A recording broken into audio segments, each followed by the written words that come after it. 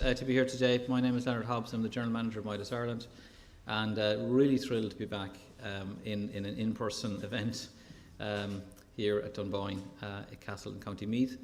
I'd like to welcome everybody here, but also welcome our online audience. We have, as you can see, we're surrounded here by various bits of camera kit. Thanks very much to New Switch Media. I'll thank them again later on today. Fantastic company to work for. If you are organising future events, I recommend them. I've used them. I've worked with them several times now. Great companies, great team to work with. So without further ado, I'll get started with my own material. So here we are today. As I said, we're back in Dunboyne. But we're also live. For those of you who are on Twitter, if you're Twitter people, please use the hashtag MIDAS21. As I'll be describing later, we're celebrating 21 years of MIDAS this year, and we'll get into that a little bit later. Also, if you want to ask a question, we have mics here in the room that you can go to the mic to ask a question from, or you can use the tool we have, slido.com. So if you go into slido.com and use the code MIDAS, you'll get into a tool that will let you ask a question, or indeed make a comment. We'd love to see comments as well. And indeed, of course, this is really for people online.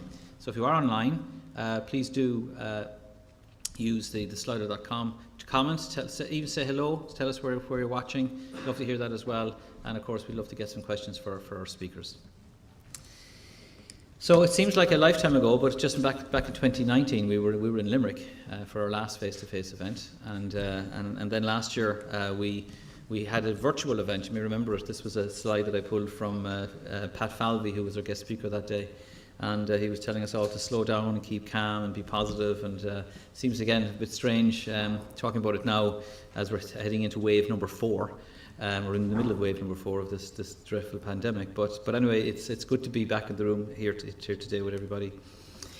And we have a great lineup for our conference this year. Very excited about the conference this year. We have speakers from UCD, from the European Commission, from Trinity College, IBM, Microchip, Intel, and a gentleman called Jean-Pierre Collonge, who you'll hear from later, who's a guru in this industry. And I've certainly been a huge admirer of his work for many, many years.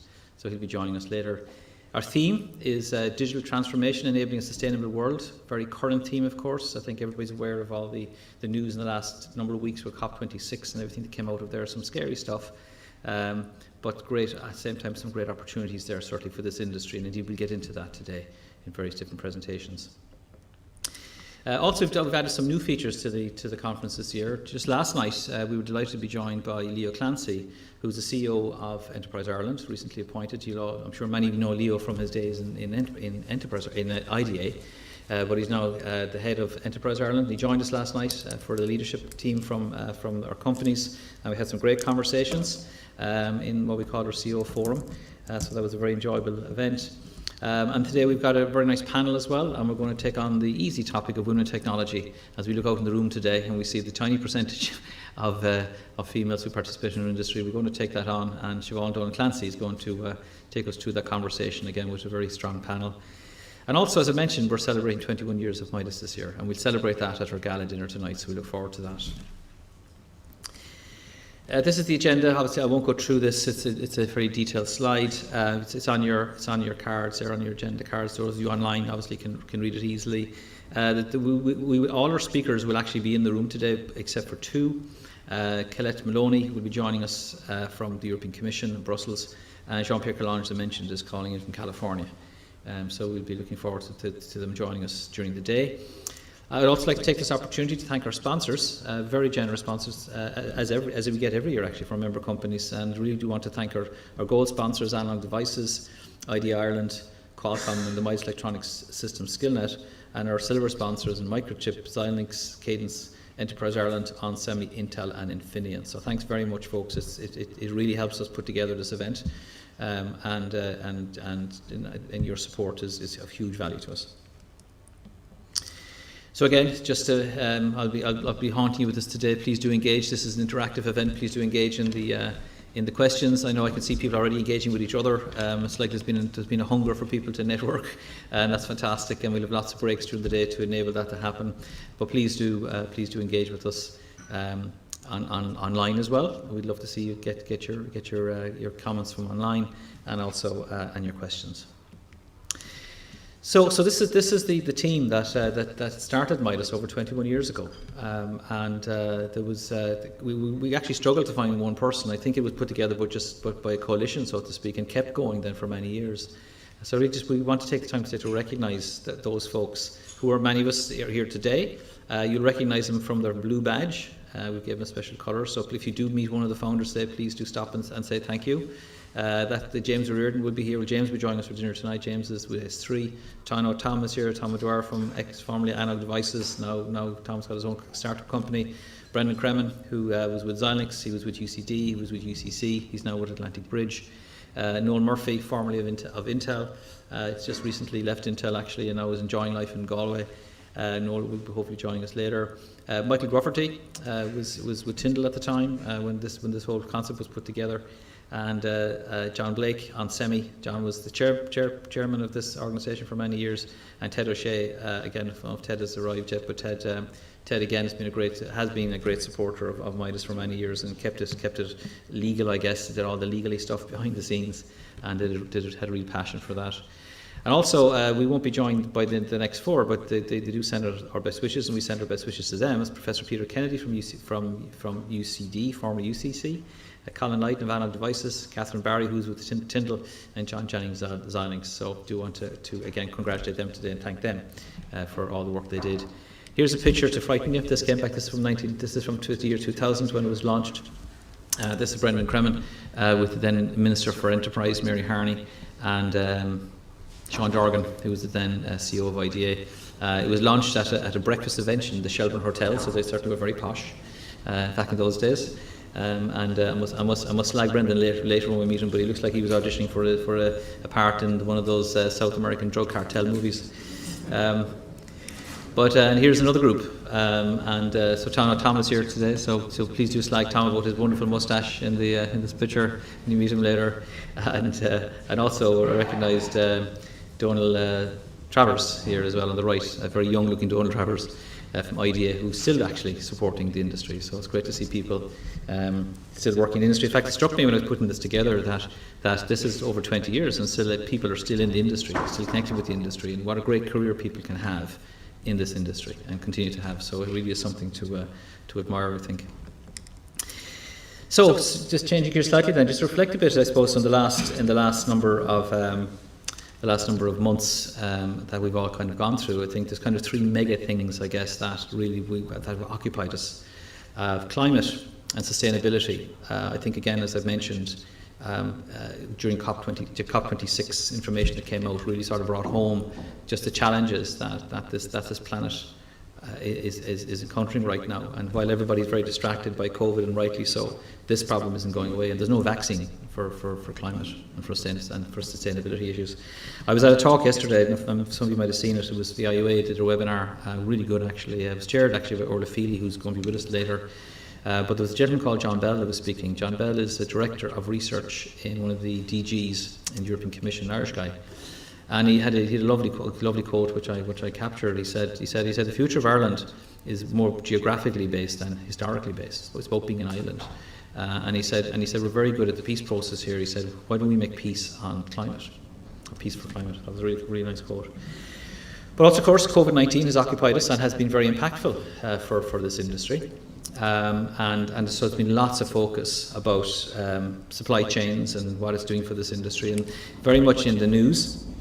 And I'm going to put on my glasses here so I can see here we go, so I can see it. But the Forbes reported that there's huge current shortages in the chain. It's collapsed. We all know about car sales collapsed, and that created problems. I think in general what's happened here is there's been an imbalance has been created in the supply chain, and it started before COVID happened at all. There was a real weakness there, and largely because, certainly a factor of it was that a huge proportion of manufacturing has moved to Asia over the last number of years. You see the number there. 37% of chips were made in America in 1990, and only 12%. Europe was about 40% 20 years ago. Now it's less than 10%. So you can see the whole thing has shifted to Asia. Then there's a nice article here from BBC in August 21 quoting Corey Kose, who's an analyst in Gartner, And what he said was that this actually happened before. This problem started before COVID, really around the rise of 5G. And when the decision was made by the US to prevent people from trading with Huawei, a lot of Huawei's business went to Asia. And again, you can see this kind of imbalance that kind of got created in the supply chain. So when the chain got interrupted, the imbalance sort of fell over. It seems to be what happened. Pat Gelsinger, when he was speaking to Yahoo in October 21, was more upbeat. He was suggesting that 22 was going to be a difficult year. There'll be some shortage into 23, but things would get maybe a little bit better after that. That kind of positivity is expressed elsewhere as well, and I'll touch on that in a second. But also in Ireland, the press in Ireland were, for the first time ever actually that I've seen, got interested in semiconductor chips. As we were talking about last night, it's kind of cool again to be working in semiconductors. People understand what a semiconductor is because it's in the news. Here were two articles that ran during the year. The Sunday Business Post did a huge 2-page pullout actually on the business.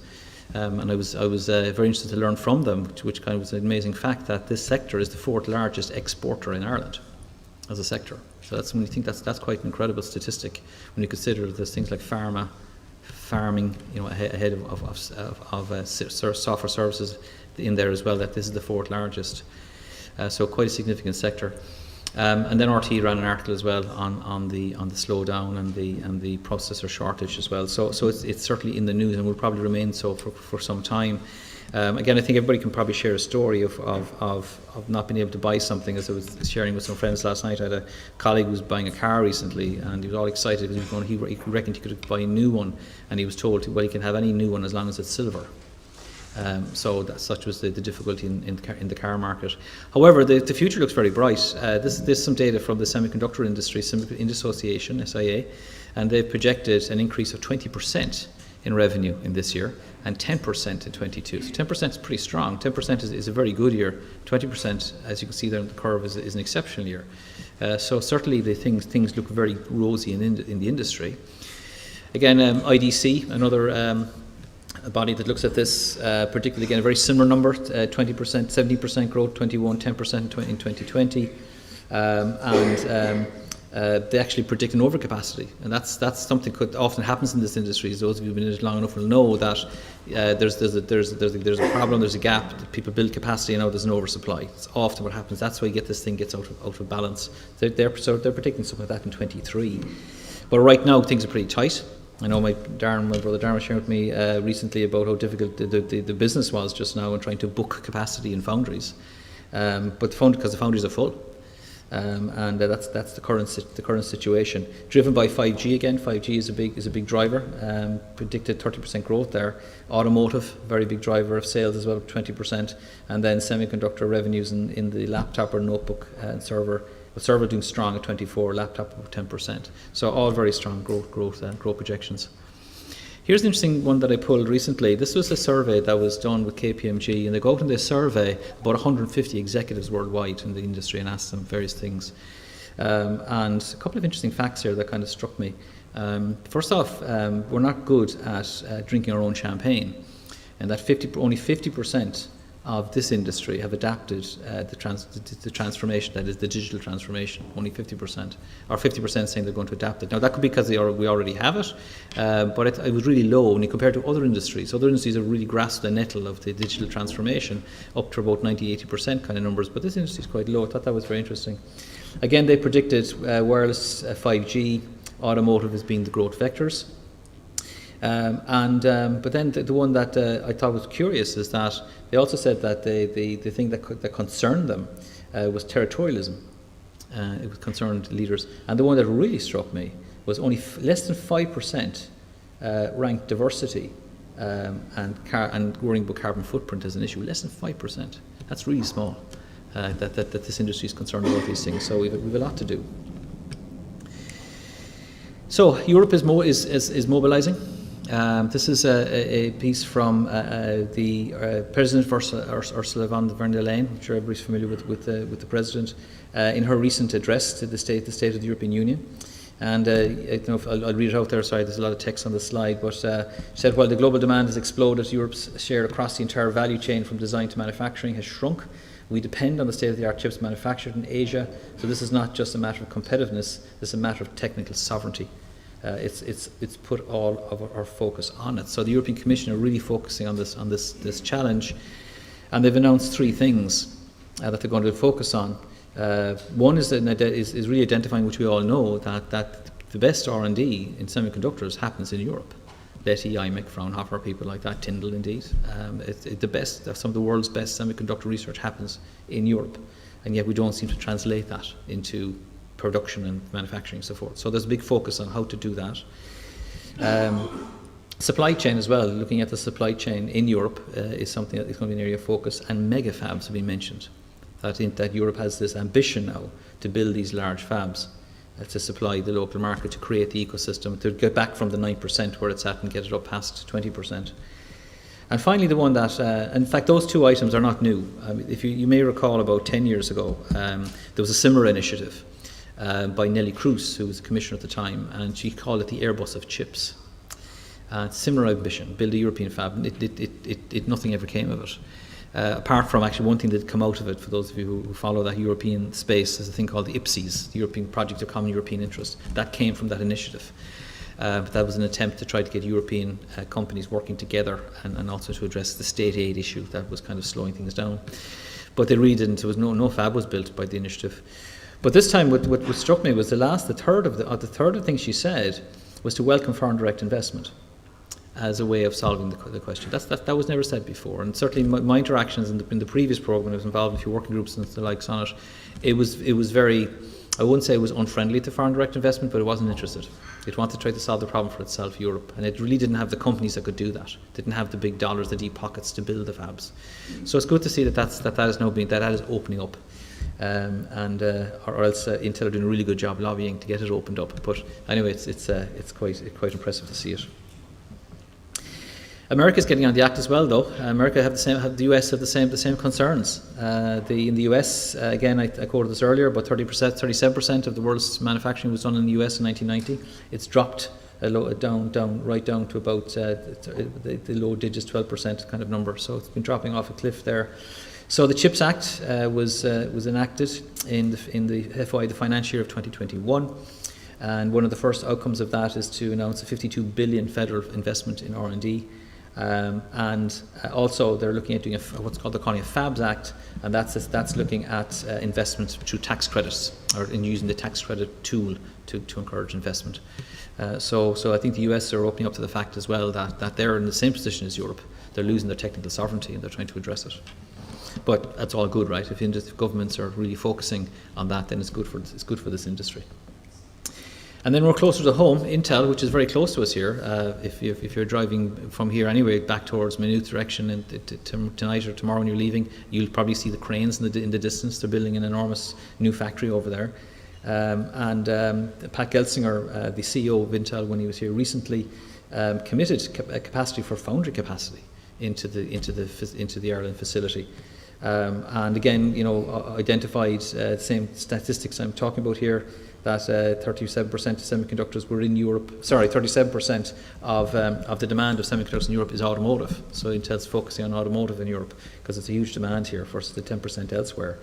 And also again recognising that there's been a big drop off in Europe over the years since Intel's existed here. But they've announced $5.5 billion in investment. And then again, for those of you, you can see it as you're passing by on the road, on the train, you see what they're building there. It's just absolutely monster. Actually, they're building 2 factories, I believe, together at the moment. And they've announced another potential $80 billion investment over the next decade. And I believe there's an announcement pending as to where the next facility is going to be built, whether it's in Ireland or whether it's going to be in mainland Europe. So Intel certainly wading into Europe and quite bullish on their ambitions. Okay, so back then to MIDAS. So MIDAS is, as I think you all know at this stage, again. So just those of you unfamiliar with it, perhaps some of our guests maybe today. So we're largely a networking organisation. We represent the industry, the electronics and electronic systems industry in Ireland.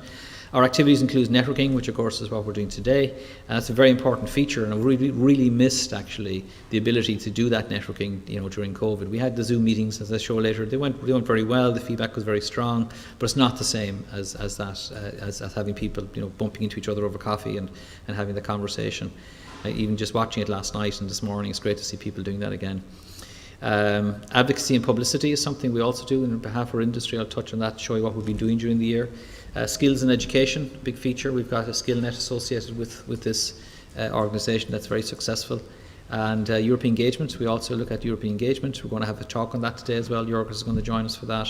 And then also something we started just 2 years ago was an attempt to try to create the right environment that companies will engage with each other in collaborative projects. And we've had, certainly there's been one success there to date, and hopefully we'll see more of that in the years to come. So here's our data from our membership. So I'm delighted to say that our membership numbers and our revenue has been growing over the last number of years, despite the fact that many of you are merging and really hurting my membership, because every time you merge, I lose a member. Despite those challenges, our membership numbers have been growing. This year, we delighted to welcome Analog Design. This is Tom's company I mentioned earlier, and also joined by Lightsource Services, Microchip, and rejoined us. Delighted to see Microchip came back. Maxon and Inventorship joined us this year. A lot of mergers in business going on, of course, in the last, that's probably the last 18 months. But Cyprus has been is now Infineon. Decawave became Curvo, and Adesto has gone through Dialog and Renesas, so they're having a real run at it in terms of various different acquisitions and moves. And Maxim Integrated is now with Analog Devices. So lots of activity in the industry, all within the membership group. So all encouraging to see. So this is again quite a busy slide. This is our meetings over the last year, and been very well attended. We've got very good feedback on them, and just to show you some further details on that. So we've had meetings on sustainability, on quantum computing, university IP conversation we were having last night, how to exploit it. AI in Ireland was another one we had, a great meeting with. We partnered with the Insight SFI Centre on that one. Did one on skills and soft skills, we'll touch on that a little bit later. And also ASAN Plus, which is this European programme that we're a member or partner in, and Jorgis is going to tell us more about that later. So some very good meetings all year long. One of the key ones for us during the year is our secondary school level engagement, and the way we engage with secondary schools is we run a competition for our secondary schools, where it's not secondary schools, sorry, this is university level, beg your pardon, this is university level engagement, and at university level we invite students in their final year to submit their projects, and then the projects are judged, and we had again strong participation this year, over 24 entries across 12 different universities. Patrick Lynch from Xilinx, I don't know if Patrick's here yet today, but just want to recognise Patrick, who organises this for us and does a really good job in running it. And we had a winner this year from Galway, so Galway won it this year in the really impressive projects. Some great projects actually come in into the competition, and they come and present to the MIDAS membership, and that's how we judge them. So that's part of the programme. And again, I want to thank Analog Devices actually, who sponsor this event and have done so for many years now. Trident is a project that was initiated with an idea in a MIDAS meeting in October 2019 in Carlow IT, and we had a sort of a meeting that day to talk about what are the things that this industry could work on together, the sector worked on together. A consortium got formed. It was led by UL and submitted to the DTIF, the Disruptive Technology Innovation Fund, in 2020, and were successful. It's looking at an affordable battery technology for home use, and the management of that technology and the development of the batteries, non-lithium technology, if you're familiar with that world. It's just formally started. I know Mo is here. Mo is a partner from TISA Labs, but also Semicon, iSurgy, and the two universities and Analog Devices, all MIDAS members are now in this consortium working on this problem. So I'm really delighted with it, very proud of it while MIDAS didn't, UL did the heavy lifting here in getting this project submitted and accepted, but it started at MIDAS. So again, encourage members to think about problems, challenges that they would like to work with other members on, and we're delighted as MIDAS to facilitate those early conversations to get the creative juices going. So we've missed the date this year. The DTIF just 2021 is just launched. Actually, no, we haven't missed it, but it's just launched. I'm not sure when the closing date is. And then, of course, but every year there'll be a DTIF program, so there's always an opportunity to do this. And it's a great program actually for that kind of collaborative idea, and industry working with industry. It's really tailored for that, particularly towards the SME population. So it really is a really good program, and funding can be up to 5 or 6 million over a number of years for projects. So very, very successful and useful program. Okay, so moving on then. So we've had quite a successful year as well in terms of this. This is our surveys that we take at each of our meetings, and so we've had strong participation at the meetings. Typically get 30 or 40 on the Zoom calls, and strong feedback all the time. So it's great to see, and thanks to everybody. Actually, many submitters and presenters we've had over the year, this year. Next year, we hope, again, all things considered, where the country's at right now, but we do hope next year when we start again, which will be February, our program starts in February, that we'll do it as a hybrid. So we want to get back on the road and do kind of what we're doing today, actually, not obviously with just this very impressive setup, but a smaller version of that, so that people can again meet with people in events. So we'll be reaching out to our member companies, looking for people to host these meetings, which is typically how we would do it, and we take it around Dublin, Limerick, Cork, Galway. That's typically where we take it then during the year. So we'll be back out to you in a number of weeks, looking to see, would you like to host a meeting? And we, as I say, we'll do it a hybrid so that people can also join virtually, because that works really well for people, and also it helps us get a wider reach as well. More people can participate by doing both forums. So we look forward to doing that next year. So moving on then, so SkillNet is the Skill Electronic System SkillNet. Sorry, is the SkillNet that's associated with MIDAS. It's been on the go now for a number of years. You can see there over the last 4 years, it's grown substantially, and the number of courses that is offered, the number of companies participating is up to nearly 60 now, which is it's up to 30. Sorry, which is great, and then the number of trainees as well, the number of people that are taking advantage of it. So 62 world-class courses in 2021, 32 member companies and 600 trainees. So great stats there, and all credit to Jerry, who is our coordinator for this program. We're going to hear actually from SkillNet during the day. We have some videos done with the participants, and we'll run it at various times during the day. So you'll hear directly from the participants today as to the feedback on from this particular SkillNet and the value they're getting from it. So again, encourage all to continue to participate in that. Next, this again, very busy slide. Won't go through it in great detail, but it just shows you the diversity of the sort of training that is available through the course. A very important feature of the SkillNet as well is it's member defined. So as a member company, if you want to have a particular course for your employees, you think it's important, then you work with Jerry Byrne, and he has a committee that comes together, and they will, if there's a large enough need, and large enough interest in that particular course, then they'll go and organise the course for you. Again, as a MIDAS member, you get a discount on the cost of the course. So it really is a sort of a win-win all round. So Jerry Byrne at MIDASIreland.ie is the contact for that. Or indeed, if you just go into the MIDAS Ireland website, all the details are in there as well. But just this year, there was courses in Linux, in Python. And also we're starting to drift now into some of the softer skills as well, communication skills, that kind of thing, and I'll talk a little bit more about that in a second. We're drifting into those spaces now as well.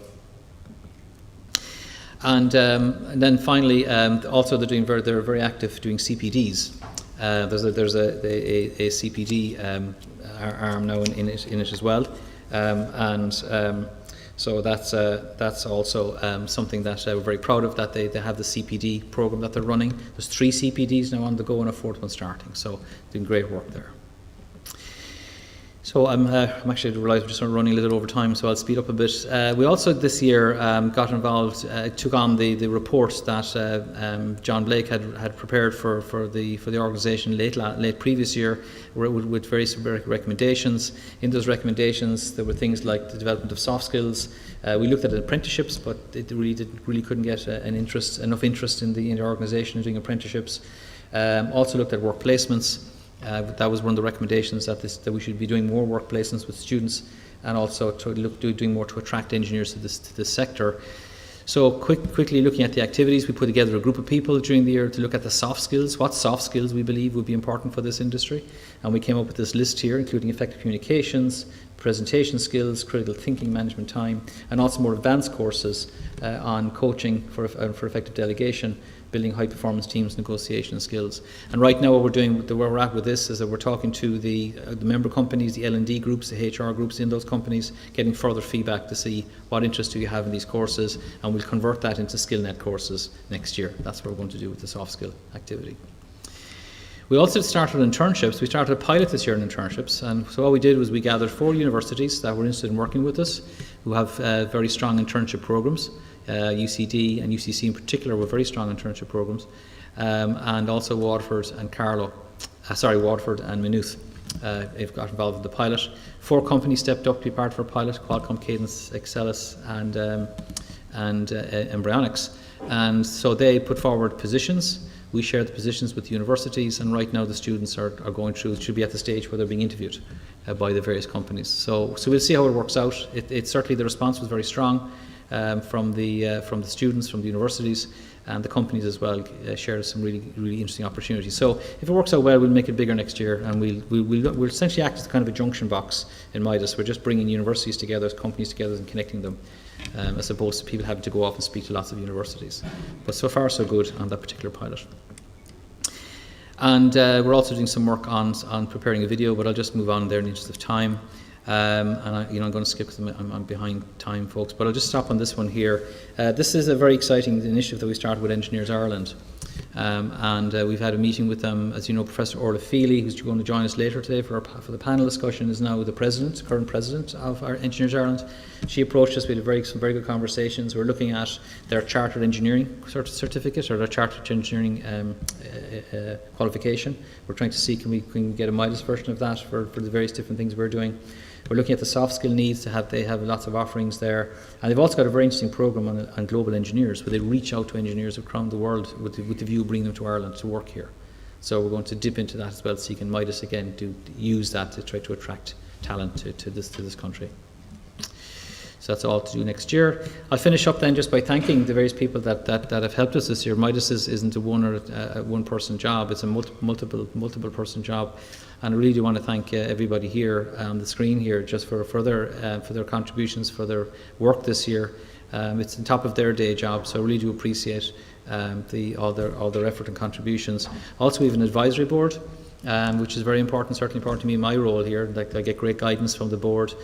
John is the secretary and also the treasurer, so he's the man who controls all the money. Damien does some amazing work, Joe as well, and Siobhan Dolan Clancy just joined us here, along with Sean and Patricia. So I just want to thank those folks for the time they give as well to the advisory board and the steering where we go next with MIDAS. So it really is I find a very useful group to work with. And finally, just if I do call out specifically then, just Jerry, I mentioned earlier, for the MIDAS Electronic SkillNet and all the great work he's done in growing that SkillNet, but I wouldn't be here without Siobhan. So I really want to thank Siobhan. I know she's in the room, can I embarrass her? I'll try it a few times during the day anyway. Siobhan Walsh, who's our coordinator, and Siobhan is why we're all here, and is just an amazing person to work with, and incredible attention to detail. I know you cannot have her work for you, so she belongs to MIDAS. But I just want to recognise Siobhan. Finally, then, I won't go into this. This is the sort of programs we're doing next year. We're just putting together some of our ideas. We got a lot of ideas from the meeting here today. If there's anything you think in particular MIDAS should be working on, something that would help you as an industry, please let me know. We're just starting to build our program for next year now. We'll be having our AGM in January. We'll finalise it there. But love to hear from people as to what are the kind of things you think MIDAS should work on. And this is the time of year that we put together everything and build the programme for 2022. So I'd love to hear your thoughts on that. We'll certainly gather a lot of the thoughts here today. And with that, I'll finish. And thank you for your attention.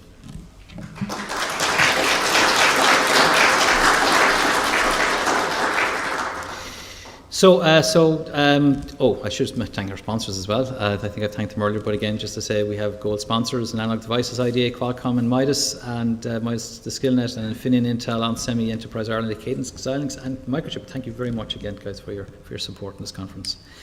So again, reminder: please participate today. Please, if you're online, we'd love to see your comments, see your questions. If you're in the room, you can also use Slido, and indeed you can use the microphones when we get to our speakers.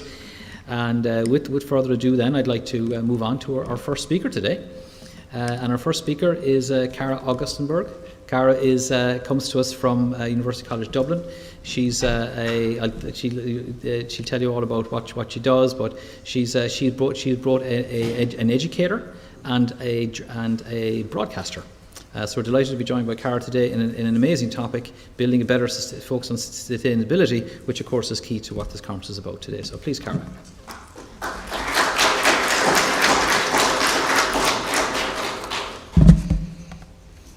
Thanks, Leonard, and thanks for inviting me to give the keynote. It's always heartwarming when other industries are interested in the work that I do around climate change and sustainability. I started my career as an environmental scientist, and after I finished my doctorate studies and went out to go do field work in environmental science, I very quickly realized that policymakers and politicians weren't actually listening to or reading any of that science, and the policies they were making to try and address our big global environmental challenges weren't actually going to fix those challenges because they didn't align to science. So more and more I found myself going into the policy space, both in terms of research and advocacy and teaching, and I have to say that the last 10 years in Ireland in environmental policy have been really fascinating, both in terms of how far we've come. I can't say we've gone from zero to hero, but we've certainly in the last few years seen some very, very significant changes in environmental policy in Ireland, and also in terms of the public's understanding of this issue, which has come a huge way in the last 5 years in particular, which is very exciting for those of us who've been advocating in this area. And if we implement all of these new policies that are being developed, a big if, of course, it will mean transformation across every sector, including your own industries. So for my time with you today, what I'd like to do is first talk a little bit about where the science is at with respect to some of these challenges, because the goalposts keep changing, and the only way to solve the problems is to be aware of where those goalposts are. And then also, more significantly, talk about the policies that are coming down the pipeline internationally and in Ireland, which I feel present a lot of opportunities for you, but equally present risks too. So I'm going to throw a lot of different topics at you, but I hope that it'll spur a lot of discussion throughout the day, and I'll be here in the evening too if anybody wants to talk further about this. Let's see if I can move this on.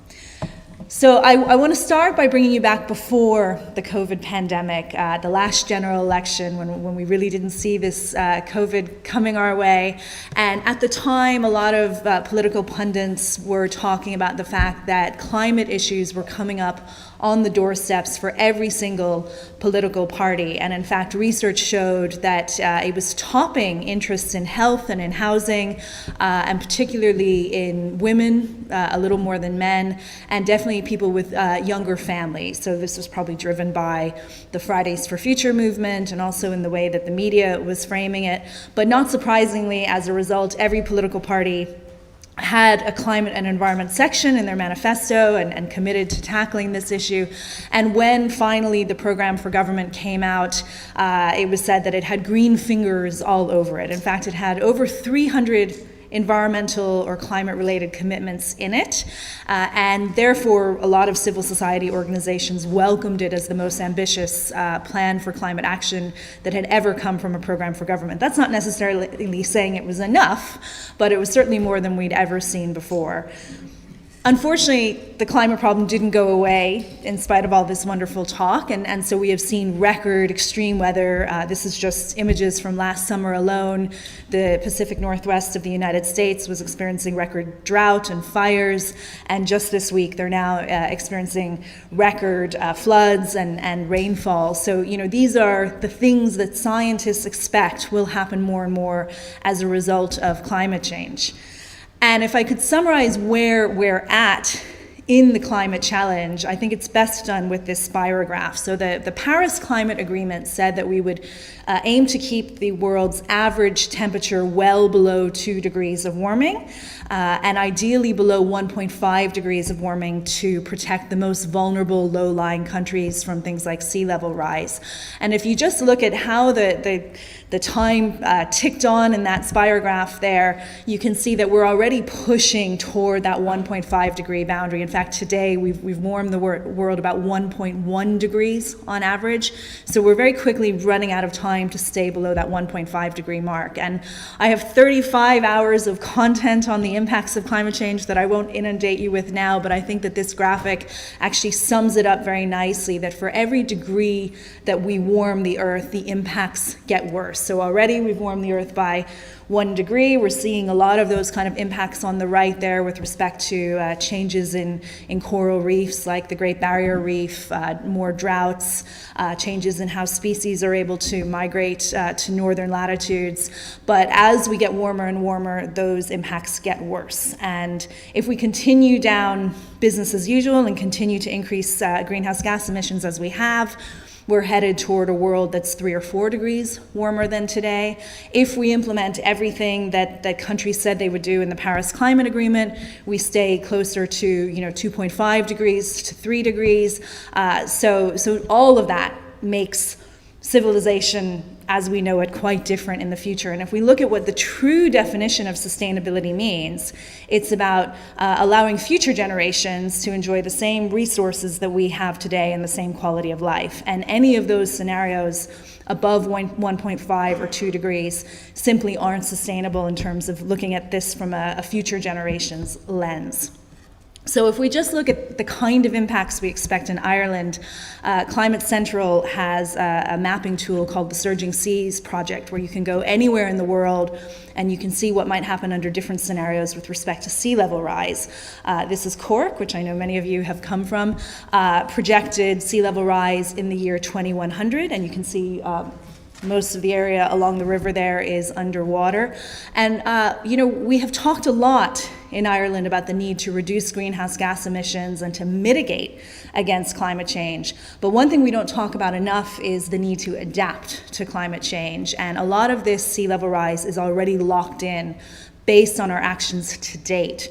So we urgently need conversations about how we adapt to these kind of scenarios, how our infrastructure needs to change. You can hear debates going on in the United States right now about the need to raise roads to prepare for this. Biden is investing a lot of money in infrastructure adaptation, and these are conversations we're not having here in Ireland, but we desperately need to. This is Dublin under the same scenario, and you can see things like our DART infrastructure would be completely underwater in such a case. So over the summer, the Intergovernmental Panel on Climate Change updated their science on climate change. So they confirmed a lot of things we knew about where the science of climate change is going. And they also ran some scenarios about how temperatures would respond to different scenarios with regards to greenhouse gas emissions. So 2 scenarios in which we rapidly reduce emissions, and 3 scenarios in which emissions continue to increase as they are projected to do right now. And what they found is in all scenarios, we do exceed 1.5 degrees by around mid-century, but in the 2 scenarios where we reduce emissions rapidly, we actually start to then cool and get below that 1.5 degrees again, so we sort of recover from that situation. But in order to do that, we have to have emissions globally between now and 2030, so that is a huge undertaking to actually reduce emissions by half. And the current trajectory is that actually we're going to increase emissions by about 16% between now and 2030, so we're nowhere near achieving that ambition. And it was why before the last UN climate negotiations in Glasgow, people were really hoping that IPC science would create urgency in the negotiations and really push for this idea of 50% reductions in greenhouse gas emissions by 2030 and net zero by 2050. So that means all the emissions that we emit, we then balance by things like land use management and tree planting and other types of carbon sequestration so that we have net zero emissions by that time. And you could look at the analysis that's happened since that COP conference last week, and you could argue either way. Some people will argue it was a terrible failure. Some people will say, well, there were some minor successes. I liked Kevin O'Sullivan's article in the Irish Times the day after that said, look, there were 10 kind of substantive issues that he felt when he was covering it that came up. 1.5 degrees is still on the table. It's no longer 2 degrees like it was for the Paris Climate Agreement. The focus is very much on trying to achieve the 1.5 degrees. But the reality, when you look at what all the countries brought to the table in terms of their plans. Carbon or Climate Action Tracker has calculated that we still only keep the world below 2.4 degrees of warming between now and the end of the century. So we're still a long way from that 1.5 degree target. And that's only if every country delivers on their commitments, which are not legally binding. So that's a big if. One interesting development is that there was a global pact on methane. Methane gas it comes from fossil fuels, but it also comes from agriculture and belching cows and sheep. So it's particularly an issue here in Ireland, where we have such a large livestock herd.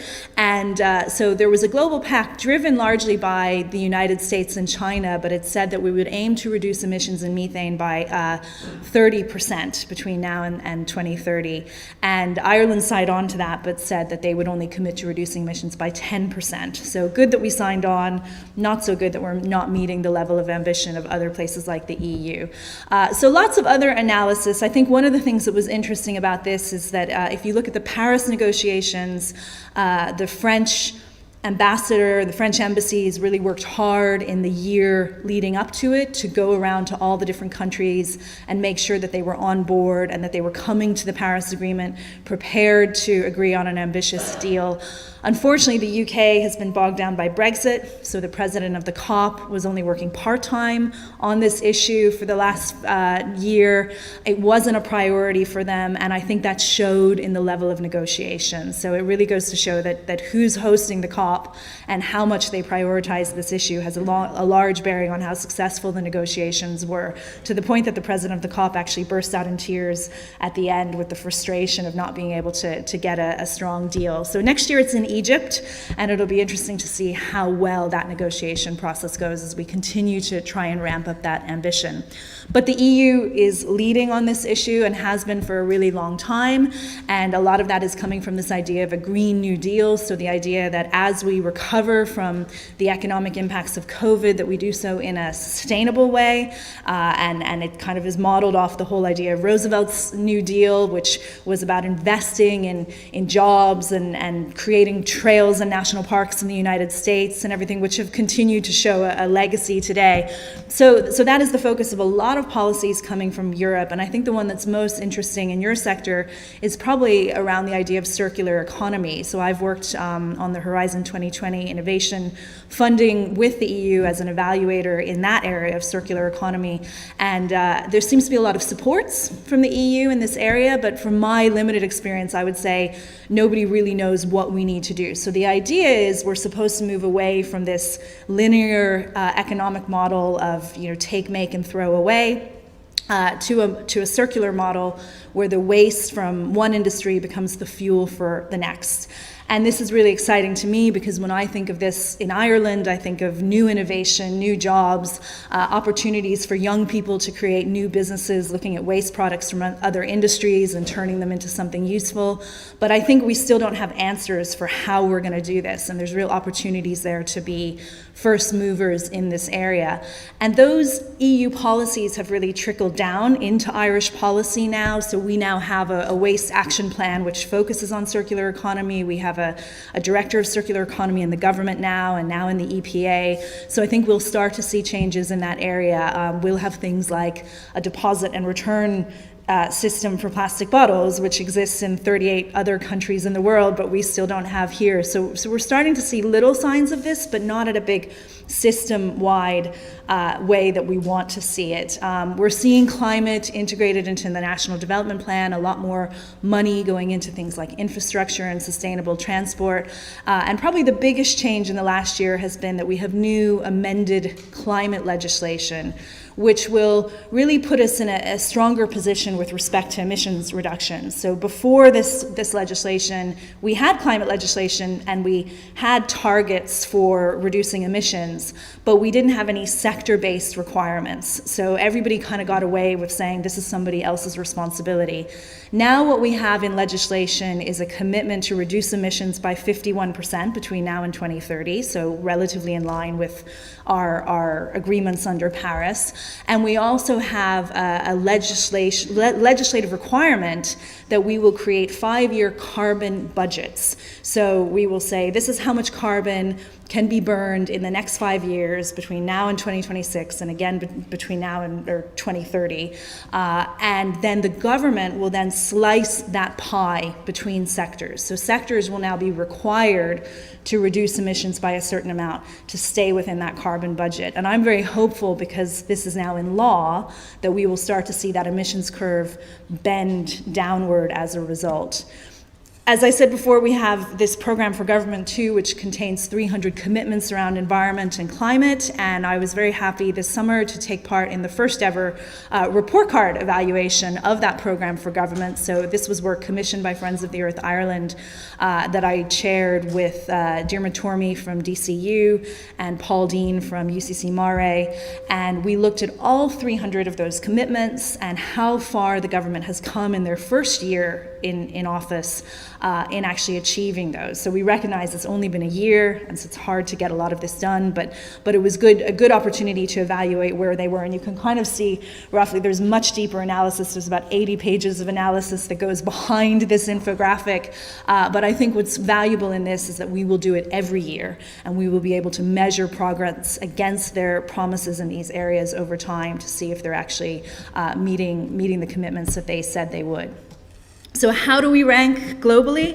Well, Germanwatch, the NGO, does a climate change performance index every year, and you can see Ireland is in the low category in orange compared to other countries. Not as bad as Russia and the United States, but certainly not great when it comes to Europe.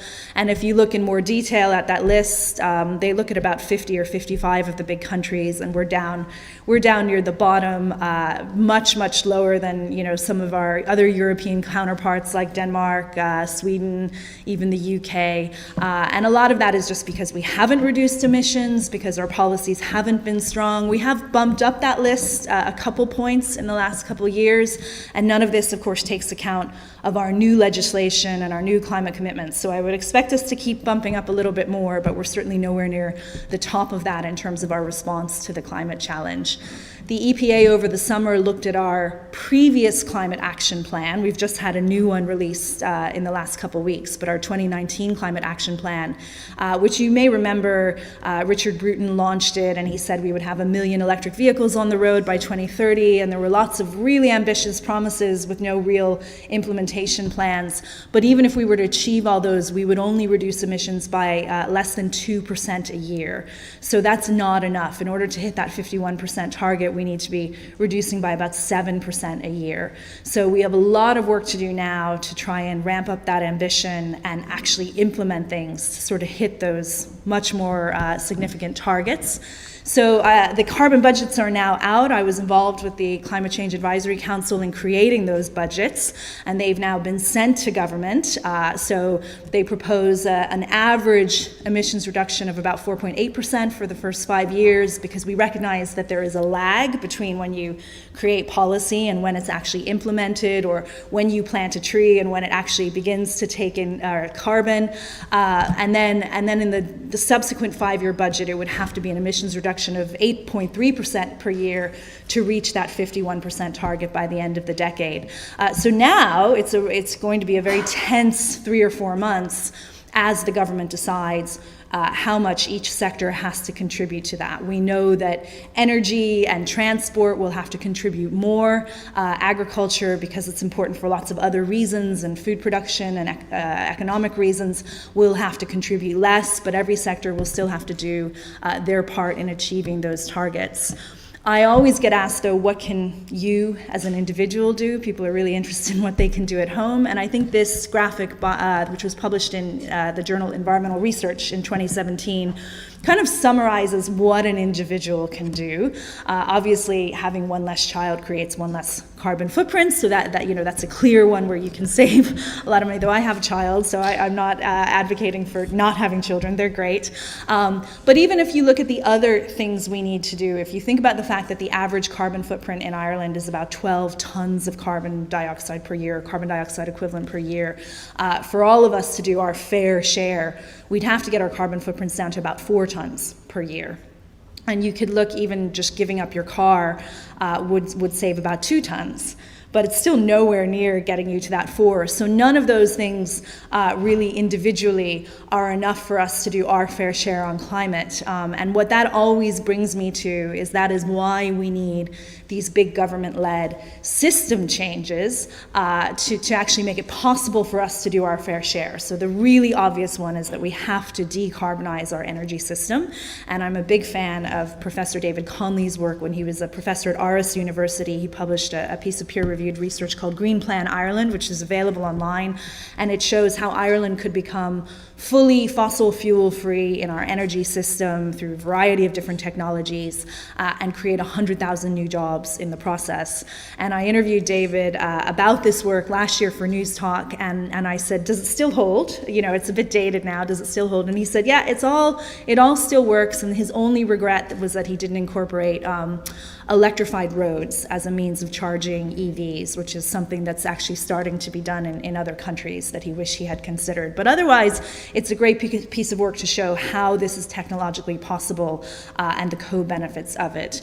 Agriculture is going to have to change a lot, so we look at the technology available right now in our agricultural system, and even if we implemented all of it, we could probably reduce emissions from agriculture by about 18%. The reality is we probably need to reduce them by about 30% to meet our overall carbon budgets, which means paying farmers not necessarily to farm, but to be land managers. So it's been a big surprise to a lot of people in the last few months that our land is actually a source of greenhouse gas emissions. A lot of people assumed because we have very organic, peaty soil that should sequester a lot of carbon and a lot of nitrogen, that our land was a carbon sink, as it should be, that our trees should be a carbon sink, our forestry should be a carbon sink, and in a lot of other European countries that is true. But unfortunately, because of the way we've drained land in Ireland and because we haven't met our afforestation targets, our land is currently a net source of greenhouse gas emissions. And that is complicating the situation even further, but also providing a good argument for why we should be looking at farmers, some farmers potentially, as land managers to try and turn this land back into a carbon sink and try and help protect us from climate change a bit more and allow other sectors to maybe emit more greenhouse gas emissions than they can otherwise. So we have to kind of rethink our agricultural model. There's a lot of interesting work happening right now in terms of sustainable mobility, and I know I had great conversations with Joe last night about his work in that area. But one thing that is really missing in terms of getting people to make that modal shift into public and active transport is baseline data. And I would argue that's probably true across all of these sectors, that we simply don't know enough about how people move around to know how to make effective policies to help them make that modal shift. Transport for London has done a lot of really interesting analysis on the co-benefits of moving toward a more public transport and active transport model. Things like added health benefits, added economic benefits, because people who walk and cycle tend to spend more money because they can get off their bikes easier than looking for a parking space. Attracting employees more if a company can offer cycling as a way to get to work instead of having to take a car. So all lots of good reasons to do these things in addition to just the climate crisis. You may have heard a lot of politicians lately using the term bring people with us. We have to bring people with us, and I would completely agree with that, and I would say that is a big gap right now in Ireland, in that we're not bringing people with us in this transition. So one really obvious way is solar panels on homes and roofs. Rooftop revolution is happening all over places like Germany, where consumers get to sell their energy back to the grid. We're way behind in that, though we're starting to see that. And particularly when you think about schools, they still have to get planning permission to put any solar panels on their building. So I can put 6 or 7 solar panels on my home without getting planning permission, but a school can't do the same thing. And that means they just don't do it. And that also means we don't inspire young people to get involved in this transition and teach them about what the future will look like. So there are very obvious little policy changes we could be making to help bring people along with us and get people to understand how much society will have to transform over the next decade. So we also have to remember we're in the middle of a climate and biodiversity emergency. We have an extinction level event happening with our biodiversity. It could be even more severe than the climate crisis, and it's exacerbated by the climate crisis. And we have to be careful that things we do to address climate change don't inadvertently harm biodiversity. So monoculture forests are a good example of how you can have the best intentions with climate and actually create an environment that damages biodiversity at the same time. So there's work going on at Trinity around win-wins for climate and biodiversity. There's a lot of things we could be doing for climate that would also help biodiversity, and that's something we really have to think about, that environmental issues are not silo issues, and when you do one thing to the environment, it causes a load of other environmental impacts too. The Environmental Defense Fund has interviewed business leaders in the US. So these are 600 business leaders who run businesses that make more than $500 million a year in revenue. And they've asked them specifically about the role of technology in achieving sustainability goals. And it's interesting that nearly 92% of them have said, absolutely, this is important, and technology is available to help us become more sustainable in our practices, but only 59% of them are actually acting on that and implementing those technologies now. So EDF says there's a real opportunity gap for companies to be first leaders in this area. And at the same time, these leaders have said they feel pressure from all stakeholders, consumers, government, business to business, that they need to be more sustainable. And I think these kind of events and talks are an indication of the pressure that companies feel under. But yet they feel that the gap between the pressure to increase profits and yet address these sustainability issues is getting wider over time. And it's interesting that in most cases you hear business leaders saying they don't want more regulation, they feel it ties their hands, they want to be let carry on with their work. But when it comes to environmental stuff, they are looking for more regulation, more certainties from government to allow them to go ahead with these plans for sustainability. So a lot of companies and county councils and everything are starting to look at how they can explain their level of sustainability and not be accused of greenwashing. And so I've met with a number of county councils, and particularly recently, and Engineers Ireland and Chartered Accountants Ireland, on specifically how they can use the UN sustainability goals, those 17 goals that look at how we become more sustainable in terms of societal issues like poverty and environmental issues and economic issues. And they're using that as a kind of common language for defining sustainability and their practices. And there's really interesting work out there on how you can visually depict how sustainable your practices are using these SDGs as a model. So worth checking out. So I just want to conclude by saying, we're in a privileged time where all the technology exists to actually tackle these problems, but there's a lot more that can be done, particularly around sensors and the Internet of Things, to help inform how we move that area. So I think you're all in a great position to be leading in that. And Leo Clancy mentioned last night how important it is for all of you to be more connected in trying to advance your industry and your sector. So I would take that call to action and just extend it one bit further and ask you to connect to the issues of sustainability and to be trying to think about how your work and your knowledge base can really contribute to transforming society. Because if every sector isn't involved in this, we simply won't achieve it, we won't solve it, and I think you guys are in a position to really lead on that issue. So thank you for your attention, and I look forward to questions.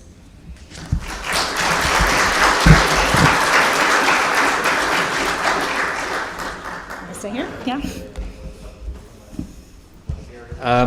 So again, thanks, Cara. That was again. I always find that this climate sustainability thing kind of scary. I think the picture of Cork, I hadn't seen that before. And the first thing I did, of course, is I went in to see, could I see my home? Yeah. And we're okay. It's okay. We're okay. We're not going to flood. We're all right. We're okay. Leonard, Trinity is not okay, by the way. Just UCD is fine though. So, Trinity's fine. Okay. Yeah, I was in a talk with some colleagues in Trinity recently, and they were talking about new buildings we were looking to do, and they were seriously considering having a sacrificial base layer. I thought it was extraordinary that you actually would sacrifice the floor of the building, but yeah. So it's very real. A very good question here, if I could, from Peter Smith. I think Peter's here actually, but that's a really nice question here, which you were touching on a bit, Cara. Which is there any push for new thinking in economics to move away from economics of the economics of endless GDP growth, and really focus on climate economics? Yeah, globally, I think it's Kate Raworth's donut economics is getting some traction. I think the Netherlands have adopted it as a model themselves, which looks more on the kind of sustainability and limits to growth. In Ireland, there's been a proposal by the Green Party to look at this. I think there is something in the program for government about exploring this issue, but no really tangible deliverables in this area. So I think we're behind in terms of changing the economic model. But there is some stuff about moving away from the focus on GDP to other indicators that include more societal benefits. Yeah, it does strike me in Ireland that we have the Green Party, which did very well in the last election, but the green credentials of the main parties is not entirely clear. Yeah, I think they're all moving in a. I was at the Fianna Fáil Thinking last month, and my feeling was they were very interested in this issue, but also very concerned, obviously, about votes, and that that there are some counties in Ireland where there are no votes. Well, some of them would argue there's no votes in conservation or environment in general, but it's particularly strong in certain counties. So as politicians, they're nervous to do these acts of what they call climate bravery, and so it's about empowering them to feel that they can do this and still retain their seats. I guess the challenge is because politics is so short term. It's a 4-year cycle. This is a 10, 20, 30-year cycle. So it's hard to connect that. Yeah. One thing as well that struck me again in the last few days listening to the COP26 was that one number of 1.5 degrees sticks with people. A single number can be very, very powerful in motivating an entire nation almost. I mean, we all know 12.5%, everybody knows 12.5%, right? We all know what it was. We just gave it up, but everybody knows the 12.5% was the rate of capital tax rate.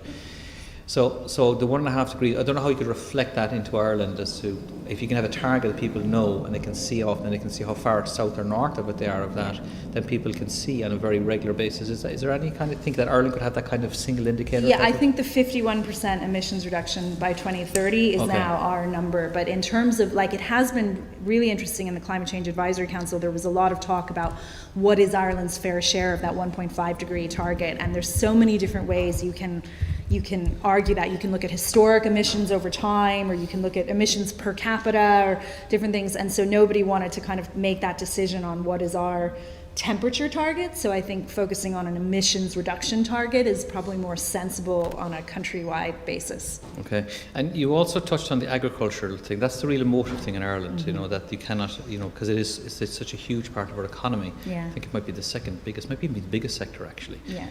Again, any thoughts on how we will? I mean, the farm manager type thing is a nice idea. I can't see how would people really go for that, because it would feel like I'm not farming my land, and that's very fundamental to people. Yeah. So how would we? I mean, I think we have to get real that it can't be business as usual and think we're going to reduce them. Even if you look at, I said if we threw all the technology at this, we could reduce emissions by 18%. Yeah. But I mean, some of that is very expensive slurry spreading technology that nobody has said who's going to pay for that or who's going to buy it. So even the 18% is difficult. So I think you have to look at a systems change model in agriculture. And that has to be, if you think about it, we subsidize agriculture already.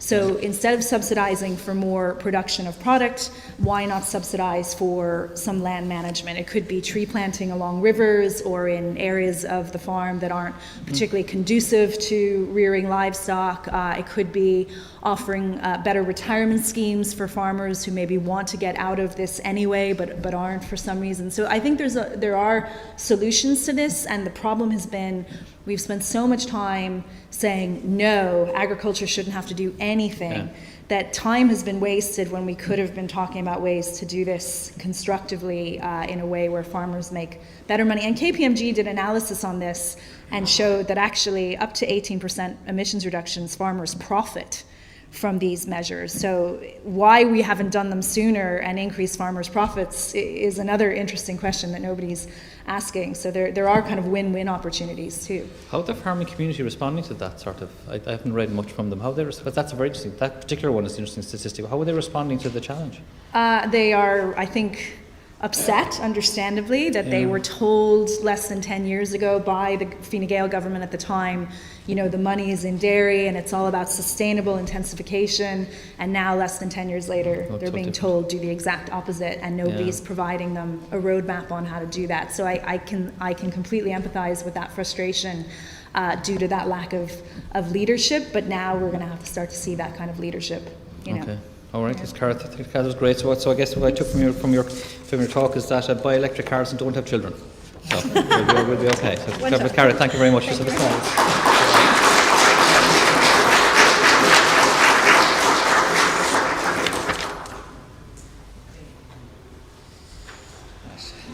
Swiftly across the stage. Nobody saw that happening because we're on camera. Okay, so that was great. Thank you very much, Cara. So we're moving on now to our next speaker. And we're delighted to welcome Sudarshan Iyengar. Hope I've got that. Sudarshan, hope I got your name right. But we're delighted to be joined by Sudarshan, who's actually Vice President of Microchip Technology. He's had a lifelong career with Microchip. I'm sure he'll have a long life. And if you continue to stay a member of MIDAS, have a very long life. It's well known fact that people have longevity when they connection with MIDAS. But he started out in the India Development Centre in Bangalore as Managing Director, and he's worked in many R&D centres across India. In fact, at one stage he had 1,800 employees within that centre, so obviously very active R&D in India. And he's come to Ireland to help establish the group in Cork. So we're delighted to have him in Ireland, we're delighted to have him here, and with that we'll welcome Sudarshan.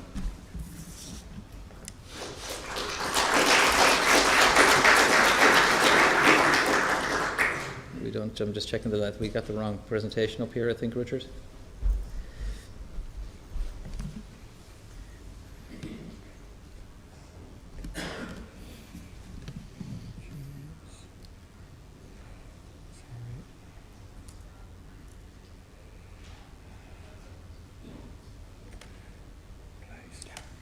There we go.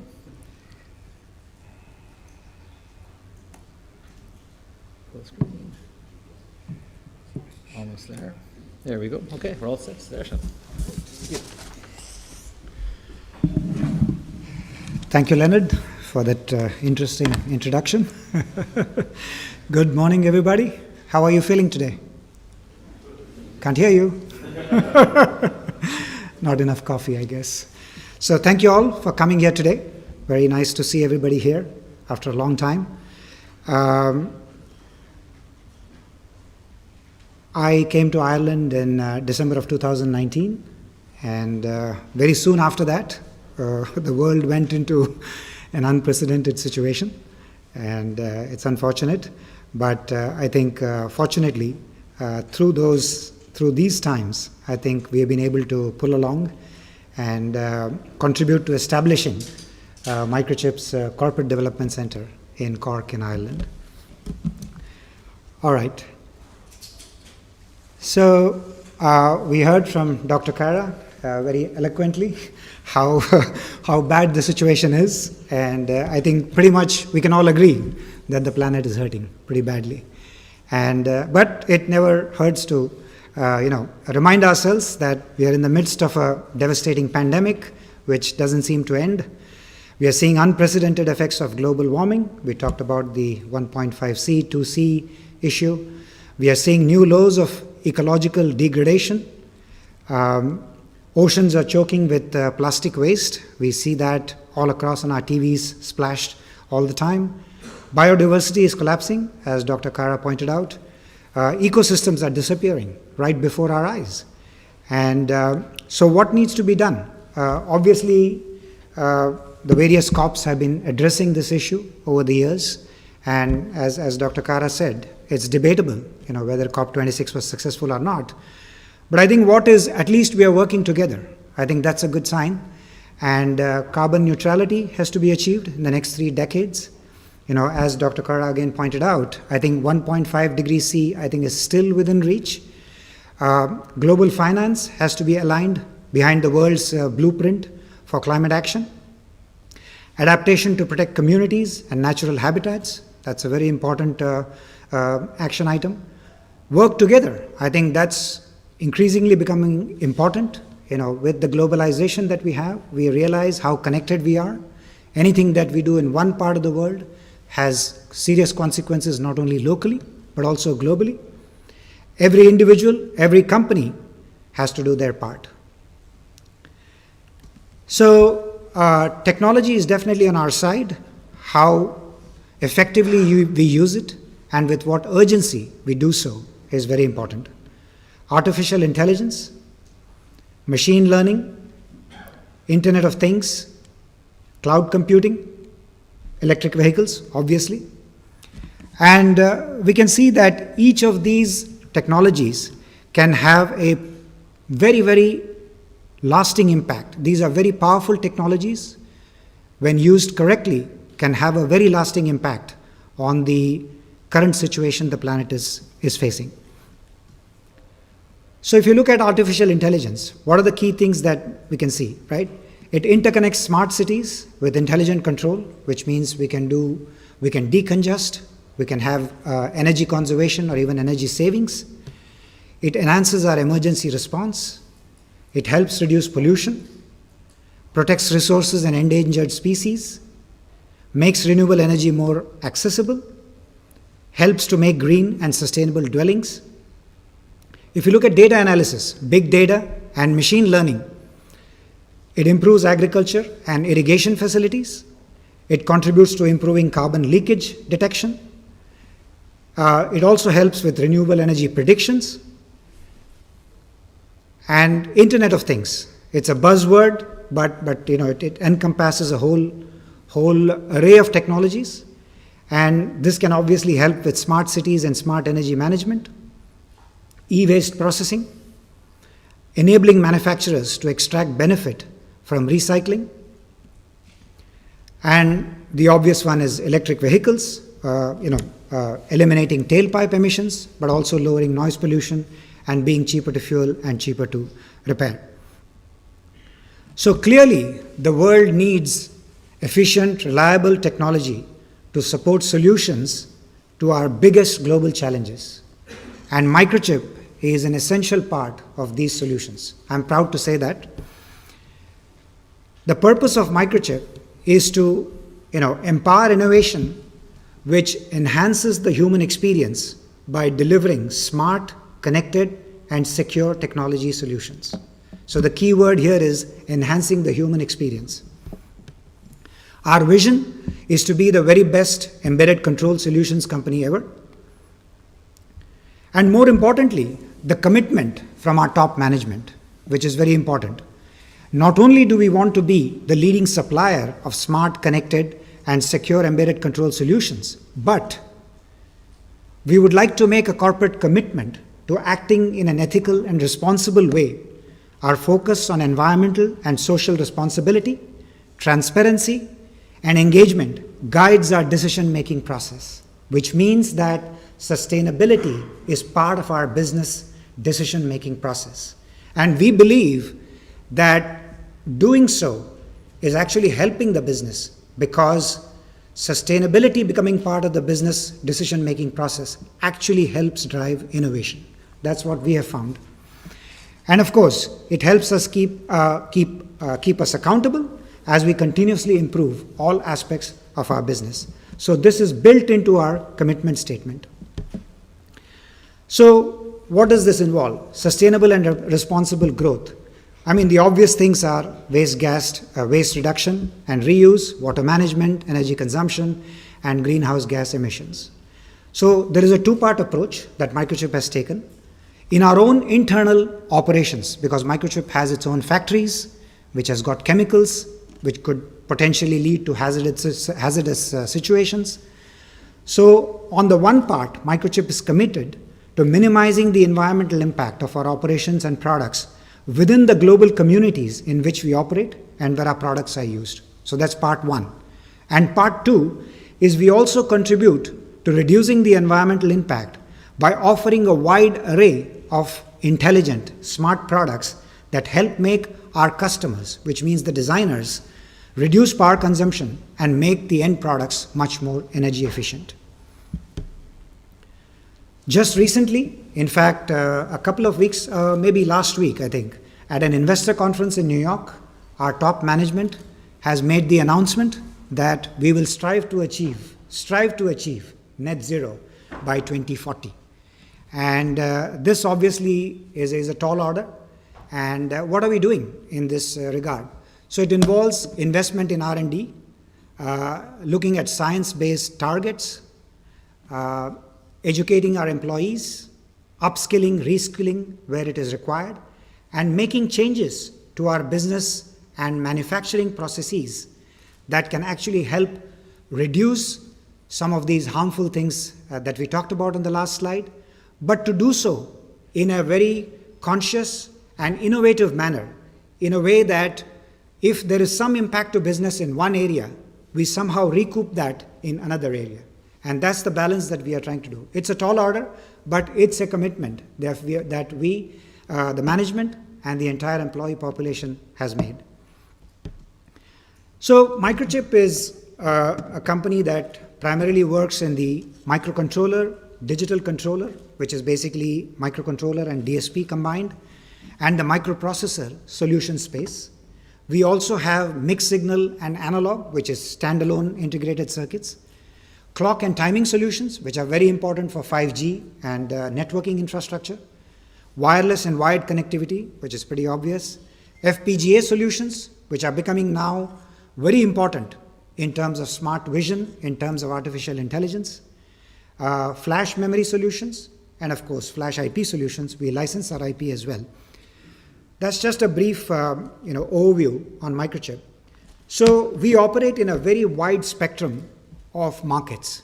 As you can see here, industrial, automotive, consumer, communications, computing, aerospace, and defense. So we have the potential to make a huge difference because we already operate in such a wide array of different markets.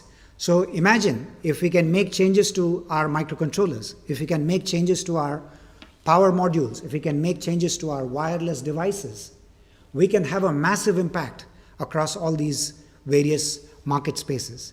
So MCUs, which is microcontrollers, analog, mixed signal, interface, all of these are potential targets for improvement from a sustainability perspective. We are all familiar with the market megatrends today. Needless to say, 5G, as we saw in the previous presentation, IoT, Internet of Things, data centers, which is a significant energy hog, electric vehicles, artificial intelligence and machine learning, and of course, autonomous driving, ADAS, for saving lives on the road. And each of these market trends can have and are having and will continue to have a very significant impact on our lives. So if we can make those small tweaks in each of the products that we put out for these market megatrends, I think we can make a big difference. We believe so.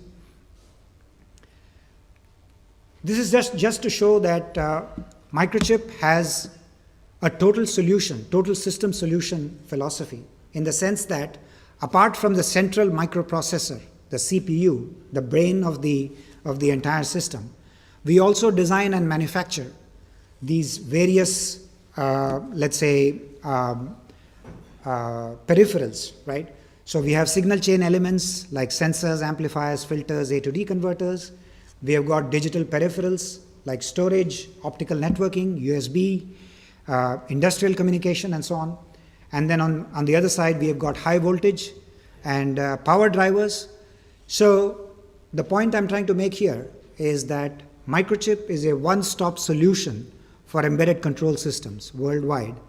So for our customers, we not only provide a single window, a single shopping window, so to speak, but we can harmonize all these products across all these various peripherals so that they work very efficiently with each other.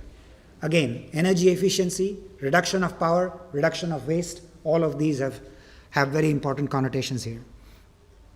So let's take a look at some examples. We talked about data centers earlier. As we know, data centers consume a lot of energy, a lot of power, a lot of energy. And so the ICs that we develop for data centers, whether it's PCIe Express, whether it's SATA controller, we have got standby modes and power savings mode built into it, that at times when the processing power is not required at its full capability, we can go to sleep. Though in a data center, it's kind of hard to imagine that, but there are some cases where you can actually go to sleep, and then we can save power. But more importantly, there's a lot of power conversion happening in these data centers. And we've got AC to DC conversions and things like that.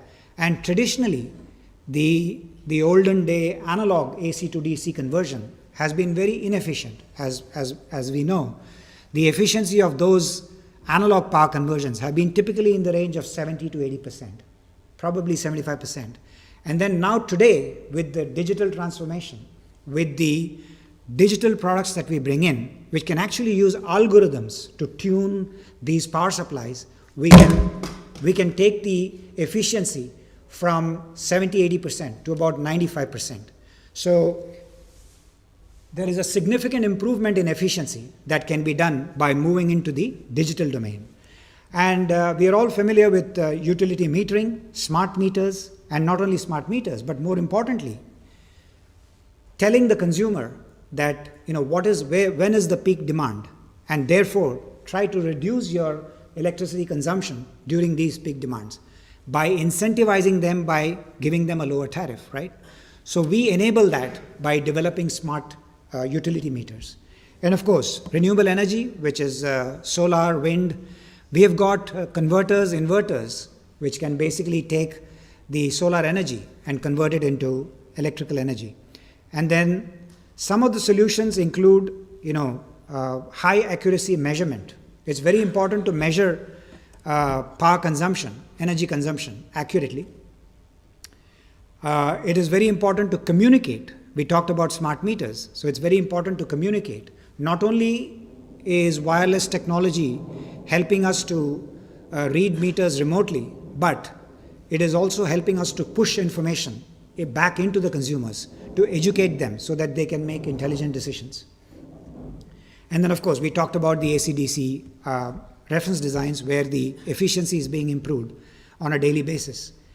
One of our most, popular designs is the grid-connected solar inverter, where we can actually generate electricity on the rooftop of a house, of a building, of a factory, and we can actually feed electricity, the unused electricity, the excess electricity, we can feed it back into the grid.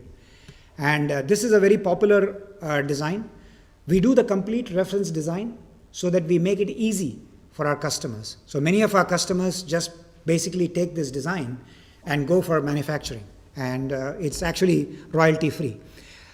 So clean renewable energy, the obvious benefit there is reduction or even elimination of electric bills, and of course the ability to provide power to remote locations. Solar power for irrigation, that's a very important application. So the key words here are measure, control, conserve, and cultivate. So solar power irrigation systems, they can measure, they can control. So farmers can now see measure the soil moisture, they can measure the temperature, and then by using wireless connectivity and by taking weather forecasts through the internet into account, they can decide, they can make critical decisions, when to water, when to fertilize, when to pesticide. So that's an intelligent decision. You don't do it randomly and not get the maximum benefit out of what you're doing. And to illustrate that, this is a very, very simple, very simplistic, I should say, not simple, simplistic block diagram, which shows that, we've got sensors which can measure moisture or temperature. There is some signal conditioning happening so that we can convert it into the digital domain. And then in the digital domain, we can do some, we can run some DSP algorithms, we can do some FFTs, whatever is required, right? And we can control PWMs, which can then finally control motors, which is basically a pump, a water pump. And then using long-range communication technology, there is one which is gaining popularity even in Europe, is called LoRa, which is the long-range radio. And so the data rates are very low, but the distance the waves can travel is pretty long. So using LoRa technology, we can actually communicate back to a remote facility. So this makes the entire solar power system very intelligent. IoT, as we know, is basically everywhere, and so is microchip to follow. So whether it's LED lighting for smart cities, we know that LEDs save energy. Whether it is healthcare, in the healthcare industry, basically, one study projected that there can be yearly savings of almost, it looks like $1.1 trillion per year, just by doing patient monitoring, right? Just by doing preventive things rather than investing in cure.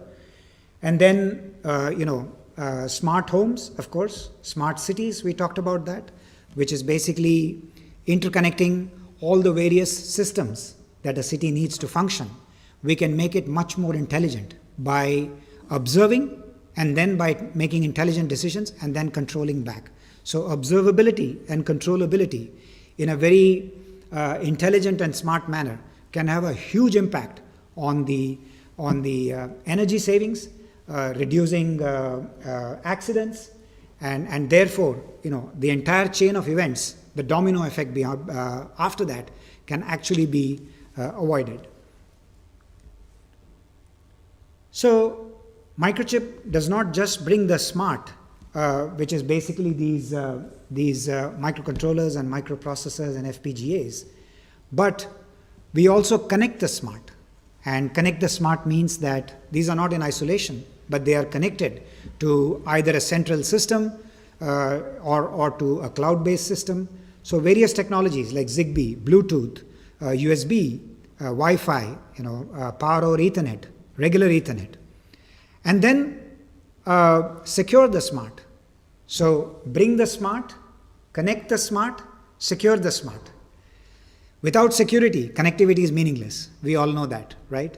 And the other philosophy that Microchip employs is a philosophy of total system solutions. That means we want to make a system which uses a maximum number of microchip parts, because we talked about the harmonization earlier, right? Harmonization is not just in terms of compatibility, but harmonization is also about energy savings. It's also about savings.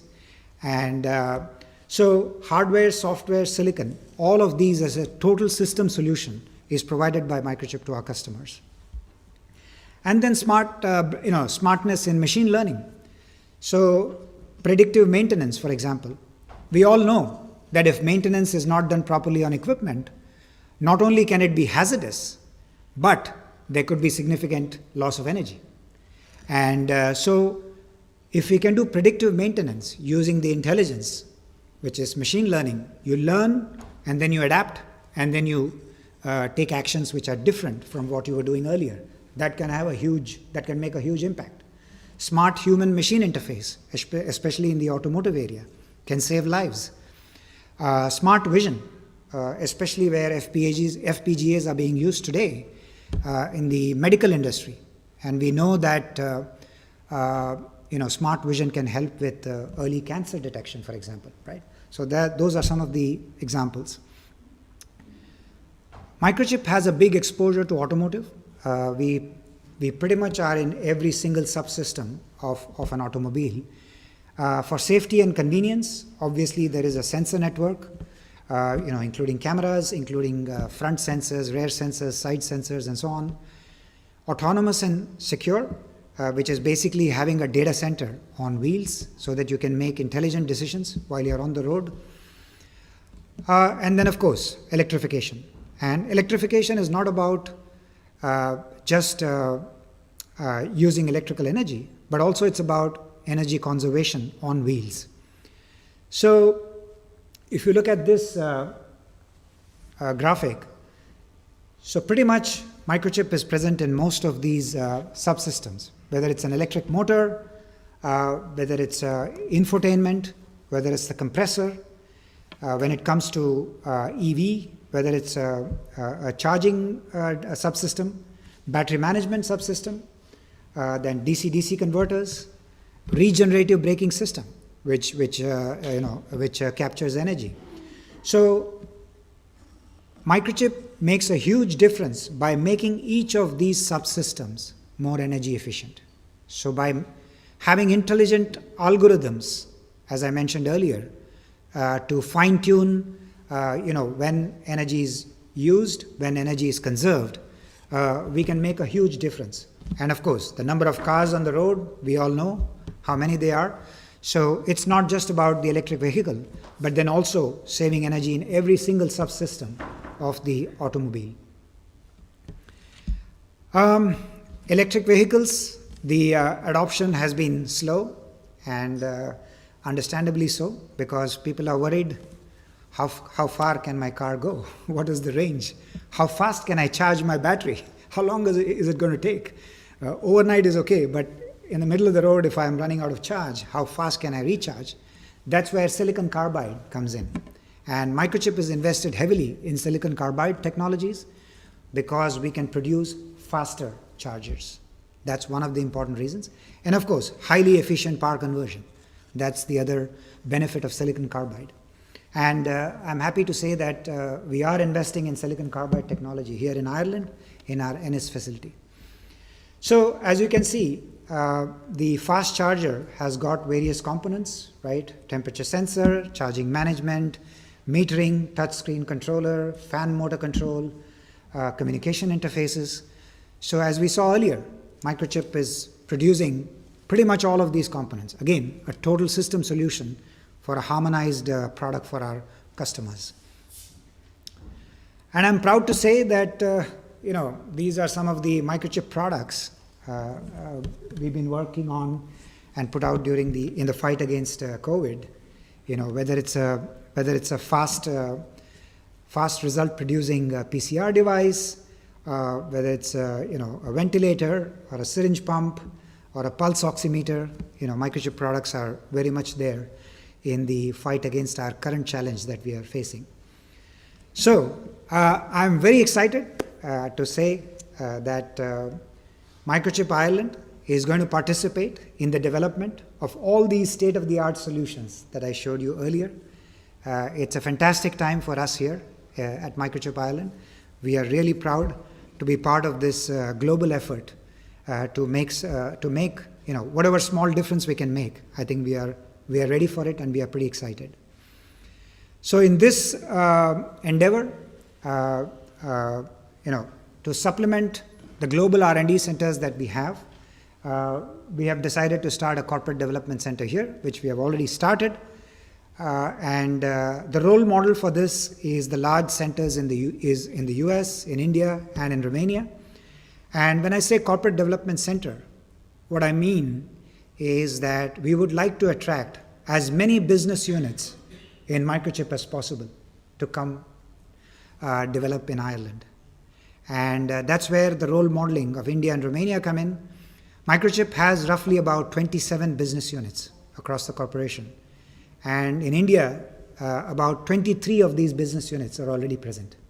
So that's my vision, that's my goal, to have as many.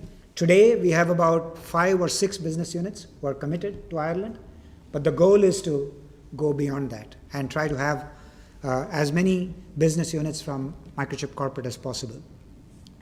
So the target is to grow to about 300 people in the next 5 to 7 years. Easier said than done, of course. We all know how challenging it is today to hire people, but we believe that this is a glitch because of the extraordinary, unprecedented situation that the world is coming out of or trying to come out of. And hopefully we will reach a state of equilibrium soon, and we should be able to hire. So I'm pretty confident in the existing talent pool and the encouraging business-friendly policies of the government, the tax incentives, and the R&D grants. I'm pretty confident that the combination of these two makes Ireland a very, very promising location for investing, and our management is committed to do so. So we have already established integrated circuit design, which is both analog, mixed signal, and digital design. Architecture, which is a little higher on the value chain. So we'd like to have people thinking about new features, thinking about new products, applications. As we saw earlier, we want to make it easy for our customers, so we actually make complete reference designs, which is both hardware, software, and firmware. So we like to give a total solution to our customers. It makes it easy. So we are not here to just throw the silicon and say, here it is, go design your product. But we want to help them even further. So basically reducing a huge effort on their part in terms of engineering investment. And then, of course, we want to establish embedded software teams as well. I'm happy to say that the new office is pretty much functional in Cork, near city centre. And we have a small team now, which is pretty excited. And they're gung-ho about moving ahead with all these exciting designs.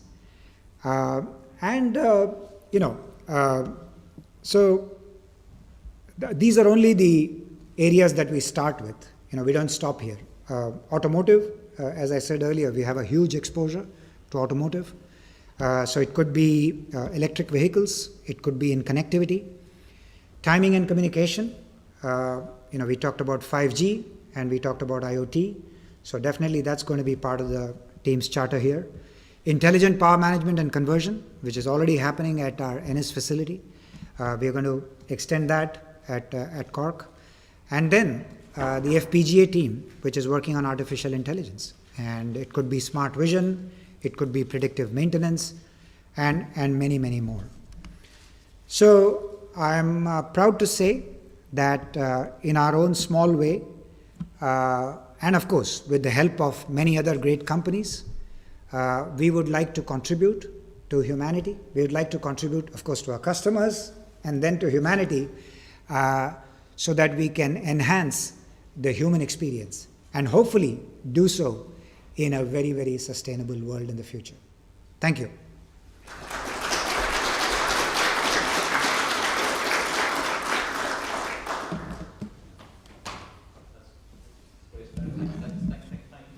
Thank you.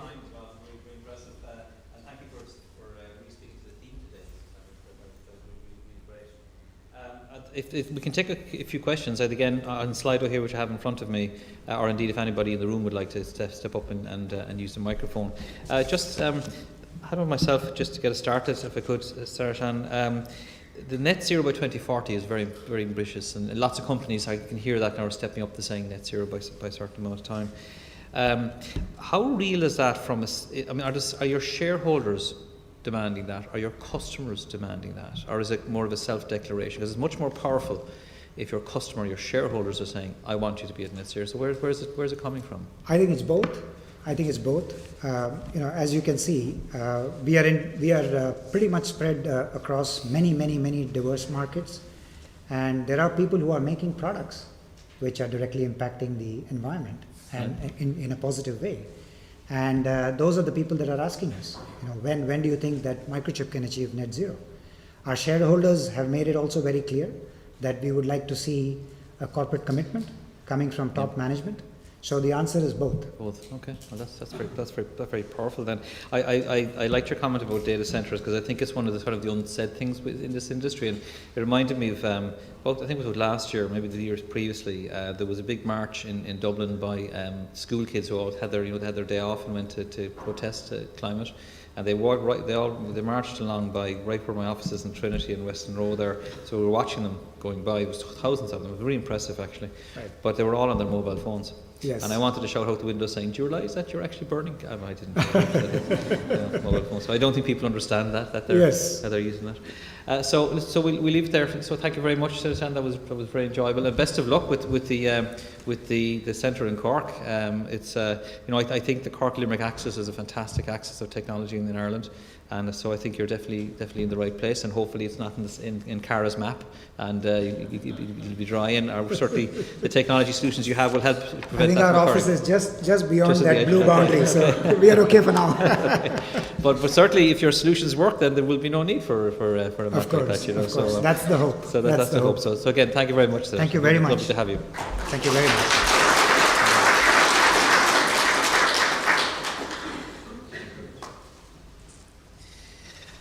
Okay, so where are we going next, right?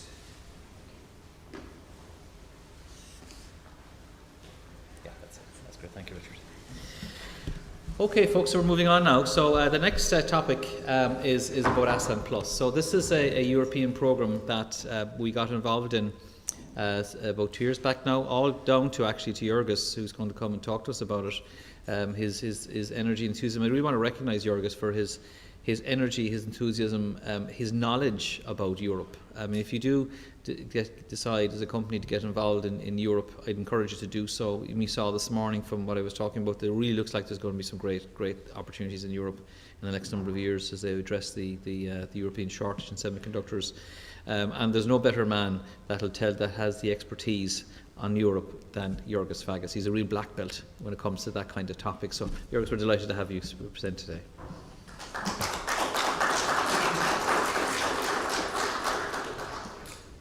There you go. Thanks. Thank you, Leonard. I'm hoping I'm going to get my black belt in karate this December, so that would be another black belt.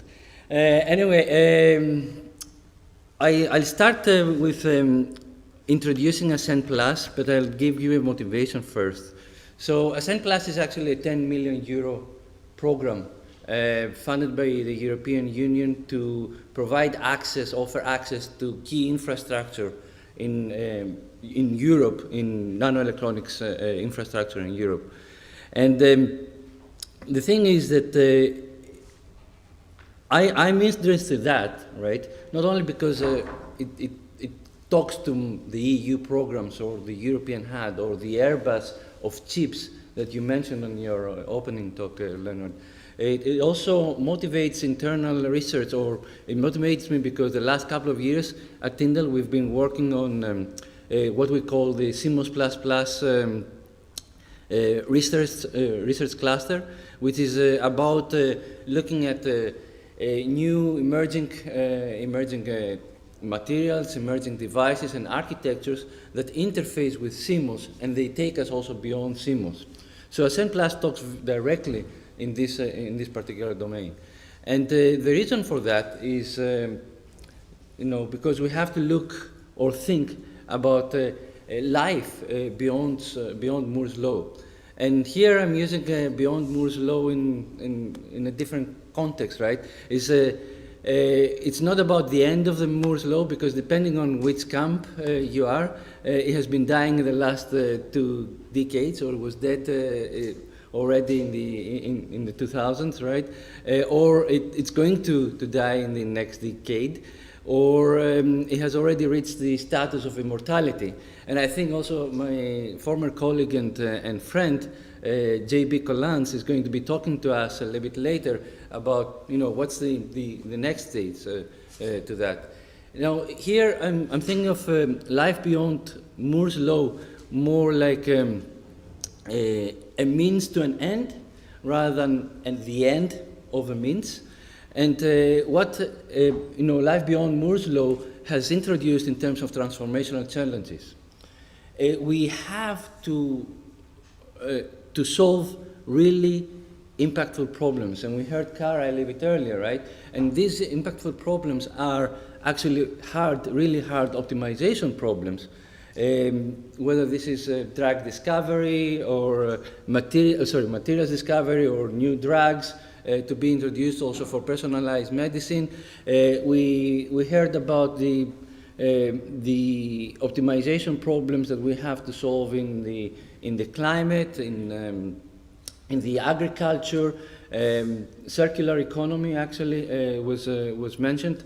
So for that, we need new ways of doing computation or transforming the information that we have been gathering through Moore's law in the last few decades into actual knowledge and be able to address those problems. At the same time, we actually have a technology challenge, okay? And the technology challenge is we are addressing.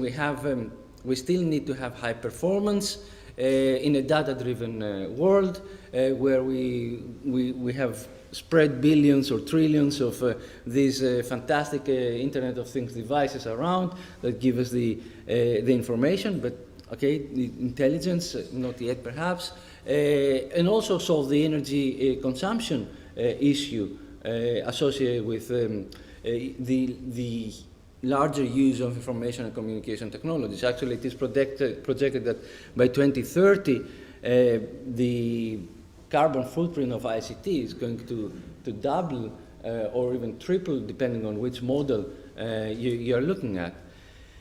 And then we also have the, I think, the circular economy, or it was mentioned a little bit earlier by Cara, on how we actually deploy those devices so that we have a circular use, what materials are actually made of eventually.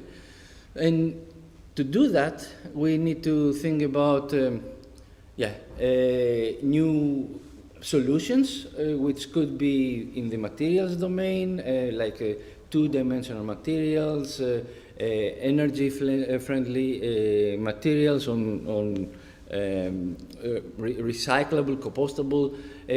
Also, solutions could be coming from, it was mentioned, the AI domain, and I think neuromorphic hardware. We are going to hear more about the AI domain later, all from the quantum computation, and Rui is going to give us some introduction to that a little bit later. So, for all that, we actually need to make things, right? And we need to look at deep tech, what we call the deep tech innovation, where we bring in the new materials and device and the architectures. But we do know that making things is actually challenging. It's very, very challenging, from the cost, but also all the knowledge that needs to go into actual building a system and introducing advanced CMOS or the new emerging technologies into systems. And I think we are going to hear more about that again from Colette Maloney on how you can actually build a European ecosystem on that later on. So we need access to advanced equipment, which is may not be readily available, especially to small and medium enterprises. We need access to platform technologies. Platform technologies are not built in 1 year, 5 years. They are built over a period of perhaps 1 decade, 2 decades. Actually, at Tyndall, we have just recently celebrated the achievements that the team has been able to do on magnetics on silicon, something that started 20 years ago, and now we can actually put inductors on chip, right? And they can be on our smartphones and increase the lifetime of the battery by 50%. So in Ascend Plus, we actually try to address this. And we started back in 2015. We had the first phase of the program, Ascend, and now with Ascend Plus, we are looking in the next 4 to 5 years. And what we are looking at is to bring these key enabling capabilities in the, let's say, advanced materials, the nanotechnologies, the micro-nanoelectronics, and even photonics, the advances in photonics, into the technology drivers that are going to solve the problems to make good for the society. And whereas 5 years ago, one would still be looking at low power, high performance, or what we would be looking at, more Muller, perhaps introducing a little bit more the advanced logic and memory. Now, in the next decade, we are looking at advances in quantum technologies and how perhaps semiconductor solutions, in particular, coming from the foundry, semiconductor foundry solutions, can help us in the quantum technologies. Or if I look at the other, on the other side, how we can bring new materials, or even at back end of the line, or introduce, or putting chips together in terms of advanced integration, so that we have more functionality onto the devices we deploy. So Ascend Plus is actually a toolbox. You can think about Ascend Plus as a toolbox that is distributed across Europe. But it's a very expensive toolbox. Okay? And and it cannot be placed in just a single site. And therefore, we need to bring all these research institutes together. And the vision then of ASEM+ is really to integrate this European infrastructure so we can address the emerging research challenges over the next 5 to 10 years and accelerate the innovation pathfinding in the nanoelectronics. And the toolbox, it contains state-of-the-art processing, modeling and simulation data. It can be a toolbox around characterization and metrology tools, and it can also be devices and test structures. With that in mind, this is the European infrastructure, ASEM+, that we brought together. We have IMEC in the consortium. We have Leti from CA in France. IMEC, is in Belgium, but it's a global organization. We have the International Iberian Nanotechnology Laboratory, INL, which is a joint venture between Spain and Portugal. And we have also Fraunhofer Microelectronic, which is an umbrella organization of 12 Fraunhofer institutes around micro nanoelectronics technologies. And in fact, 4 of the institutes of the 12 already participate in ASEM+, and we are looking at expanding the consortium to the rest.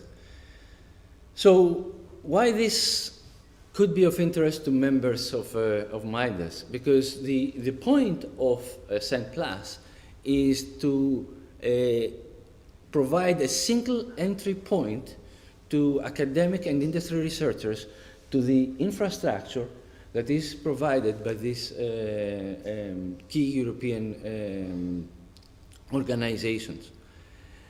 And it's no longer who you know in which corridor, the office, and how do you find your way around. There is a single entry point, ASEM+, with a virtual showroom where we demonstrate what is on offer from these research organizations, and an access interface team that you can interact with and then find your way through the various research organizations depending on your needs. The consortium also brings in together academic organizations, top universities around Europe, to help us refine and redefine the offer of this research infrastructure in specific research domains. And it also brings in the community network, the Sinano Institute, also 4 members of the Silicon, 4 industry cluster members of the Silicon Europe Alliance, of which MIDAS is actually one of them, to help us to reach out to the potential users. So what is in the ASEM+ showroom? The ASEM+ showroom has, at the moment, 65 offers, but it's not this what you see only in that, right? It's how we classified it around, the enabling capabilities and what you can actually do with them. And you have access to more than 100 tools. You have access to, I don't know how many characterization or metrology methods or even simulation capabilities in that infrastructure. And if it is not there, it doesn't mean that it may not be there in the future or that you may not access it. You can still interface with the team to identify and find your way through the ASEM+ infrastructure. Now, it's not only the infrastructure that may be of interest to you. There is also an incentive. There is an incentive from Europe to lower the barrier, especially for SMEs, even further. So the first barrier that is lower is the access to the infrastructure. The second is the cost. So there is an access incentive from ASEM+ that we received from the European Commission to offer free of charge short focused projects on a transnational access basis. This allows you to do some small proof of concept verification or feasibility study, or even have access to test chips or data, electrical characterization data. And you can have access to one or more of these offerings at a single or multiple facilities. Now, pre-pandemic, we actually encourage people to also visit the various infrastructures and meet with the people and develop the relationships. At the moment, we operate completely on a remote basis, but hopefully we can, next year we can work a little bit on improving on that. How to access and get information around Ascent Plus. What is important for us is the user experience, to make it simple, fast, and easy for people to find their way through. And there is a very streamlined inquiry process, which you inquire, you put in your inquiry form, and you almost immediately, within a week, receive something back, whether this is what you asked for, may be feasible, or how it could become feasible. And then there is an application process which goes through remote evaluation, and it takes overall 4 to 6 weeks. So there is a very fast turnaround time. Now, this is our plan to conquer the world. In the phase 1, we had 100 projects that were offered to researchers from 30 countries. In this next phase of 4 years, we have actually funding for around 300 projects, free of charge access. There are already 21 projects ongoing, and there is a few more in the pipeline in terms of inquiries. And yeah, what I have to say is that the infrastructure is open to researchers worldwide, both academic and industrial researchers. So typical inquiries and projects, maybe you couldn't get everything from, of course, from the showroom, right? But I did hear a word cloud of what people are looking for, or what the users are looking for. Characterization is big.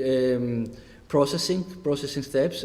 You cannot, let me be clear, right? You cannot have the full 150 plus steps for creating a chip, but you can have a few processing steps to do a feasibility of a new of something you would like to introduce in the innovation that you would like to introduce. Fabrication, yes. Sensors, testing sensors. Actually, there is one of the offers is to look at chambers for gas sensors in the environmental testing, new materials, power devices, silicon carbide was mentioned, gallium nitride is also available. So, and piezo MEMS also, when we are looking at more on the more than more domain. So let me go through quickly a few case studies, so you get a feeling of how you can engage. This is a case study from a French SME, that they have expertise in modeling and simulation and manufacturing of RF switches. And they are based on a fairly new material, vanadium oxide, or at that time. And but they didn't have access to characterization themselves. So what they asked for is Ascent Plus. They got 26 person days to get access to electrical, physical, and optical characterization. Another more recent study is on the quantum domain. This is a UK SME. They have actually expertise in using traditional semiconductor nanostructures for designing scalable quantum circuits, or at least what they claim they will be in the future. But they have fantastic facilities in terms of testing these designs at low temperatures, but they don't have access to fabrication. So they approached Ascend Plus to be able to test some new designs, fabricate some new structures so that they can test them internally and then validate the process fabrication flow and also develop the IP further. Another case study closer to home and more of the modeling and simulation domain. This is an Irish SME that develops software design tools for memory and logic applications. They are purely a software company. They have no access whatsoever into experimental data, but there are available advanced structures within the Ascend Plus consortium where one can test and characterize. So they got, in this particular case, access to transistors that they are less nanowire transistors. I think JP probably will mention some of this with cross-section of less than 10 nanometers, and especially in a broad range of temperatures. And what this allowed them to do is to publish a white paper and validating the modeling tools and publish a white paper. With this, I would like just to summarize that, yeah, you can get access to this facility. It's easy. You can keep up to date with what we bring on board. We check what is online. If there is nothing, or if you don't find connection in the showroom, but you still think that Ascend Plus may provide something to you, still put in your inquiry and we will come back to you. We may not have the solution within Ascend Plus, but we may have a solution. And we are also organizing webinars regularly on the offer, but also on where we see things are going. So the next one is organized on November 23rd by the Fraunhofer team on the materials development for MRAMs and FRAM stacks. And yeah, follow us on our social media accounts. Thank you very much, and that is from me for now.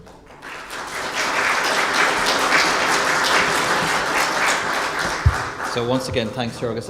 Every time I see this, I'm always impressed by just the capability that's out there. It really is a Pandora's box of possibilities when you combined Leti, IMEC, Fraunhofer, Tyndall together. I mean, it's just extraordinary, and so I'm really encouraging people to seriously consider it. We would love in MIDAS actually to be able to facilitate any kind of a consortia that might come together, also use the Ascend Plus and see if we could create something like that. So please do have a look at the website. It's a really good website, great bunch of people to work with, and hopefully we'll see some interaction with MIDAS members with Ascend Plus in the next short while. So we'll leave it there, August. Thank you very much, and I'll just a small gift from us. Thanks.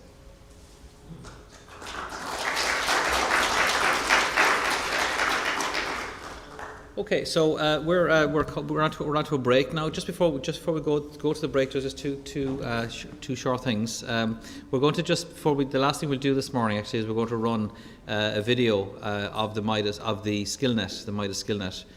With just to tell you a little bit more about that from people who actually use it and who are the practitioners, so to speak, of the skill. I want to share that with you. We'll just run that just 2 minutes and then we'll go for a break. Also during the break, I'm delighted to say actually we have over 88 people online currently. About 120 people are logged into Slido the questions, but nobody's asking questions, so obviously a very, very shy audience.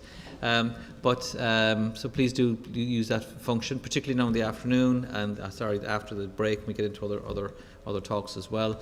Also, what we're going to do during the break, just to create the sort of interaction, if we could, for the people who are here with the people that are not here, we're going to ask some of you to be interviewed.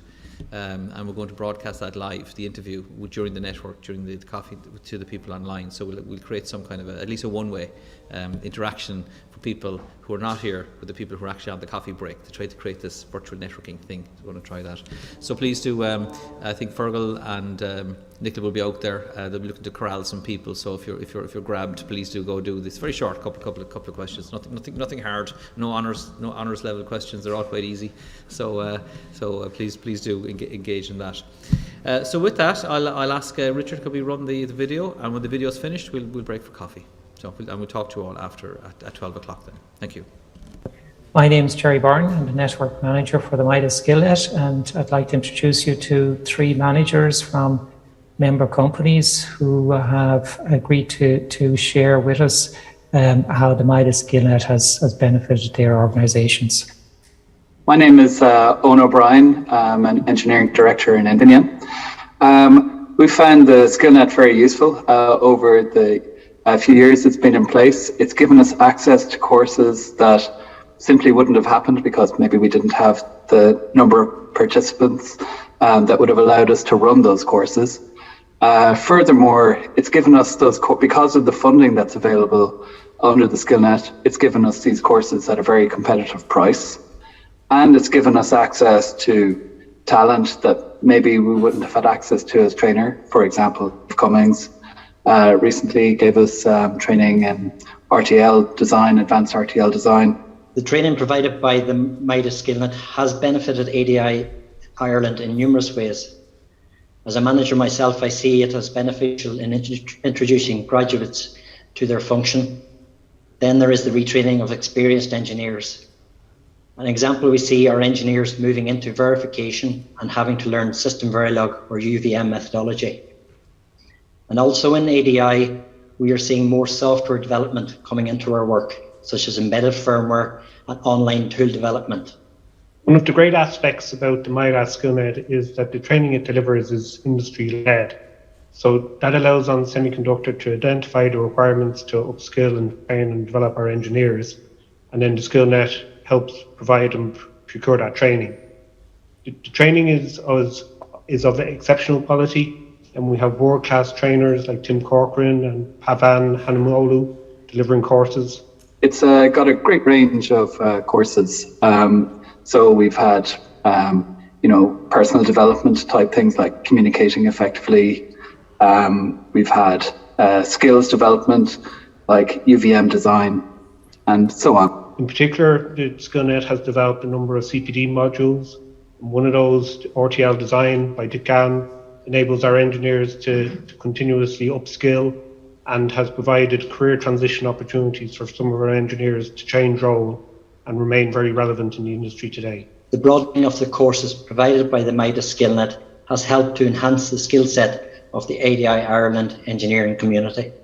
During 2021, the MIDAS Skillnet has delivered training courses for 32 companies and upskilled over 500 trainees. The broad range of courses we've been able to deliver amounted to 63 courses during the year. This range of courses is the envy of many other countries, and if your company hasn't leveraged this training to date, we'd like to encourage you to avail of this opportunity to upskill your trainees. It's a brilliant asset, and I think it's been a great development.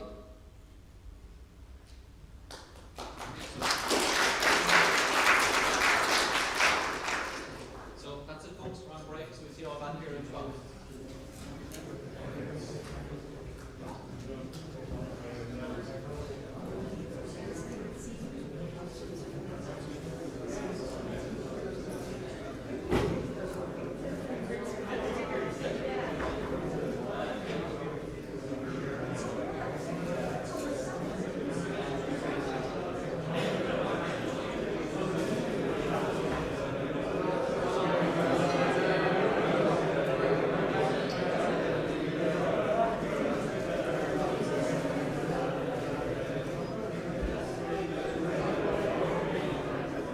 It's great to be in person and meeting people again.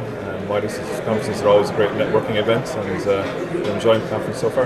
And has there been any key challenges for your business in these unprecedented times? Well, COVID has been a massive challenge for us all. I guess every employee just from working from home, that's been a major challenge. I think we're all getting used to it now. We've been gradually returning back to office. Unfortunately, it sounds like things might be trending in the wrong direction, which is disappointing. But look, we've come through this far, Absolutely. so we'll continue to motor on. And do you see opportunity for technology to grow and flourish given the current climate? As you just said, it enabled us to work from What home. we're seeing, the industry is going through a period of unprecedented demand, and really the challenge that we all have is meeting that demand right now.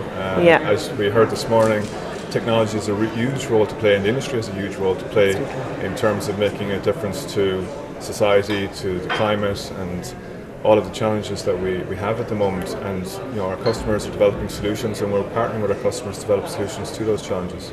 And last night we were mentioning the shortage of skill set. Do you feel that it's time now to make engineering more of an attractive industry for graduates to enter? I think it's probably our number one challenge here in Ireland at the moment. We have a shortage of talent and skills. We need to get the message out there that this is a phenomenal industry with really exciting careers. We need to get more females into the industry. There's a huge gap there that we need to address. Because it is a fantastic career. There's people here who have worked in electronics for all of their careers, and they've enjoyed it. It's very rewarding. We're trying to solve big challenges. We need to get the word out that this is where you need to be. And is there anything you think MIDAS needs to focus on to help industry develop? Well, MIDAS is, helps bring people together, and by bringing people together, we can amplify the message, and we can work together to market the industry a little bit better. And just get that word out there, that message out there that there are great jobs in electronics in Ireland, and let's make sure both parents and future students to get that, hear that message. Yeah, perfect. And is there anything in the conference so far today that you think is a great message? Or well, I think Dr. Cara Augustenborg did a phenomenal keynote, reminding us all of the crisis that we're in at the moment in regards to climate action. Again, as mentioned, the industry has a huge role to play in developing solutions to some of those challenges, and that's the call to action for us. Yeah, absolutely. Thanks a million for that, Brian. Thanks so much. Thanks. So, our next guest, hi, would you like to introduce yourself and tell us where you're from? I'm Siobhan Nichoffy. I'm from Mintech Circuits in Galway. And Siobhan, how are you finding the conference today? Really interesting. I'm enjoying the speakers. Obviously, last night's dinner was very nice, and what Leo Clancy from MIDAS Ireland had to say was really very interesting. It's good. And how has business been for you and your company during these unprecedented times? Well, we obviously got the big shock 18 months ago or so, and it was a couple of months of difficulty. Thankfully, the government really stepped up and stepped in, and we're very grateful for that. We work a lot with researchers and developers, so they kind of weren't getting into the labs, they weren't starting new projects, and I guess it's the old, research kind of fails a little bit when people are a little bit disconnected or worried. Yes. But it's picked up again, thankfully, and in a sense, COVID has been, it's been a very interesting predicament, but it's also been very helpful in making decisions in business that had to be made quickly.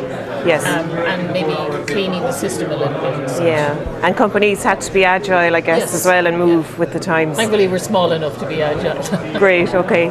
And how do you think, you mentioned Enterprise Ireland spoke last night, where do you see the opportunities for graduates in engineering and semiconductor industry? I mean, there's no end to them. I was one myself once upon a time, and I've never looked back, and I've never come out of tech. I think the opportunities, I think technology sometimes has a way of not making itself sound so exciting. Yes. So, everyone's excited to work for Google, but does everyone think about microchip or about analog or indeed Mintech? I think we could brand ourselves a bit better. But I also think that women are always going to be, there's a huge amount, there's like 50% of the population are women, and yet not 50% of them are represented in this room today. I think we do need to change the working environment. I was on a call this morning with someone at 8 a.m. who had been on calls until 8 p.m. last night. That's not a very good working environment. No. I appreciate, it's kind of like what Dr. Cara was saying, is we have to change the way we do things. We can't keep going the way we're going with the environment or indeed with the work environment. Yeah. And do you think now the pandemic that we have worked remotely, that's going to offer more opportunities for more women to enter engineering, perhaps? I think Like a life-work balance? Yeah, I think what it's making companies do is look at work a little bit more flexibly. Yeah. So, okay, maybe I work in the morning Yeah. and I work later in the afternoon, but I have a couple of hours in between, and if I do that from home a few days a week or work remotely, I think it's making people think, okay, I need you to work, but I don't need you to be at work at 9 o'clock. Yeah, Maybe I absolutely. need you to be to complete things. That's the way remote companies seem to work, like Shopify. Exactly. They work on productivity, not on time as such. Absolutely. And is there anything you think MIDAS Ireland can do better to support the industry and attract more graduates to the discipline? I think that's the one thing that you're hearing more and more from everybody here is finding people. Like there seems to be a lot of vacancies and not a lot of people to fill them. So I guess with MIDAS working together with the network is maybe we can all help each other out a little bit more, but also attract, I would guess at this point you have to attract people in from outside and make universities or colleges or indeed apprenticeships. I mean, where do the apprenticeships go? Yeah. Like we forgot all about apprenticeships, so maybe there are opportunities there for MIDAS. Great. Yeah. And is there any key message you've taken away from the sessions already this morning? Well, other than the fact that I won't buy a house beside a river, from Dr. Cara. I liked what Leo Clancy said last night about the idea that Enterprise Ireland is now looking at helping companies scale, but not just to sail, but actually scale to become indigenous Irish technology companies. It's always been a crawl in my throat that we can do it in agriculture, we can do it in construction, but we haven't really built a huge Irish tech company. Yes. Basically, they come in and they buy our companies out, and patriotism can be a good thing sometimes. Absolutely. It's nice to see a good big Irish tech company. So what would you say, just to finish, thanks Siobhan, what would you say to an aspiring female student who's in transition year now at the moment?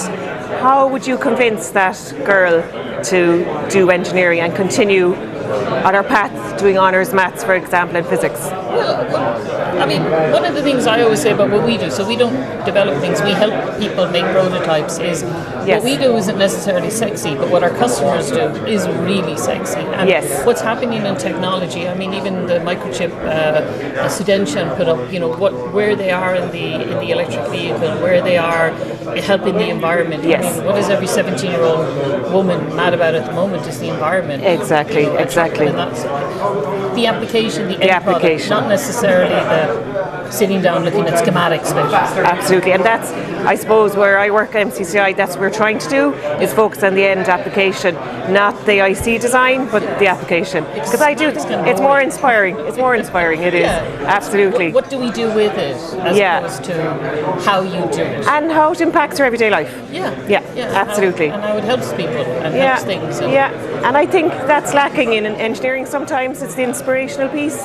So I think we're not very good at branding. Absolutely. We're not very good at showing the real work, the real value that we bring to the world, maybe. Absolutely, and while it's exciting, it is making an impact, and it's not just hearsay, it's happening. Still thinks I work in computers. Does she? And I never worked in computers. So, the eyes glaze over, when you start talking about engineering. So I think we miss out on that. Yeah, I think I agree with you actually, and I've heard that from talking to students as well.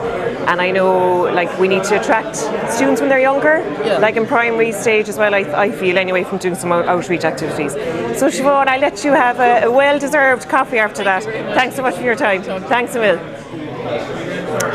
Hello. Hello. How are you? So, would you like to introduce yourself and welcome? Hi. How are you? John O'Donnell, CEO and founder of Yield Hub, and we help semiconductor companies worldwide improve their yields using a platform, an online platform. And it's great to be here at the MIDAS conference. So John, can I ask, what have you enjoyed so far at the conference? What has been enjoyed we had a get together last night with I met a lot of former colleagues and made new connections. And today at the conference, the papers have been really interesting. I must say, very high quality. And there's a good atmosphere here. And it's great to be part of it. So can I ask, is there anything you think MIDAS Ireland could do better to promote engineering as an industry and attract younger students into the industry? Yeah, I think MIDAS is in a great position to do that. It seems to have a large cohort of all the companies involved in the industry already, and it's able to attract new startups as well. And I think that's really good. And it seems to be doing a great job. I mean, it is a tough one to attract young people to electronics because of all a lot of bright kids are going into software and into, which is where we are, but actually into electronics. And but I think that if the right media is used to communicate with the teenagers coming up, what media they use, then you can encourage kids to maybe choose microelectronics, because it's a fantastic industry, highly innovative. It needs new blood, and it's a fantastic, fast-growing industry. So, so do you think MIDAS, we need to do work on attracting, like working on the story, the content, the permission to believe in engineering? So I spoke to Siobhan there a minute ago about the end application rather than the maths and the detail. Focus on the impact it has on people's lives.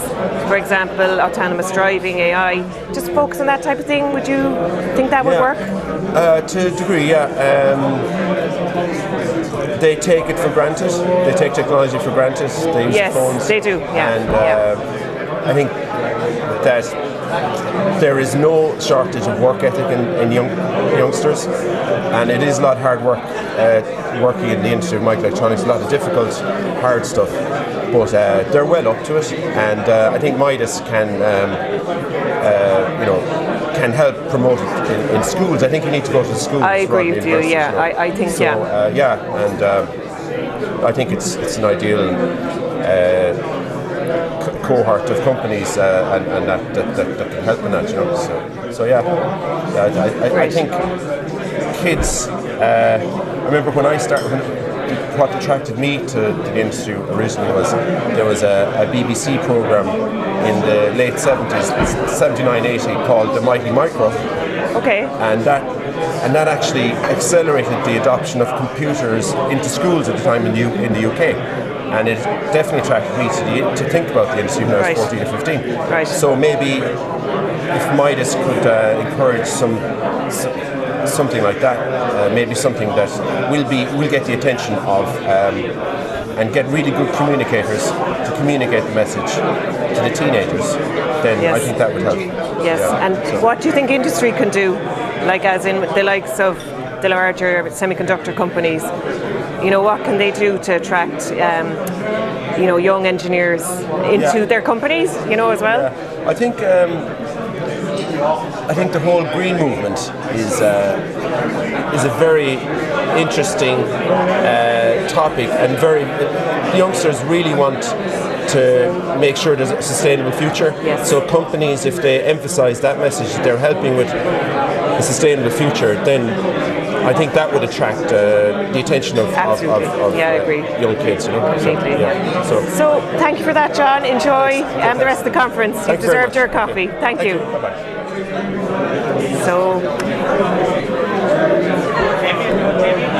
So that was very interesting. Certainly in MCCI, we constantly struggle to attract young engineering talent.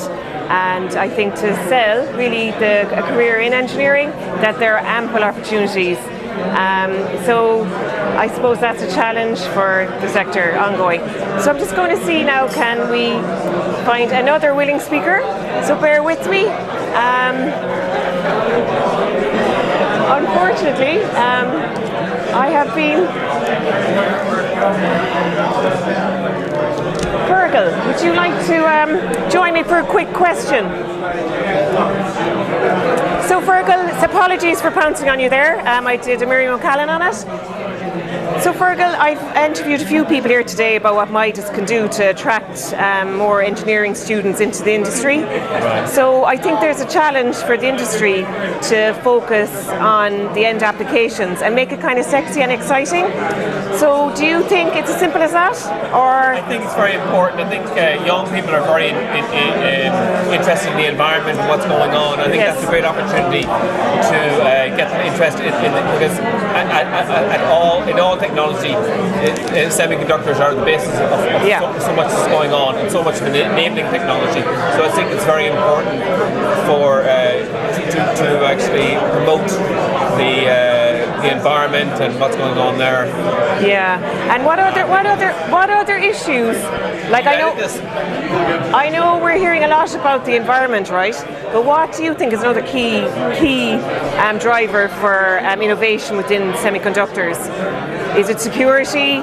Is it autonomous vehicles? Is it medtech? All of them. Automotive is a very big thing at the moment with electric vehicles. Of course, that's also tied to environment. But also, I think other factors would be, I'd say, Sorry? No, it's okay. You can have coffee in a minute, Fergal. So, do you want to tell me a bit about your company and why you're involved with MIDAS? Okay, yeah. My company's mostly remaining. I wouldn't. Okay. So obviously. That was a disaster. So actually, John behind you there might have say a few words if you wanted to. John. Okay, here. Cut all that. I needed a bit more. Will we wrap it up? What if the most powerful thing in the world was a question? What if every discovery, every invention, theory and innovation, every great idea began by asking, what if? And what if that made us want to ask more questions? And not the easy ones. The impossible questions. The technical challenges of our most difficult human questions. What if we asked how energy can empower more people? Or how industry can open more doors of opportunity? We can ask the questions that make our lives in the world better.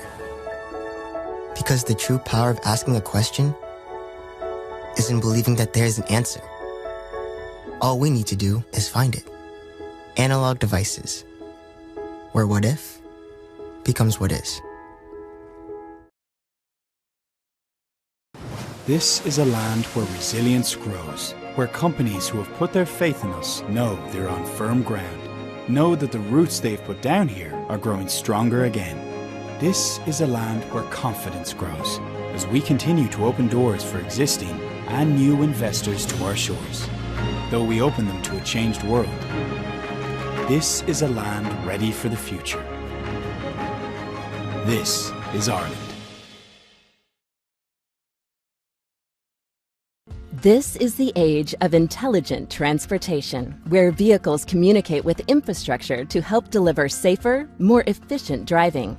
Working with key industry leaders and transportation agencies, we're excited to deploy CV2X in Northern Virginia and offer a look at how direct communication works in tandem with long-range communication to deliver road safety. Examples include work zone roadside safety messages, which offer a greater awareness for the driver, who can receive an initial advisory message communicated over a cellular network, and subsequent work zone safety messages via low-latency direct CV2X. Vulnerable maintenance and construction personnel in work zones benefit from CV2X as well, in the event that someone is near the boundaries of their work zone as a vehicle approaches. CV2X provides warnings to the vest's wearer and the nearby driver. Today, Audi vehicles are the first to use cellular networks to provide traffic signal countdowns and speed recommendations to enhance safety and reduce congestion. With CV2X, the car and its driver will receive road data faster and more accurately. Currently, Green Light Optimized Speed Advisory recommends ideal traveling speeds through intersections. By deploying dedicated infrastructure to send and receive other traffic variables, such as vehicle queue ahead over direct CV2X, speed recommendations will be further optimized. While today's traffic signal countdown predicts the next green light, pop-up messages and audible alerts enabled by low-latency direct CV2X can enhance traffic light signal information to warn of an impending red light violation. Starting on the Virginia Smart Road testbed at VTTI for testing and final tuning, these advancements showing the combination of long and short-range communications are now on Northern Virginia public roads. Virginia Department of Transportation, Audi, American Tower, Traffic Technology Services, Comsignia, Virginia Tech Transportation Institute, and Qualcomm Technologies are excited to establish the CV2X ecosystem and contribute to the safety and efficiency of your drive. Welcome to the invention age. It starts with Qualcomm.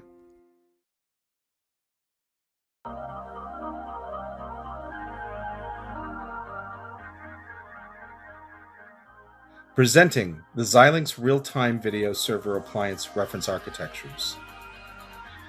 The future of video transcoding is here, enabling high-quality real-time video streaming for applications such as live streaming, esports, telemedicine, video conferencing, live distance learning, and real-time broadcast video.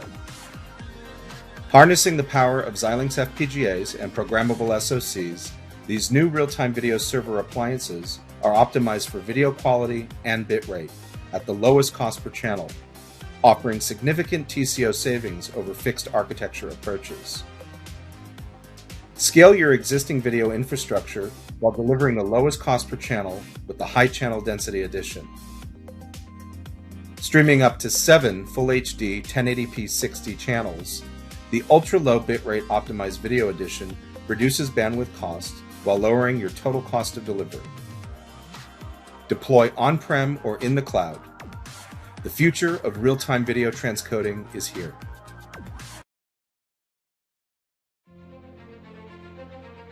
At onsemi, we're driving disruptive innovation with our intelligent power and sensing technologies to build a better future. Like making our energy infrastructure more efficient and sustainable to support rapidly evolving changes in power production, distribution, and consumption. Redefining industrial automation and manufacturing by making every part of the factory more power efficient and enabling high frame rates that capture the most detailed images at extreme speeds. Accelerating the EV revolution with game-changing silicon carbide technology that charges cars faster, extends driving range, and enhances performance. Making cars safer with intelligent sensing HDR technology that can detect pedestrians, cars, and obstacles in all conditions, from sunlight to moonlight. Transforming cloud and 5G infrastructure with the world's most efficient power solutions. And innovating to enhance our health and well-being, while making our buildings and homes more connected, more efficient, and more secure.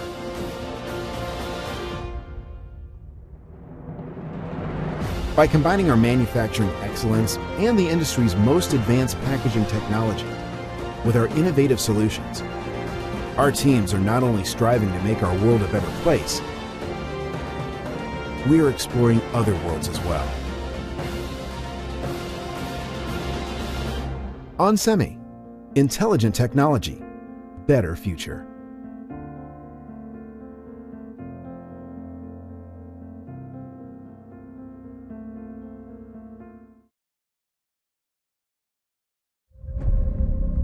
It felt like the whole world closed for business for a moment and held its breath and waited.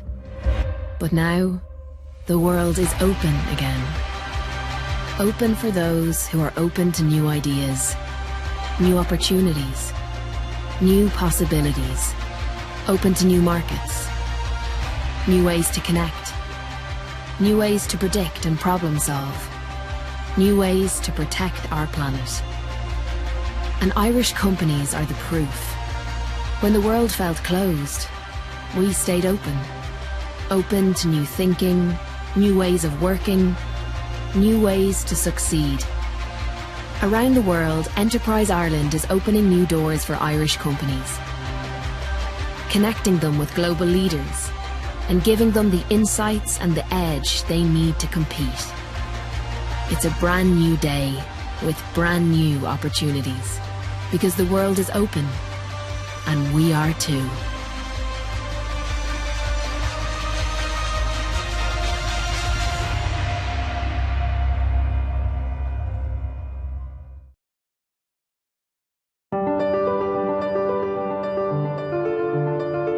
At Cadence, we empower engineers at world-leading semiconductor and systems companies to create intelligent and highly differentiated electronic products that rely on the most advanced semiconductor devices.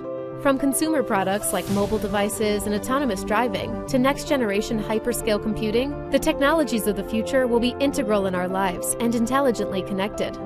Electronic design automation, EDA, has always been at the forefront of breakthrough design, driven by advanced computational software, the bedrock of what Cadence delivers.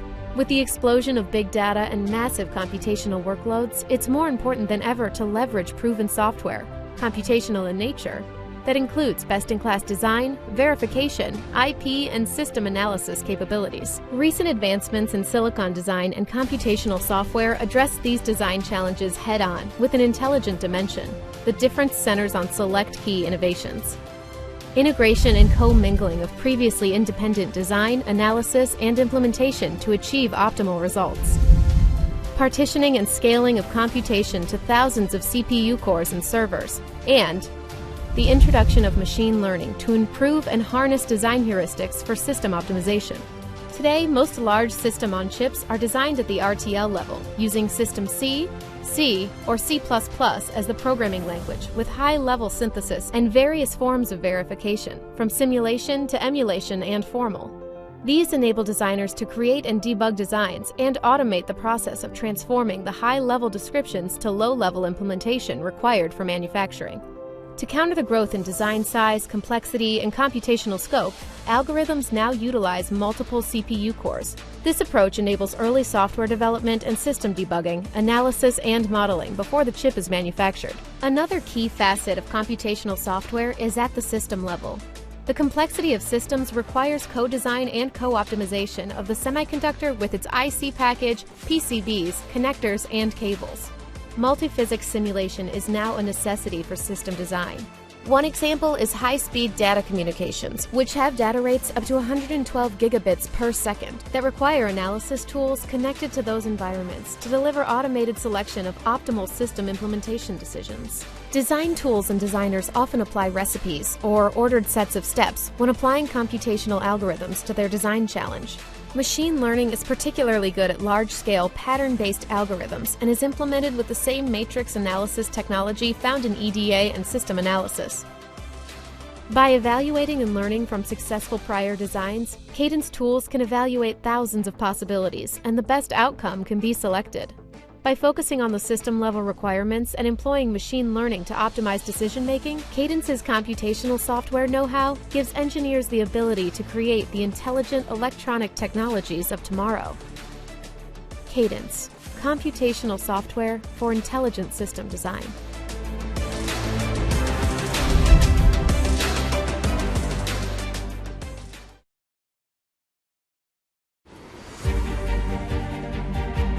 Since our journey began, we've embraced innovation and evolution.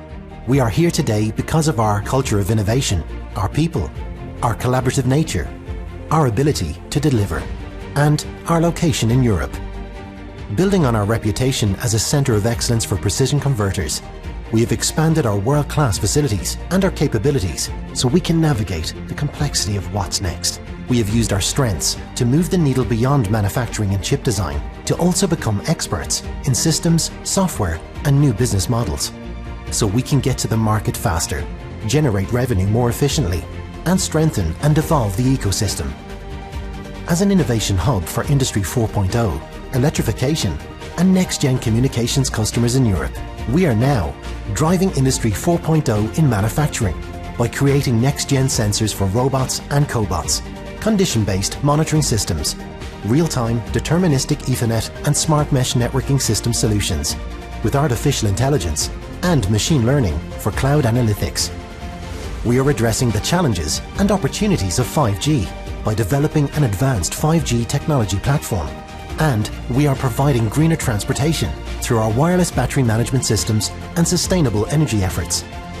ADI Catalyst is now part of an increasingly sophisticated ecosystem, providing ADI with a portal to Europe as we lead industry megatrends. Here, we provide deep technological engagement and immersive experiences for our customers and partners as we collaborate and co-create to solve their greatest challenges. Since 1977, the responsibility to make ADI Ireland a success has been instilled in all of us. Looking to the future, this legacy continues to guide us and inspire us as we explore infinite possibilities together.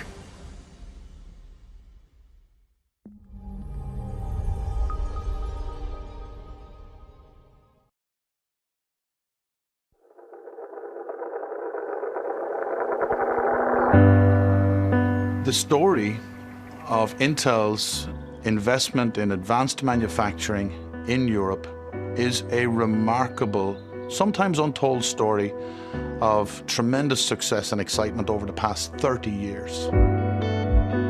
I think it's hard to overestimate the economic impact of Intel in Europe.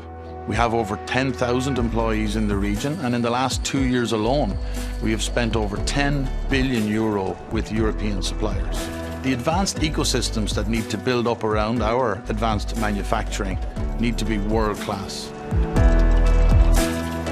Intel's purpose is doing breakthrough innovations that improve the lives of every human on the planet.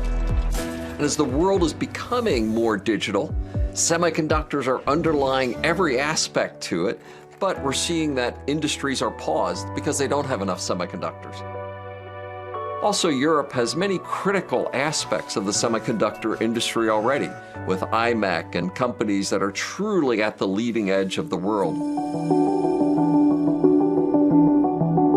IMEC is one of the world-leading R&D centers in nanoelectronics and digital technologies. We bring together the entire semiconductor value chain, so the major foundries, IDMs, fabless and fab-lite companies, equipment and materials suppliers, EDA companies, and also the application developers, the system developers. Besides strong university research, Europe has also set up a unique model for research and technology organizations, bridging the gap between academic research and industrial applications. Over the next decade, we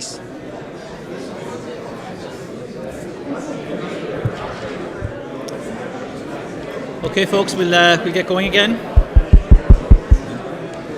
I'm on, great.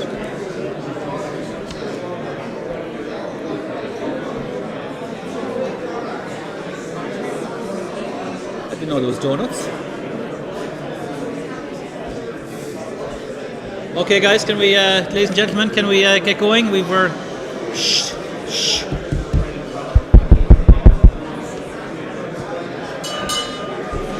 Thank you, Siobhan.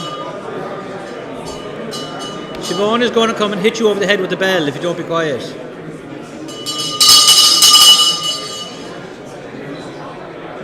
Can you hear? Okay.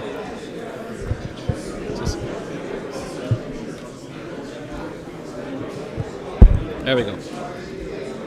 Hello. Hi, everybody. Hey, Ted. Great to see you. Okay, guys, if we can we 3 minutes to go. Munster against Munster's first Munster when they were in Twickenham. O'Gara had a kick to win the game against Thank you, Northampton. Broke my heart. I had a digital camera. It was the first time I actually had a digital camera. I just bought a digital camera in the States. It was a new thing. It's a big blocky Kodak thing. And I had it up to my face to take the picture. And as he was taking it, the Northampton guys were cheering as the ball was going wide. It was a sad day. Anyway, and we came back and won it many times. And if there's any Leinster supporters here tonight, if they brag about the times they've won the Munster, the Heineken, all you have to ask them is how many times have they beaten the All Blacks. And they'll tell you they've never played the All Blacks. But that's not what I asked you. Okay, folks, we're going to move on into our session now, and again, delighted to see everybody networking and having the chat. That's great. That's really what these sessions are about.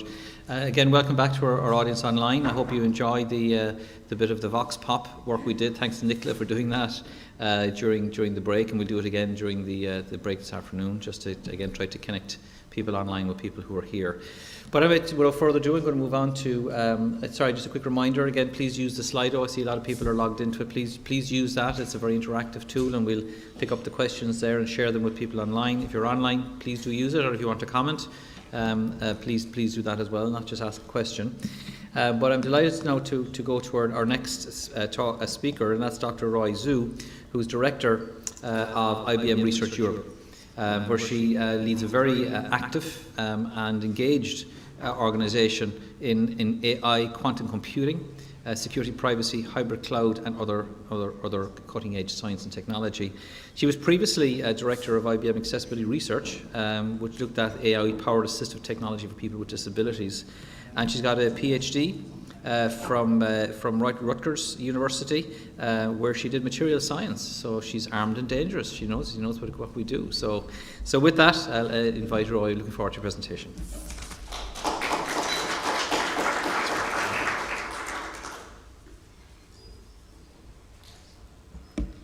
All right, so first of all, thank you, Leonard, for your kind introduction and also giving me the opportunity to share with you IBM's quantum journey.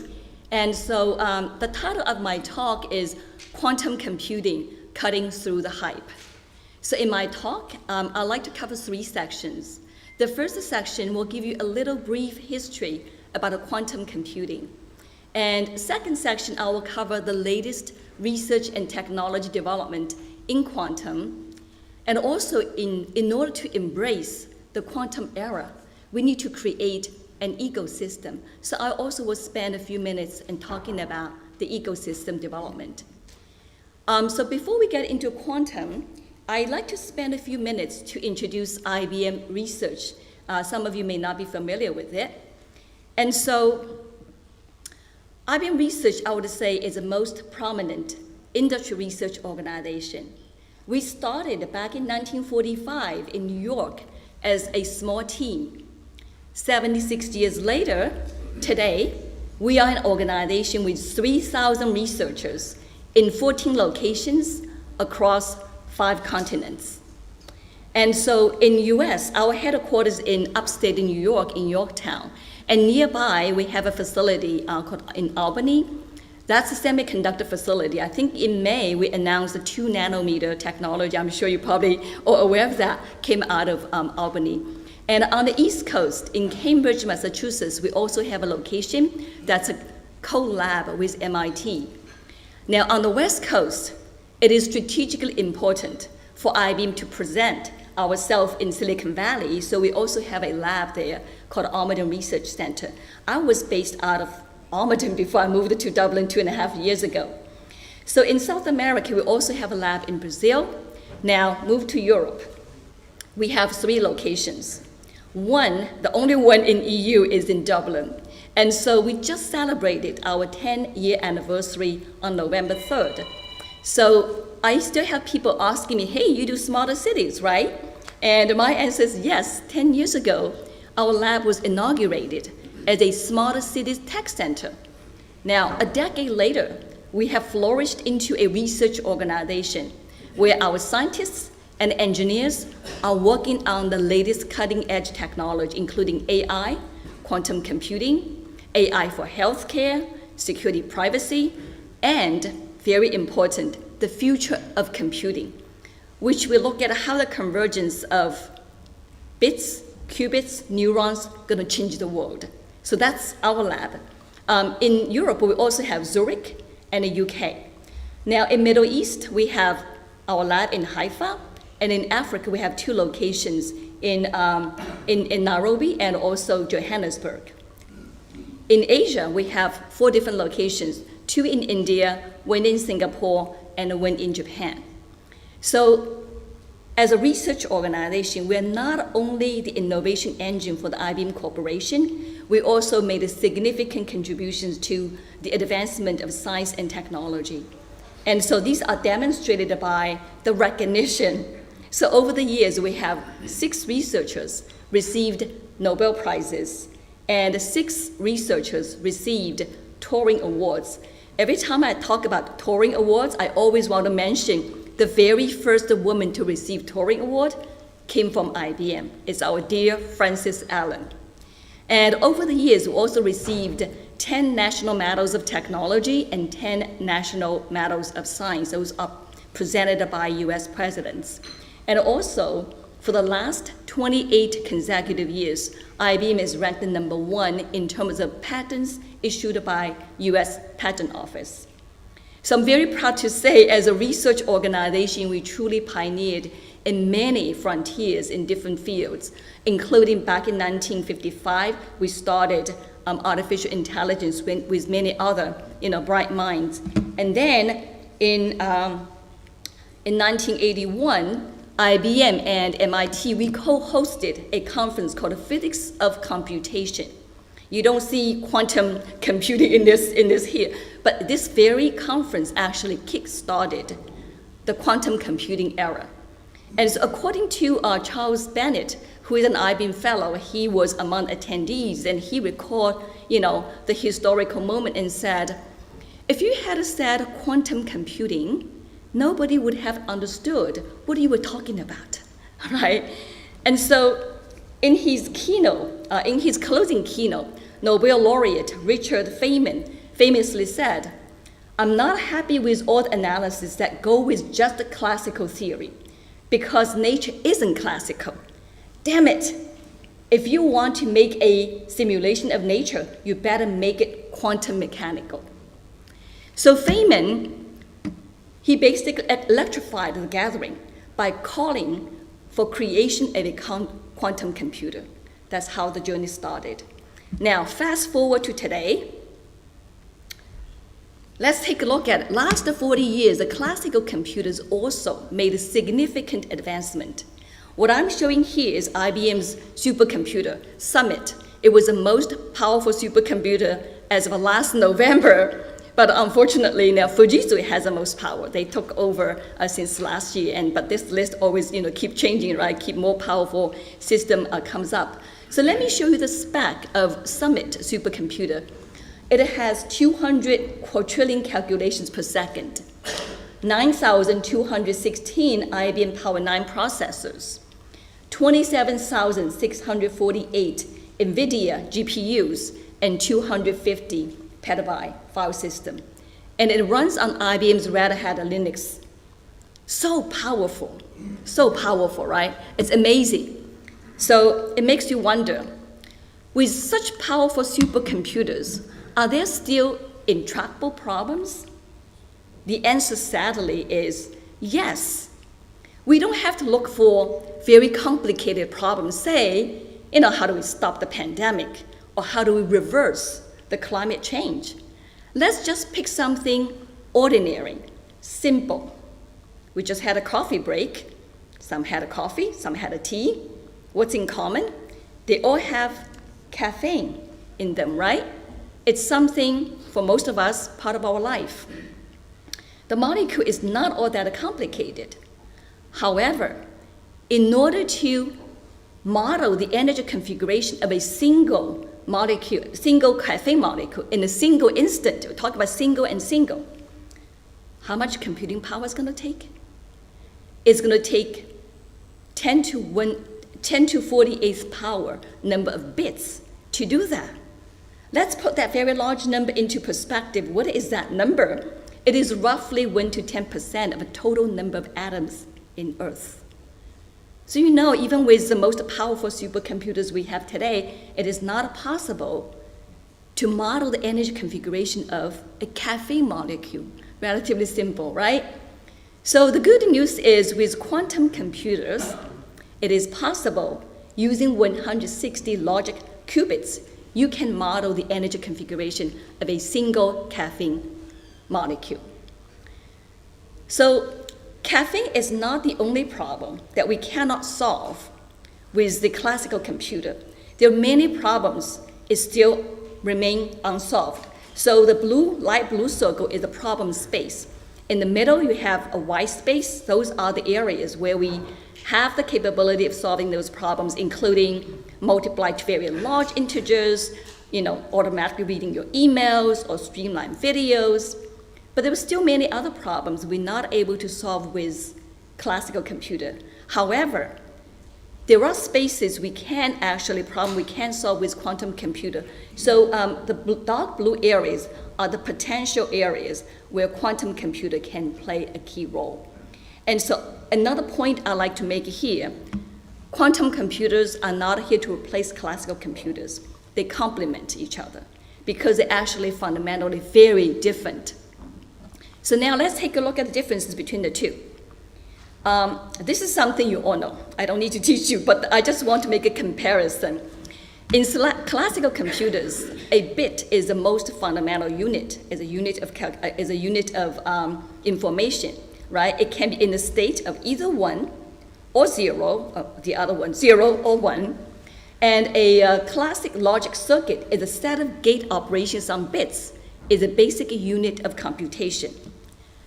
Now, similar to classic computer, in quantum bit called a qubit is a unit of information. Now, quantum circuit is a set of quantum gates, operations on qubits. It's a unit of computation. So now what's different? As you know, in the classic bit, the bit can be either in 0 or in 1 state, right? But in quantum, in qubit, it is not the case. The state of a bit can be represented by the surface of a sphere. If it's in the North Pole, it's 0. If it's in the South Pole, it's 1. If it lands on the equator of the sphere, it is exactly in between 0 and 1. But it can land anywhere on the surface. So the state of a qubit is a combination of 0 and 1. Thinking about, okay, so right, that property is called superposition. Another very important characteristic of quantum bit is that if you have 2 quantum bits entangled, by knowing the state of one quantum bit, you will know the state of the other quantum bit. It's called entanglement. The third characteristic of qubits is interference. What does that mean? I often use the analogy of waves. So if you have 2 waves, right, when the 2 amplitudes opposite direction of each other, they cancel each other. But if you have the amplitude of waves in the same direction, they enhance each other. So now we know, qubits have these 3 important characteristics: superposition, entanglement, and interference. And so what kind of algorithm can you build using these characteristics? And what kind of problems we can solve using the quantum algorithms? So we say there's 3 areas. One is in simulating quantum system, which can be used to do new materials discovery, new drug discoveries. The second area is for artificial intelligence. Quantum computing can be used for better model training, better pattern recognition. The third area is optimization, especially important for financial services, such as option pricing, risk analysis, portfolio optimization. It can be also used for logistic optimization. Now you may ask why these 3 areas. Is that because they're important? Yes, that's one of the factors, but not, the only factor. Because, we have to, when we select the problems, we need to make sure these are the problems quantum computers can perform better than classical computers. In this front, IBM's Sergey Bravy, he's an IBM fellow, did extensive study, and he published a seminal paper in Science back in 2019. In his paper, he provided a mathematical proof that certain classes of quantum circuits outperform the classic circuits. That paper provided a basis and guidance in terms of what problem we should focus on.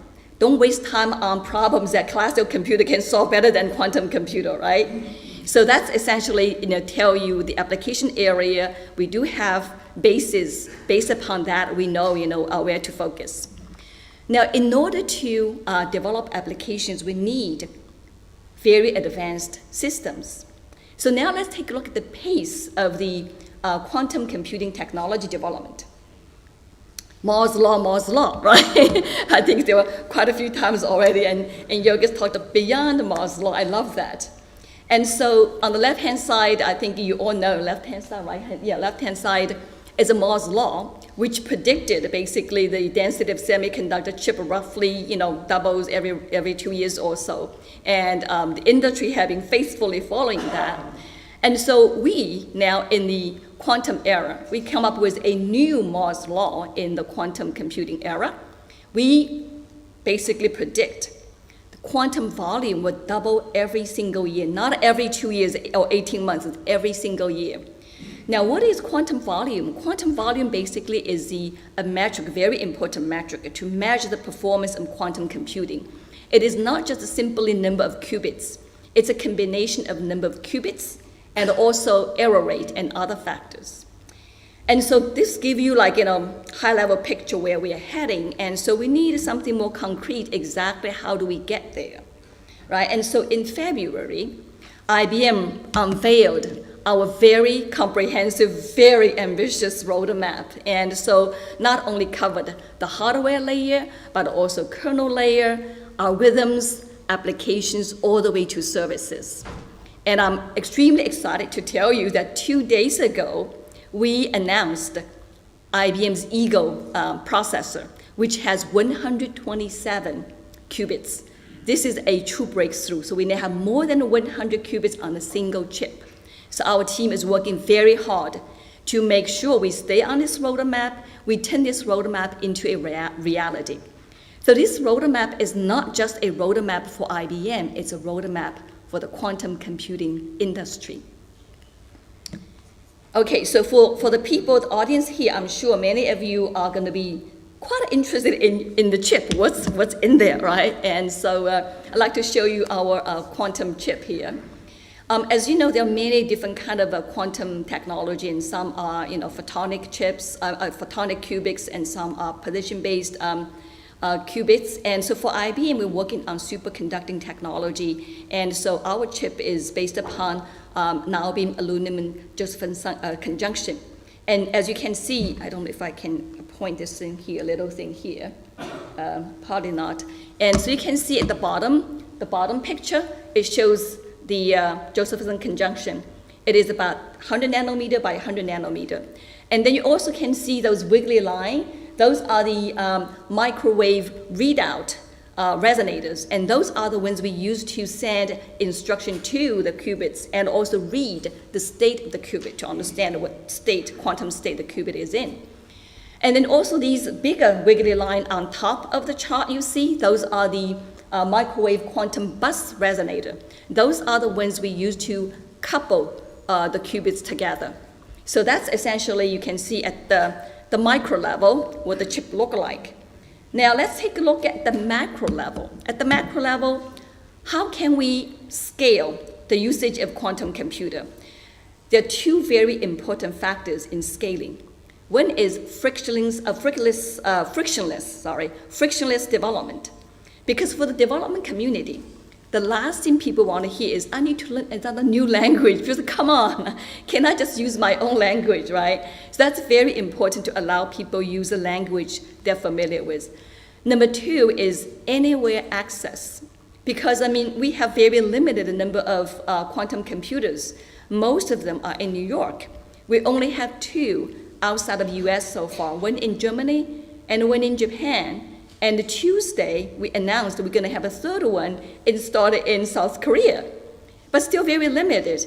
And so we must allow people to access the quantum system through cloud. And so now let me show you a video to show you how the classic computer, cloud, and the quantum system seamlessly working together. Prepare your data, programming using your classical computer, send it through the cloud, and then your program will get optimized, transpiled, and then sent to the quantum system. The quantum system runs its algorithms, get results, and your results is sent back to your classical computer through IBM Cloud. Seamless, right? Isn't this beautiful?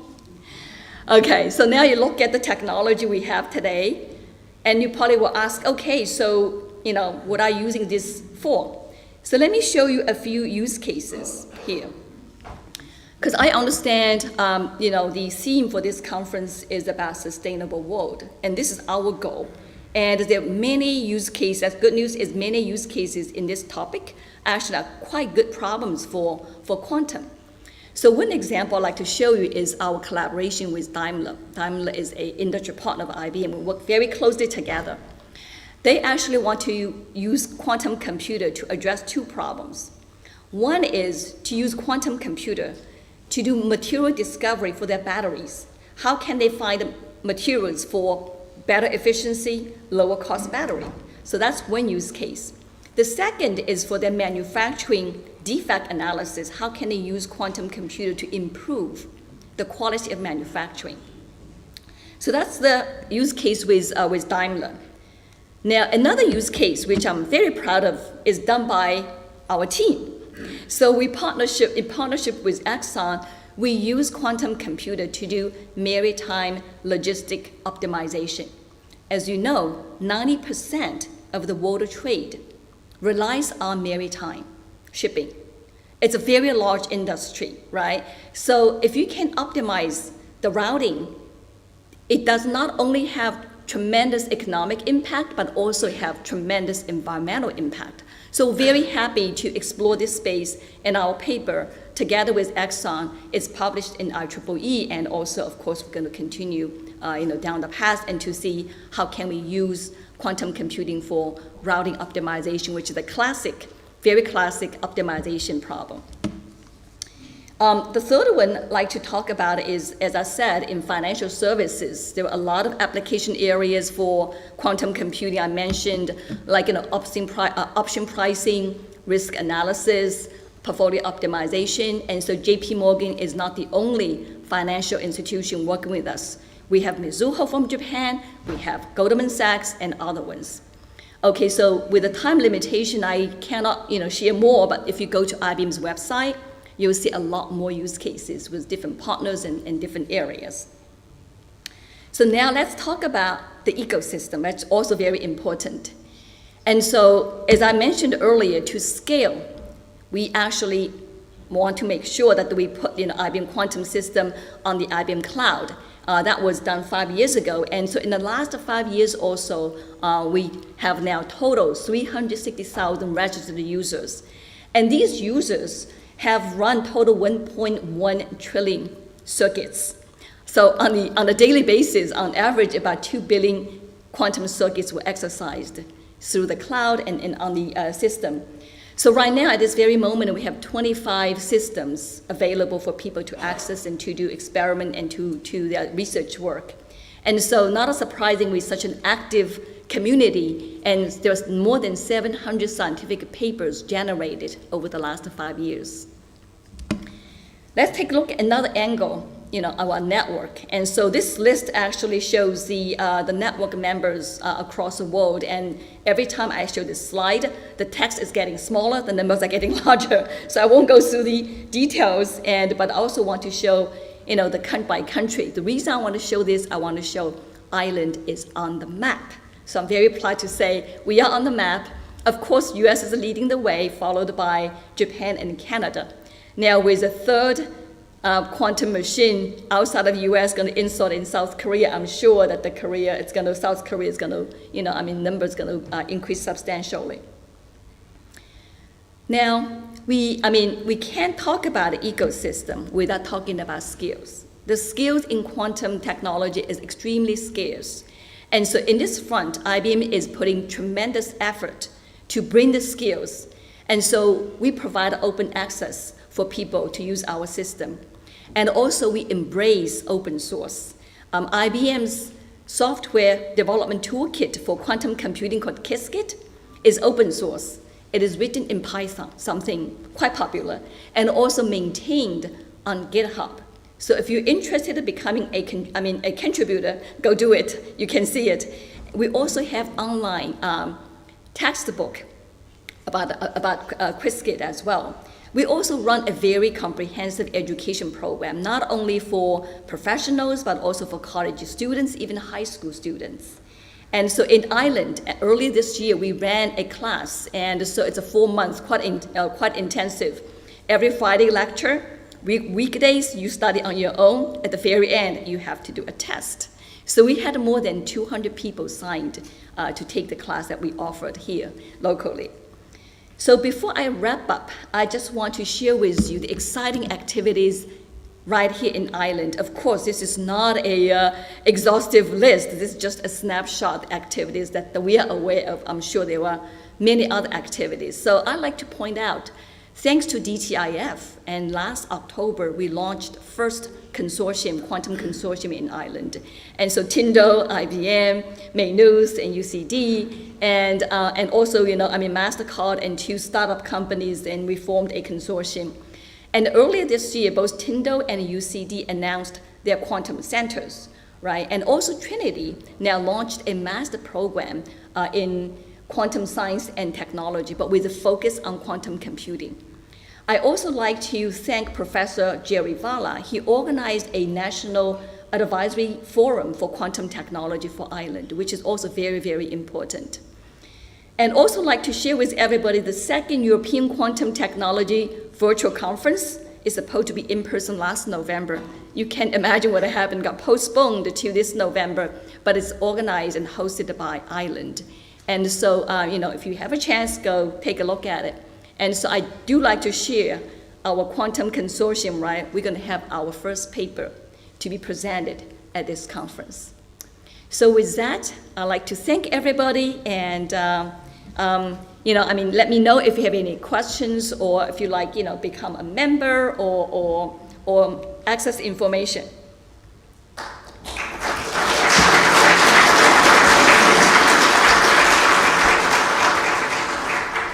That was great, Claire. Thank you for explaining quantum computing in such an accessible way. I think it's the easiest one I've ever heard it explained, so thank you. And I've tried. Thank you for that. That was very interesting. Again, questions, folks. You can use the slider if there's any questions in the room. You can please, you can use the microphone. But I'll start, I guess, myself again, Roy. When you look at these machines as they're being built, they look extraordinarily complicated. Temperature control, all that, and I'm amazed you're up to 120 qubits. That's extraordinary, because it was only a few qubits just 1 or 2 years ago. So It does really look like it's accelerating. But is there a move to kind of standardize the design of these machines? Because the big lesson from the PC business is when it became a standard. When you had the standard microprocessor standard operating system, it took off. So is there a move towards that? Or are we back to the kind of the mainframe kind of concept, which is that it becomes a proprietary mainframe type of solution? That's such a good question, and IBM as a corporation, right, we definitely will embrace standardization. And so if you take a look at, for example, you mentioned cryogenic system, right? Yeah. Most of those, cryogenic systems are commercially available, or you can say standardized. Okay. However, it is true as we need to scale, and those kind of cryogenic systems are no longer available and can support our needs. So we end up building our own as well. But eventually, I'm sure we need to call for standardization. We need to call interoperability. Right? One of the things is also even the quantum chip technology are different. They're different kind of technology. How can you make sure from the user perspective, you don't care, what technology you have underneath. You just want to use it. So we need to make sure how do we unify different qubit technology. So these are the things, as we move forward, I'm sure very crucial in terms of embracing this technology. Question here, a few questions coming in online. Roy, it's one from Jean-Pierre Calange, actually, who's a presenter this afternoon. He's asking, can you comment on the process or the progress of quantum computing in China? Let me put it this way, and we're very focused on what we do in IBM. I would say yes, other countries, they are investing a lot of money, and so we also call for government, it doesn't really matter US or Ireland, we need to invest more, otherwise it is true that we can be taken over by other countries. Right. And so right now, for me, from my perspective, is I really focus on what can we do, how can we advance, especially for our team, how do we keep growing the ecosystem here in Ireland. Okay, and Ernest Pavlik is on from ADI. He's asking if you believe, I think is a classic question, but if quantum computing will one day make majority of security systems vulnerable. That's actually an excellent, and the reason I laugh is because we have security research team, we have quantum research teams, right? And so depending on who you talk to, is a quantum-proof security or quantum can break anything. So those are the areas, we're not really, focused on those, that we rather focus on the application areas that matter, to the people, like, for example, climate change, right? Or the pandemic, or new material discovery, new drug discovery. Okay. That is actually a controversial question. That's what I'm saying, depending on who you talk to. Okay, good. That's a good one. That's a good one for the lunch break, I think, to have a debate over. Well, I will leave it there. Thank you very much. That was really excellent. Thank you for that. So just a small presentation, and we can let you away.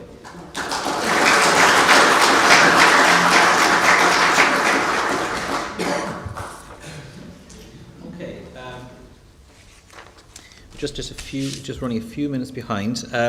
So our next speaker is actually going to join us online, and in fact, to be told, it's a recording we have of the speaker presentation, and then when we're done, she will actually join online for the Q&A. That's Dr. Colette Maloney. She's head of unit for the microelectronics and photonics industry at the European Commission. You may remember Colette actually spoke here at our 2019 conference, the 2018 conference, I think, our first one we had when we were in Dublin some years ago. She spoke at that as well, so we're delighted to have her back.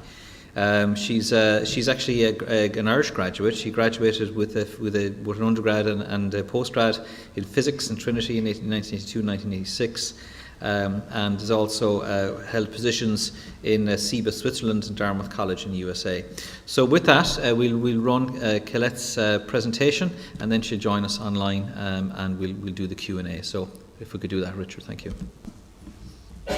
So good morning, everybody. Thank you for giving me the opportunity to be here today. What I want to do is I want to say a few words on what we're up to at EU level in the field of semiconductors. So I'm actually responsible for research and industrial policy in the field of semiconductors here at the Commission. And I guess, like everywhere else, the chip shortage has been occupying a lot of our time and a lot of our thinking. So the first slide I'm going to show is simply the semiconductor value chain. We've, like I guess a lot of people have been doing, reflecting about every single part of the supply chain, in particular where we stand in Europe as regards competences at the various stages of the chain. So one of the things we've been doing is looking at the strengths and weaknesses, and there are a number of weaknesses which I would like to identify just as an introduction to the presentation, and because we are trying to seek how to address these weaknesses and how to strengthen the resilience of the semiconductor supply chain here.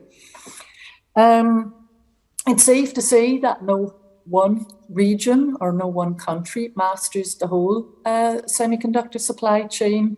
It is truly a global industry. Where we have some concerns about our competences in Europe, are particularly in the area of design and the area of manufacturing. When it comes to design, we are particularly short when it comes to EDA tools, and also the presence of fabless design companies. We've very few, I think we've one company in the top 50 in Europe. Also, our design capabilities are very much focused on analog, discretes, but less so on digital design. When it comes to semiconductor manufacturing, we also have a relatively low output in Europe if we compare ourselves with the rest of the world. Today, Europe is responsible for less than 10% of global production. So these are two areas in the value chain which we are concerned about in Europe at the moment. In particular, when you look at design and you look at the challenges we have ahead, digital technologies is going to be very important, in particular the ability to design chips that can cope with the ever-increasing amounts of data, which will inevitably come as we build AI capabilities into our systems. Jumping to the next slide, there's been quite a lot of activity, as I mentioned, around the semiconductor sector. Last year, Germany had the presidency of the Union for the second 6 months. And they launched an initiative amongst member states, whereby 22 member states signed a declaration committing to make investments in reinforcing the supply chain in Europe, and committing to work in the context of a large integrated project to reinforce the semiconductor system, the supply chain in Europe. On top of that, the Commission has been busily setting ambitions for the sector as well.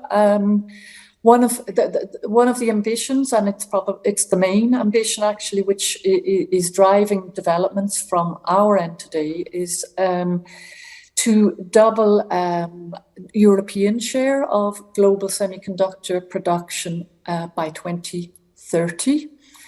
Alongside that, our aim as well is to increase leading edge manufacturing in Europe. So being able to produce chips at leading edge nodes. And this is linked to what I said when I presented the previous slide. We need in Europe to design more digital chips for processing, for example, than we can do at present. And we want to have the capability to manufacture these chips in Europe too.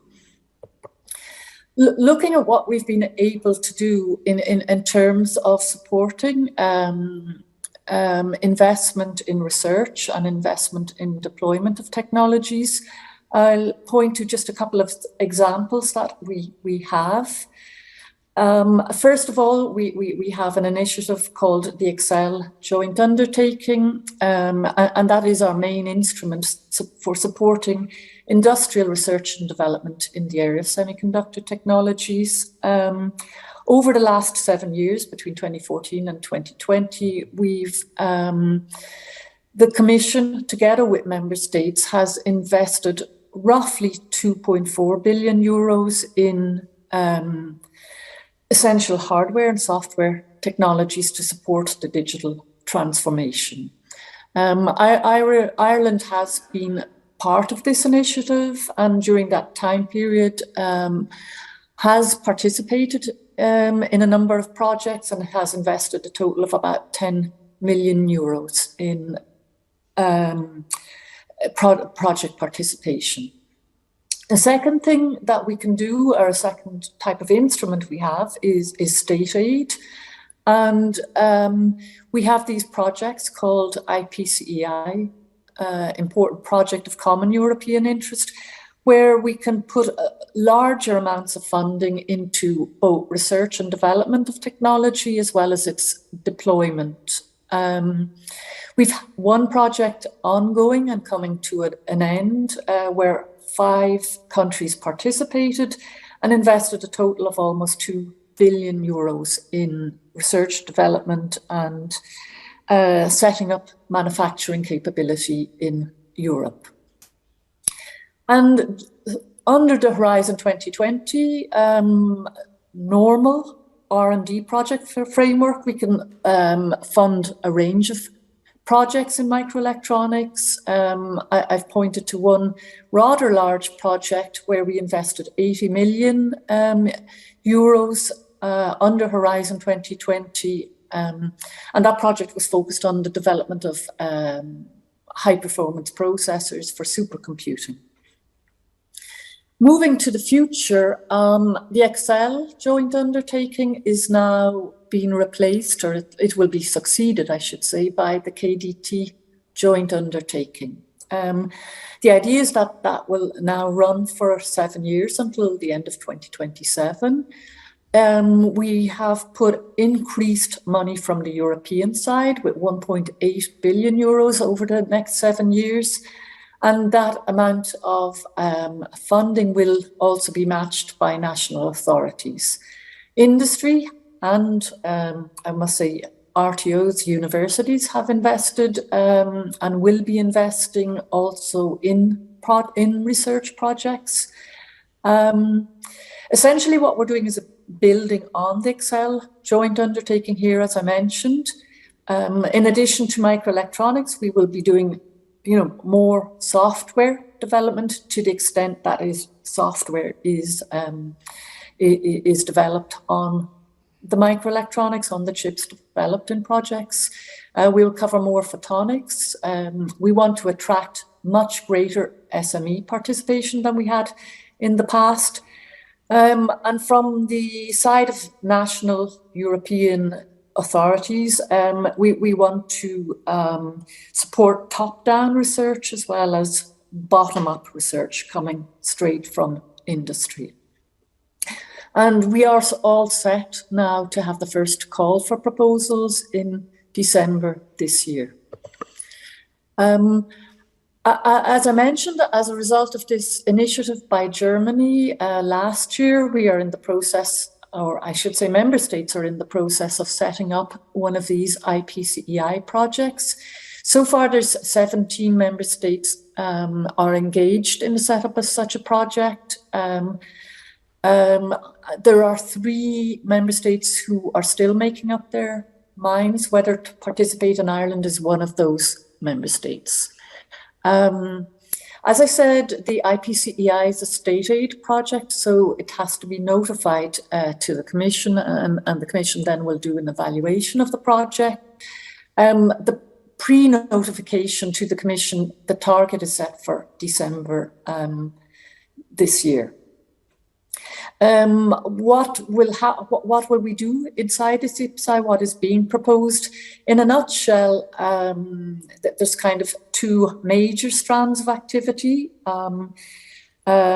where companies will be addressing gaps in the semiconductor value chain and engaging in research, development, deployment to address those gaps.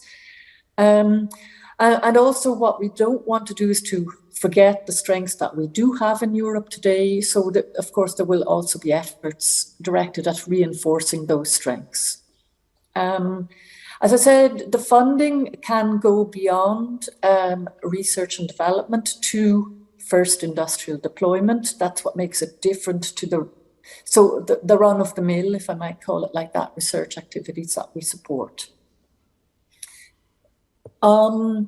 What else do we have? We have a new program called the Digital Europe program. One activity that we will be supporting here, and we've just published the work program for that and the call for proposals. So this activity is basically to, first of all, develop a European platform that will allow companies, in particular smaller companies, to be able to test and experiment innovative AI chips based on low power computing technologies such as neuromorphic computing, for example. And the idea is to be able to offer companies the possibility to prototype those chips. That's what this platform will do, and test the new functionalities and the new features that those chips will provide. This call for proposals that has just now been published focuses mostly on the setup of the platform in the first place. So the spending will be mostly capital expenditure.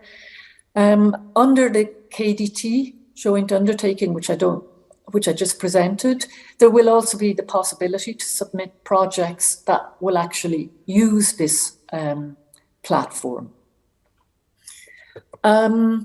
We are supporting activities on skills as well. We do have a shortage of skills in Europe in semiconductor technologies.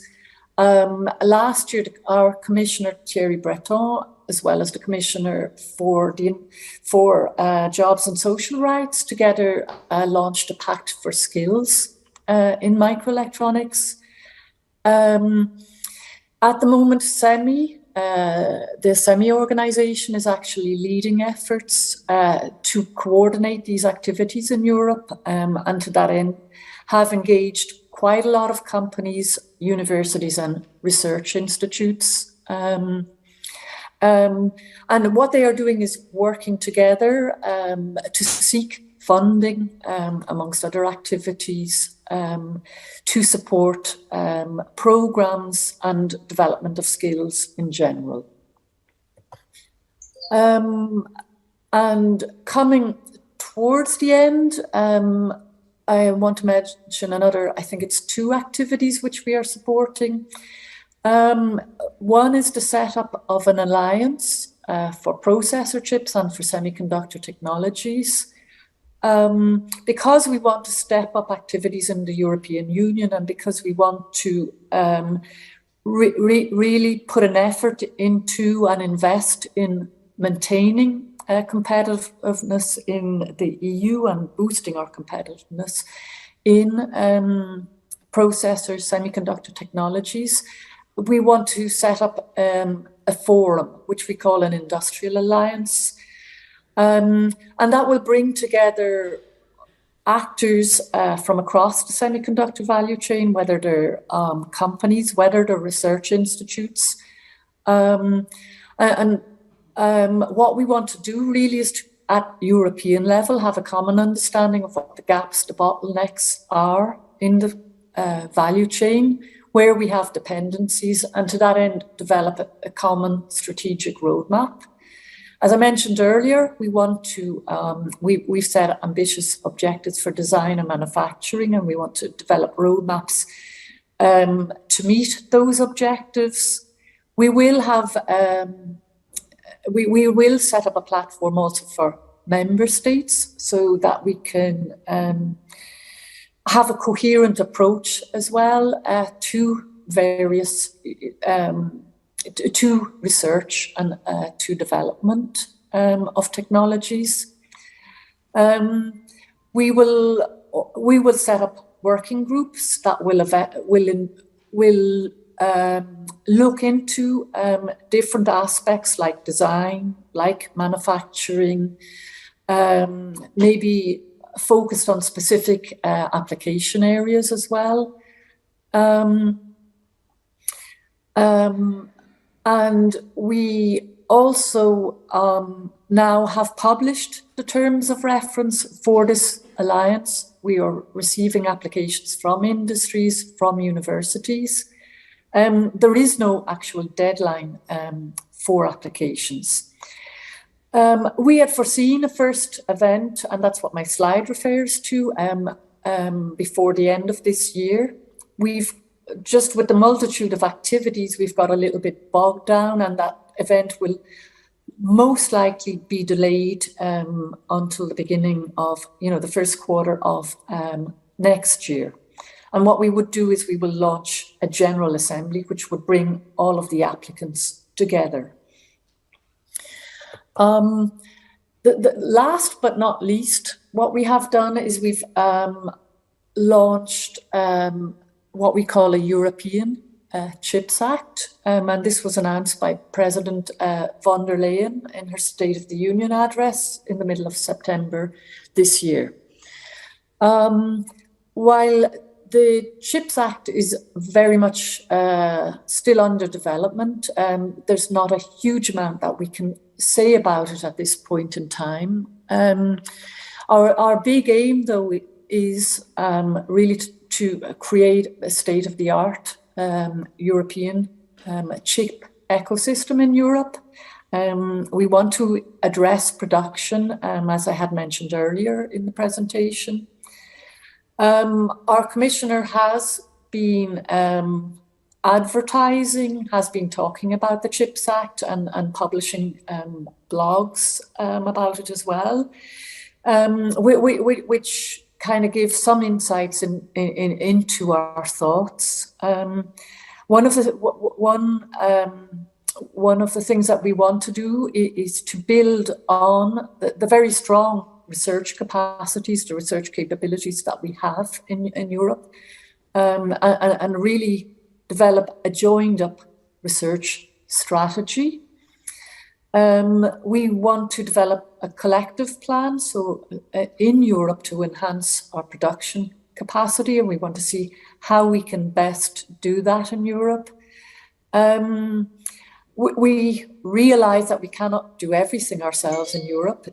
This, as I said at the beginning, it's a complex global value chain.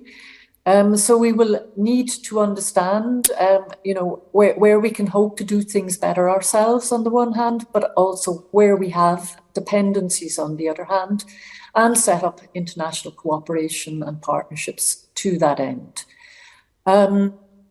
The Commissioner also mentioned in his blog that we want to set up a European semiconductor fund, inter alia, to make up for the fact that in Europe, while we do see we do see investment in small companies, investment in startups, certainly in the technology domain and in the domain of software, we see far less though happening in the hardware domain, in the chip domain, and this is something that we are looking into to see if we can, increase the amount of investment that we have in startups developing hardware technologies in Europe. On the CHIPS Act, we are, at this point in time, we are listening to stakeholders, whether those stakeholders are member state authorities, whether they're industries, whether they're universities, and we'd be very interested also in hearing your views on what we can do better at European level for the semiconductor sector. And just to conclude with a number of links and reference documents, and simply that are available, that you can find on the web. And if you do have any questions on the initiatives that we're setting up, please also feel free to mail us.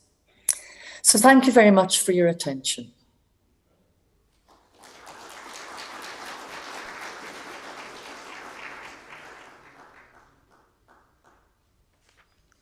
Okay, hello Colette, you're live to the nation.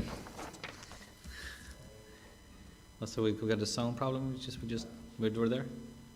Do you want to try again there, Colette? We can hear you. Yeah, sorry, I've forgotten to mute or unmute. Just a second, we're having just a little issue here that we can't hear you in the room. Oh, okay. Go on, no problem. Okay, Colette, I think we're good here on this side. Okay. Oh, perfect. Yeah, there you go. Loud and clear. That's great. So we had a little problem here. So, Colette, listen, thank you. It was great to see you again, albeit virtually. I know you were here a few years ago with our conference, and my goodness, there's a lot happening in Europe right now for semiconductors, and we've been talking a little bit about it earlier as well here. So we have an online audience, and we have an audience here in the room. So I'll just see, first of all, I'll just go to the room to see if there's any questions in the room for Colette. Anybody wants to come to the microphone? Darren, yeah, go ahead, please, yeah. Colette, thanks for the presentation, very good. Just an observation in the last, I guess from COVID-19, what we learned is the lack of chip supply. And the place where there's a lack of chip supply is basically the analog nodes, right? So if I look at the process nodes, deep FinFET's okay, but if you look at the analog nodes, that's basically where there's a big lack of supply. And in Europe, there's not enough, obviously, and I believe that TSMC are building up 0.13 BC at this point in time. So I'm just kind of wondering if, for example, analog is a big skill set in Europe as a design, and we don't have capacity in Europe, surely should we be looking there rather than just chasing the FinFET nodes? Okay, will I answer now, or do you want me to please, Colette, yeah, go ahead, yeah. Yeah, sure. Good question as well. So let me explain why let me explain what we are planning to do then. We certainly are looking at analog nodes. And one of the things that I think we've been trying to make clear also to the stakeholders, the participants of our new ITCEI, is that there are two things we should be focusing on in Europe. One, indeed, is building up the strengths that we have, like in analog, in power electronics, stepping up our design efforts, and also stepping up production too. But one of the things that I think COVID has brought home also, because we had a lot of reflections with stakeholders, is that we despite our strengths in analog, we're not strong in digital as well. And with AI and the need for a lot more information processors, and if you look at sensing devices, if you look at what's happening at the edge of the network, we are going to need to combine analog more with digital, simply to help us do data analysis. So we have made it a priority also to try and strengthen, to build up our competences in digital design in particular, where we're really, really just not present. We've practically no fabless companies left in Europe there. So that's hopefully clear. Yeah. Okay. Thank you. Again, where I'm going with this is that the cost of development FinFET is exceptionally expensive. So if you're going after an SME type audience, being in those nodes is not compelling, right? So basically, you need to be more in the analog nodes or the planar nodes. So again, it's just a point of information, Thank you. Okay, great. Thanks, Sharon. Thanks. Super. Colette, I'd one for myself. I was very interesting to see the goal for Europe to double its capacity. It's not a new idea though. This came up. I think you and I may have never interacted on this many years ago. In my previous life, where there was the Airbus of Chips was the initiative from the then Commissioner Nelly Cruz, and well-intentioned, lots of energy around it. And I think, as we were talking earlier today, the IPSI, I think, probably came from that era, so that was certainly one very good thing that came out of it. But in terms of closing the gap to 20%, it didn't really make any progress. And one thing, maybe there's a clue in what's come out so far from the Commission in that for the first time ever, this was in the we were talking about earlier here today, the speech from the President von der Leyen earlier, when she talked about three things for the semiconductor industry, and one of them was encouraging foreign direct investment in Europe. It's the first time I've heard that. I personally think that's the solution if you really want to close the gap in Europe. But I just want to get your thoughts on that. Is that quite deliberate, that it's now being looked at as it's more open, or are we trying to use the existing capacities and capabilities to try to grow manufacturing capacity? Okay, so first of all, to be very clear on that, we are being open, and I think the message should be clear coming from us to everybody, that we know we can't do everything on our own. There's just no way we couldn't afford it. It's a global industry. We have to reach out to others. So what you say, Leonard, is absolutely correct, and we have been talking to quite a few companies actually who are interested in coming to Europe also to build up facilities. Okay, great. Are there any other questions in the room? Yeah, there's one here. Yorgos, yeah. Get you to the microphone. Hello, Colette. Good to see you, even virtually. Actually, I want to commend the European Commission for what they've been doing the last 2 or 3 years. It took 10 years in the making to be where we are today, but I think what Colette presented today is a fantastic orchestration, everything coming together. I think a lot of things has gone into bringing everything together and build new policies. So as part of that is actually my question, which relates to the processor initiative. So what is the scope of the processor initiative, or the end goal? Is it to evolve it into a public-private partnership, or what will come out of that? Because we have a few we have the industry associations, we have a KDT, we have the Euro HPC, and all the other initiatives. So, is the role of, or which space actually the processor initiative is going to fill in? Oh, okay. Thanks. Thanks for the question. I think in my presentation I mentioned the processor initiative as just an example of the type of bigger projects that we can do. That isn't to say, though, that we just do one project and forget about it, because, as I said earlier, it's something we are missing in Europe. The capacity actually to design processors. There's not so much, we've lost a lot of that, and we've lost a lot of ground. So we will, I think, rather than setting up anything new there, we have two initiatives actually that cover semiconductor technologies from the point of view of research, and we may be looking into what we can do under the CHIPS Act to complement that. But we want to put a lot of emphasis on design. There's no point calling for big fabrication projects in Europe if we don't boost our capacity also to design chips. So we'll certainly be doing more on processors. We've heard a lot of companies, big and small, that are interested in doing that. Not necessarily for supercomputers, which is what the EPI was about, but kind of working our way up. I mean, we're going to need them in all sorts of systems, especially for edge computing. So not all necessarily high performance processors, but all sorts of processors.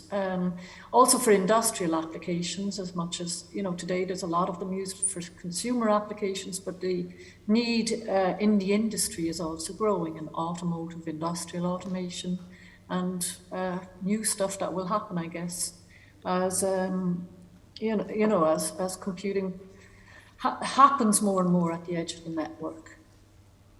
So if I understand correctly, then it's going to look more at the in-memory computing and in sensor computing, so for the edge. But does this mean that,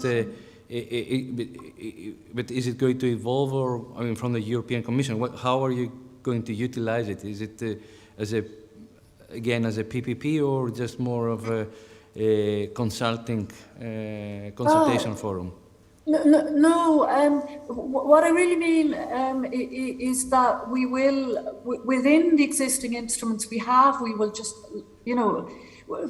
maybe it wasn't so clear when I talked about the KDT initiative, which is the new name for Excel, but we want to do things differently as well.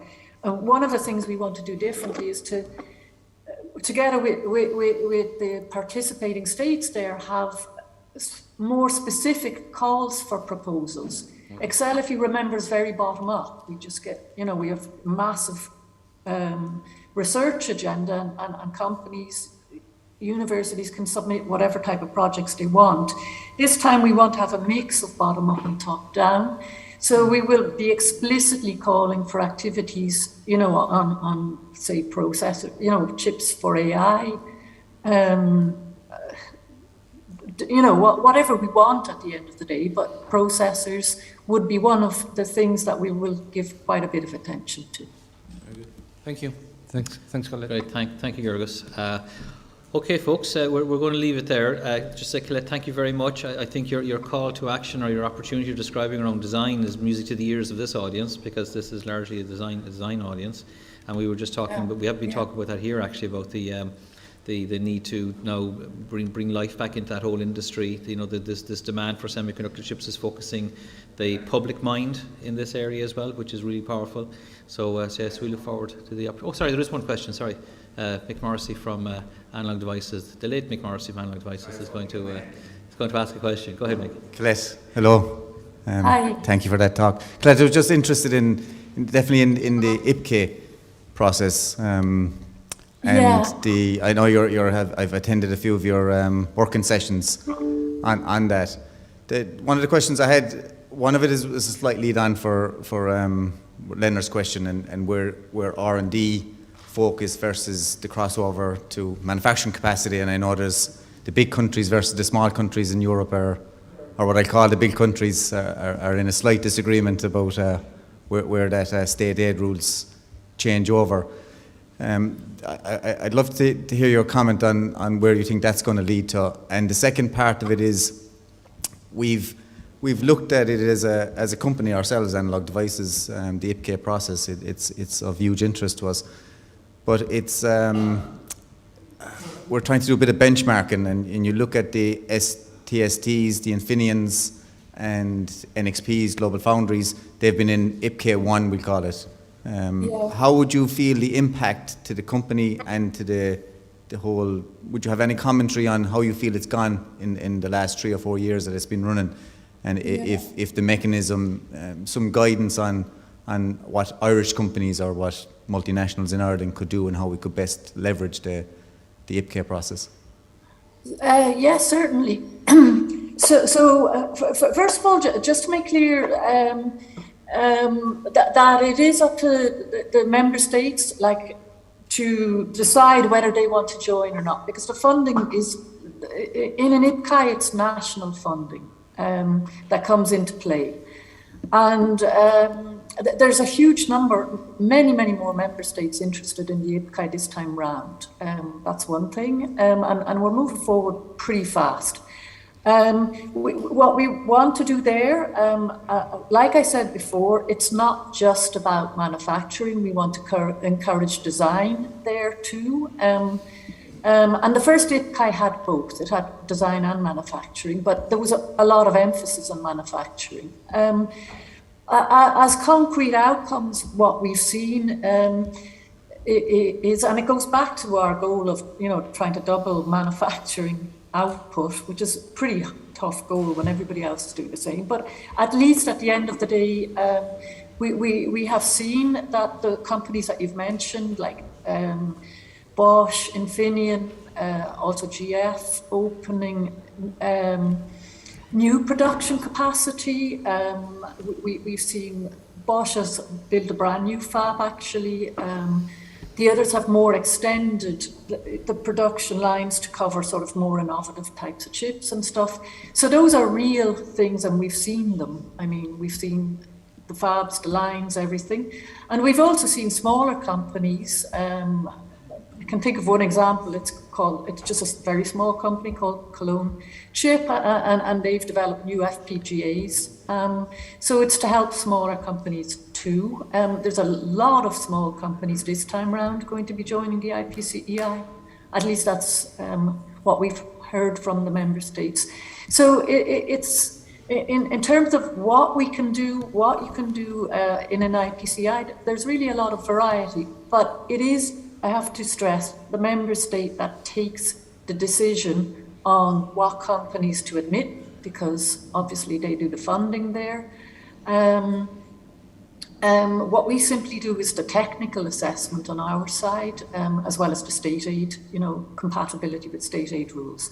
I hope I haven't been too long, but there is a difference between what bigger countries and smaller countries, between the interests as well, and we want to be able to address that in the CHIPS Act. And one of the things there is, we've seen that we really have excellent research hubs in Europe as well, and we'd like to see how we can leverage those, rather than just funding fabs and manufacturing. How can we leverage the strengths, as I said, we have before in Europe, so that we can keep them here and build on them and make Europe sort of an attractive place to do innovation and for companies to move to as well.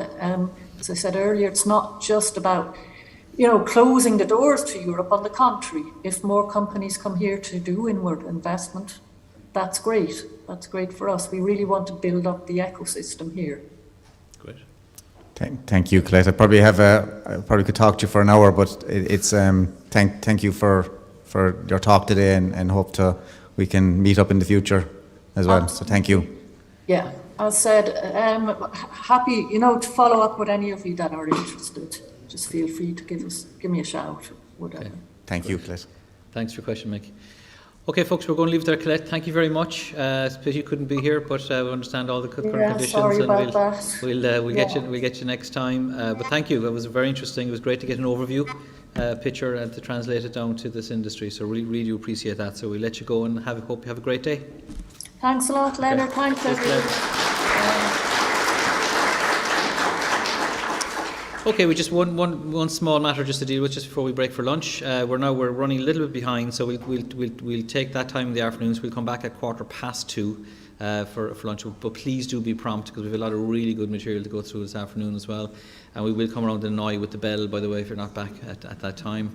We have a bell, we're armed and dangerous with it. So just the last small little piece again, we're just going to go back to our SkillNet testimonials. And this time we just have some inputs from some people who've actually done the courses in SkillNet. And again, just want to share that with you just before we break for lunch. So once that's finished, we'll break for lunch. We'll see you all back at 2:15. So Richard, if we can roll it there, please. My name is Jerry Byrne. I'm the network manager of the MIDAS SkillNet, and we're going to show you a few recordings now of the trainees and what they have to say about the MIDAS SkillNet training.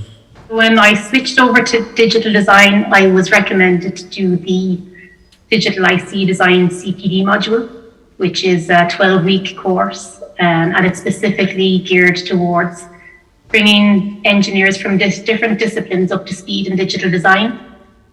So that sounded perfect for me to do. That really helped me to get on speed with understanding the scripts that we already have, as well as writing the new scripts. I'm finding it really beneficial in terms of learning design theory and design methodologies. And there's also a huge emphasis on the practical hands-on side of things.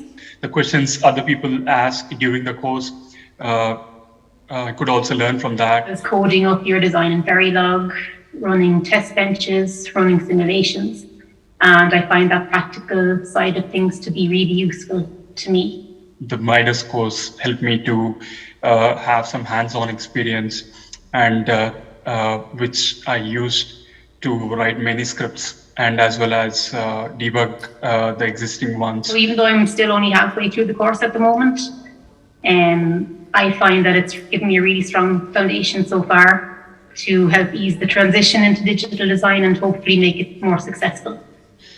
I think all my colleagues who are actually here have already taken the course, so they themselves recommend me to take the course, and I would definitely do the same, whoever joins my company. I definitely recommend it for engineers who are changing disciplines and they want to get up to speed in digital design, or even for graduate engineers who may not have a lot of experience in digital design, to get the more basics, more fundamentals of digital design to give them a heads up to get going in the job.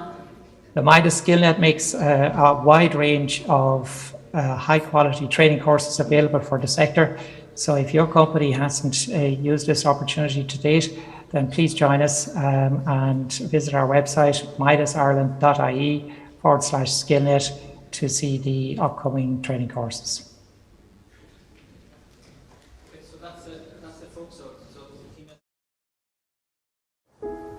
What if the most powerful thing in the world was a question? What if every discovery, every invention, theory and innovation, every great idea began by asking, what if? And what if that made us want to ask more questions? And not the easy ones. The impossible questions. The technical challenges of our most difficult human questions. What if we asked how energy can empower more people? Or how industry can open more doors of opportunity? We can ask the questions that make our lives in the world better. Because the true power of asking a question is in believing that there is an answer. All we need to do is find it. Analog Devices, where what if becomes what is. This is a land where resilience grows, where companies who have put their faith in us know they're on firm ground, know that the roots they've put down here are growing stronger again. This is a land where confidence grows, as we continue to open doors for existing and new investors to our shores, though we open them to a changed world. This is a land ready for the future. This is Ireland. This is the age of intelligent transportation, where vehicles communicate with infrastructure to help deliver safer, more efficient driving. Working with key industry leaders and transportation agencies, we're excited to deploy CV2X in Northern Virginia and offer a look at how direct communication works in tandem with long-range communication to deliver road safety. Examples include work zone roadside safety messages, which offer a greater awareness for the driver, who can receive an initial advisory message communicated over a cellular network, and subsequent work zone safety messages via low-latency direct CV2X. Vulnerable maintenance and construction personnel in work zones benefit from CV2X as well, in the event that someone is near the boundaries of their work zone as a vehicle approaches. CV2X provides warnings to the vest's wearer and the nearby driver. Today, Audi vehicles are the first to use cellular networks to provide traffic signal countdowns and speed recommendations to enhance safety and reduce congestion. With CV2X, the car and its driver will receive road data faster and more accurately. Currently, Green Light Optimized Speed Advisory recommends ideal traveling speeds through intersections. By deploying dedicated infrastructure to send and receive other traffic variables, such as vehicle queue ahead over direct CV2X, speed recommendations will be further optimized. While today's traffic signal countdown predicts the next green light, pop-up messages and audible alerts enabled by low-latency direct CV2X can enhance traffic light signal information to warn of an impending red light violation.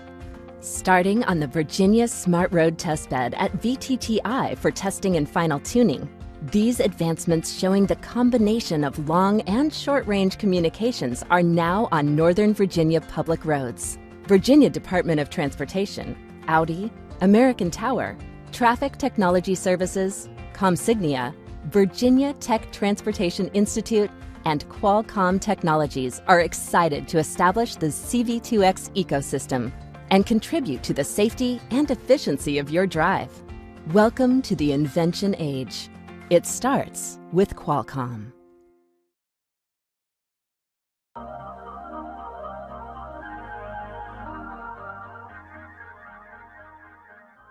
Presenting the Xilinx Real-Time Video Server Appliance Reference Architectures. The future of video transcoding is here, enabling high-quality real-time video streaming for applications such as live streaming, esports, telemedicine, video conferencing, live distance learning, and real-time broadcast video. Harnessing the power of Xilinx FPGAs and programmable SoCs, these new real-time video server appliances are optimized for video quality and bitrate at the lowest cost per channel, offering significant TCO savings over fixed architecture approaches. Scale your existing video infrastructure while delivering the lowest cost per channel with the high channel density edition. Streaming up to 7 Full HD 1080p 60 channels, the ultra-low bitrate optimized video edition reduces bandwidth cost while lowering your total cost of delivery. Deploy on-prem or in the cloud. The future of real-time video transcoding is here.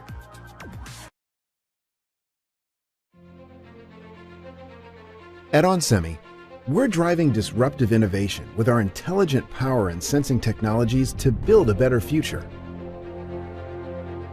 Like making our energy infrastructure more efficient and sustainable to support rapidly evolving changes in power production, distribution, and consumption. Redefining industrial automation and manufacturing by making every part of the factory more power efficient and enabling high frame rates that capture the most detailed images at extreme speeds. Accelerating the EV revolution with game-changing silicon carbide technology that charges cars faster, extends driving range, and enhances performance. Making cars safer with intelligent sensing HDR technology that can detect pedestrians, cars, and obstacles in all conditions, from sunlight to moonlight.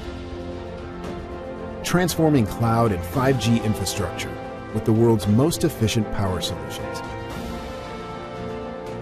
And innovating to enhance our health and well-being, while making our buildings and homes more connected, more efficient, and more secure.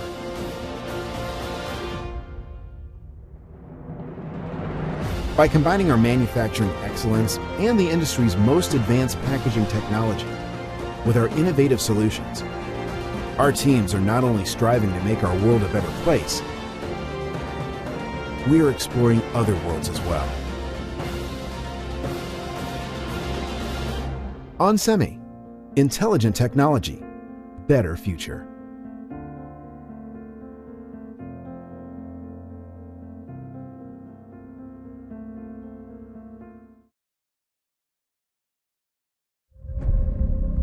It felt like the whole world closed for business for a moment and held its breath and waited. But now, the world is open again. Open for those who are open to new ideas, new opportunities, new possibilities, open to new markets, new ways to connect, new ways to predict and problem solve, new ways to protect our planet. And Irish companies are the proof. When the world felt closed, we stayed open. Open to new thinking, new ways of working, new ways to succeed. Around the world, Enterprise Ireland is opening new doors for Irish companies, connecting them with global leaders and giving them the insights and the edge they need to compete. It's a brand new day with brand new opportunities, because the world is open, and we are too.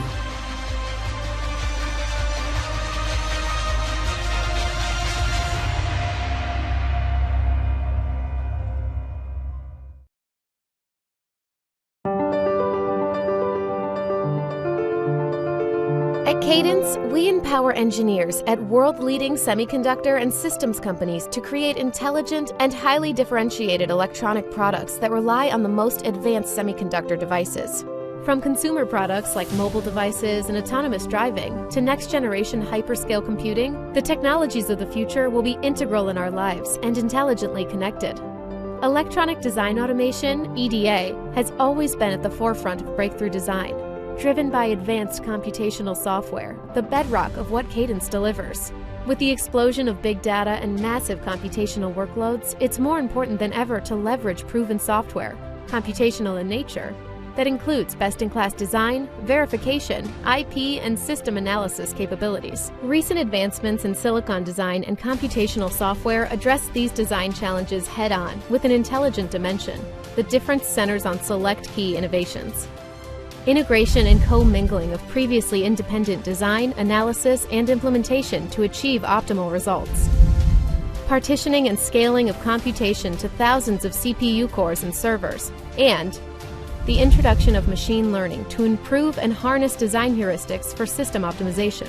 Today, most large system-on-chips are designed at the RTL level, using System C, C, or C++ as the programming language, with high-level synthesis and various forms of verification, from simulation to emulation and formal.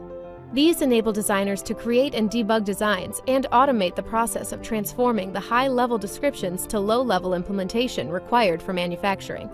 To counter the growth in design size, complexity, and computational scope, algorithms now utilize multiple CPU cores. This approach enables early software development and system debugging, analysis, and modeling before the chip is manufactured. Another key facet of computational software is at the system level. The complexity of systems requires co-design and co-optimization of the semiconductor with its IC package, PCBs, connectors, and cables. Multi-physics simulation is now a necessity for system design. One example is high-speed data communications, which have data rates up to 112 gigabits per second that require analysis tools connected to those environments to deliver automated selection of optimal system implementation decisions. Design tools and designers often apply recipes or ordered sets of steps when applying computational algorithms to their design challenge.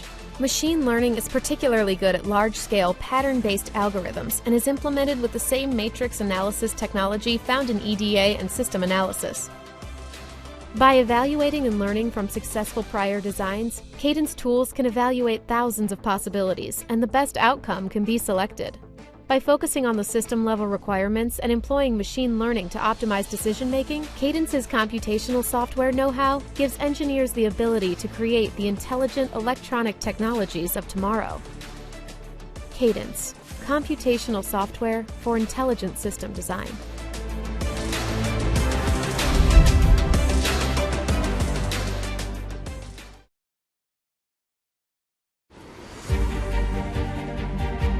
Since our journey began, we've embraced innovation and evolution.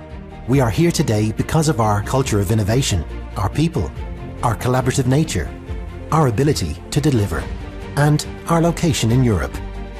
Building on our reputation as a centre of excellence for precision converters, we have expanded our world-class facilities and our capabilities so we can navigate the complexity of what's next. We have used our strengths to move the needle beyond manufacturing and chip design to also become experts in systems, software, and new business models, so we can get to the market faster, generate revenue more efficiently, and strengthen and evolve the ecosystem.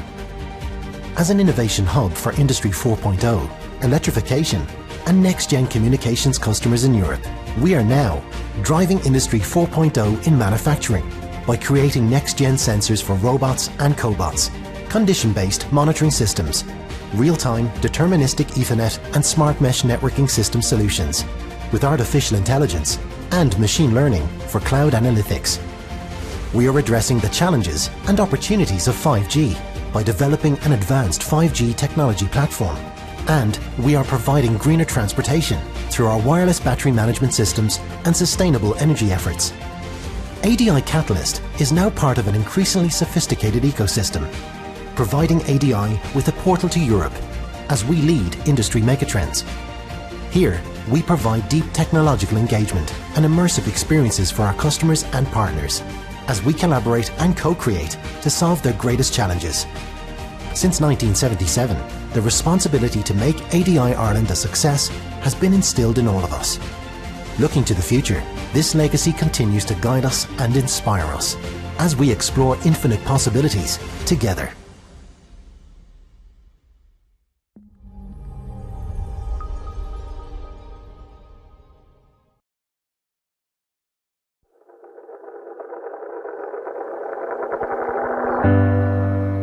The story of Intel's investment in advanced manufacturing in Europe is a remarkable, sometimes untold story of tremendous success and excitement over the past 30 years. I think it's hard to overestimate the economic impact of Intel in Europe. We have over 10,000 employees in the region, and in the last 2 years alone, we have spent over 10 billion euro with European suppliers. The advanced ecosystems that need to build up around our advanced manufacturing need to be world-class. Intel's purpose is doing breakthrough innovations that improve the lives of every human on the planet. And as the world is becoming more digital, semiconductors are underlying every aspect to it, but we're seeing that industries are paused because they don't have enough semiconductors. Also, Europe has many critical aspects of the semiconductor industry already, with IMEC and companies that are truly at the leading edge of the world. IMEC is one of the world-leading R&D centers in nanoelectronics and digital technologies. We bring together the entire semiconductor value chain, so the major foundries, IDMs, fabless and fab-lite companies, equipment and materials suppliers, EDA companies, and also the application developers, the system developers. Besides strong university research, Europe has also set up a unique model for research and technology organizations, bridging the gap between academic research and industrial applications. Over the next decade, we see that as a truly globally balanced supply chain, and so that we'd see 30% in the US, 20% in Europe, and 50% in Asia, compared to 80% in Asia today. Intel has a set of ambitious goals for the next decade that include our desire to be responsible, inclusive, and sustainable in our operations. One such example is our desire to have 100% renewable energy for all of our operations worldwide something that we have been doing in Ireland for the past 5 years. There are very few companies that can do leading-edge process technology. It's an expensive industry. It needs the support, incentives, the engagement of the universities as well as companies to make this successful. And in partnership, we're confident that we can truly change what was a declining industry in Europe to an accelerating industry in Europe, and one that is so critical to every aspect of our digital future together. Having access to advanced semiconductor technology is essential for Europe to become leading in several application domains, such as 6G, autonomous driving, life sciences, healthcare, edge AI. Building fabrication facilities, being a global leader in semiconductors, the investments required are immense. We need your partnership to be able to solve such enormous problems, but create such enormous opportunities. We want to go faster together with you. We can't do it alone. We need your help and partnership.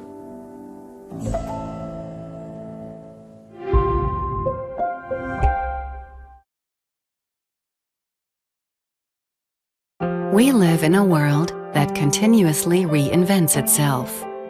A world with visionary ideas, inspiring concepts, and smart answers to key questions of our time. How can we preserve our environment? How will our mobility needs be met in the future? How will we communicate? And how can we protect our data? Microelectronics gives answers to these questions. They are the link between the digital and the real world.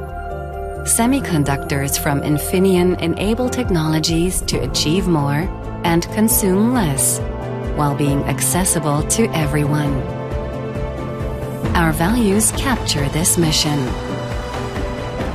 Commitment, innovation, partnership, performance. We make life easier, safer, and greener for a better future. Infineon, part of your life, part of tomorrow.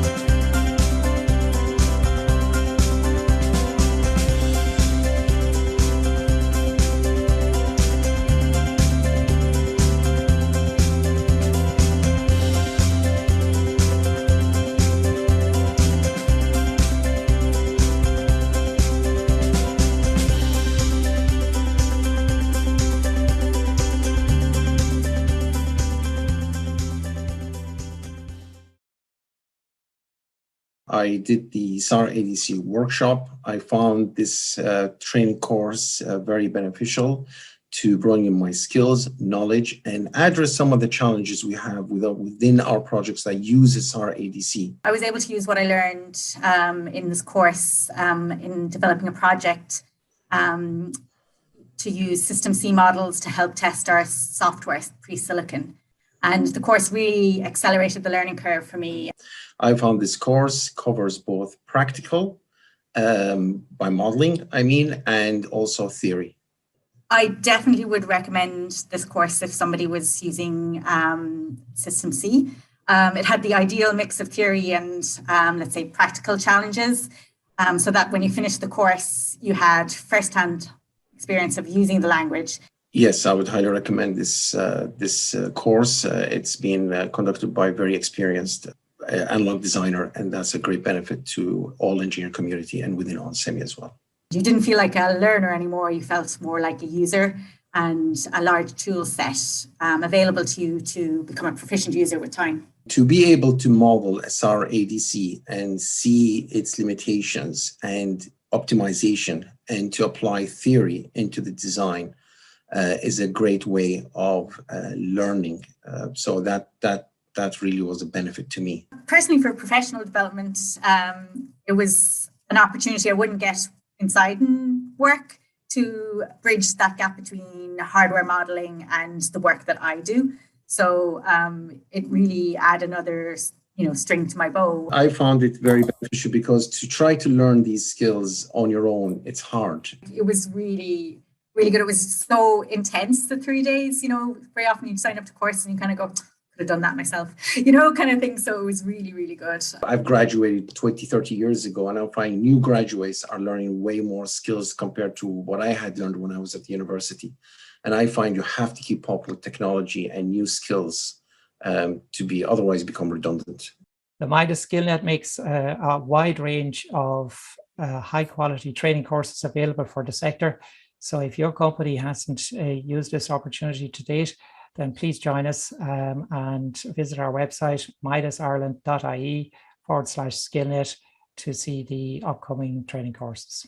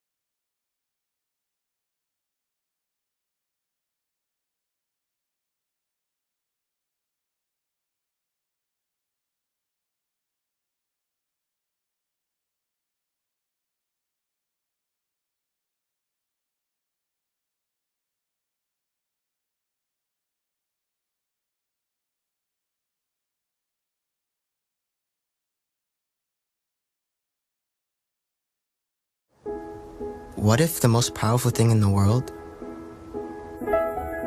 was a question?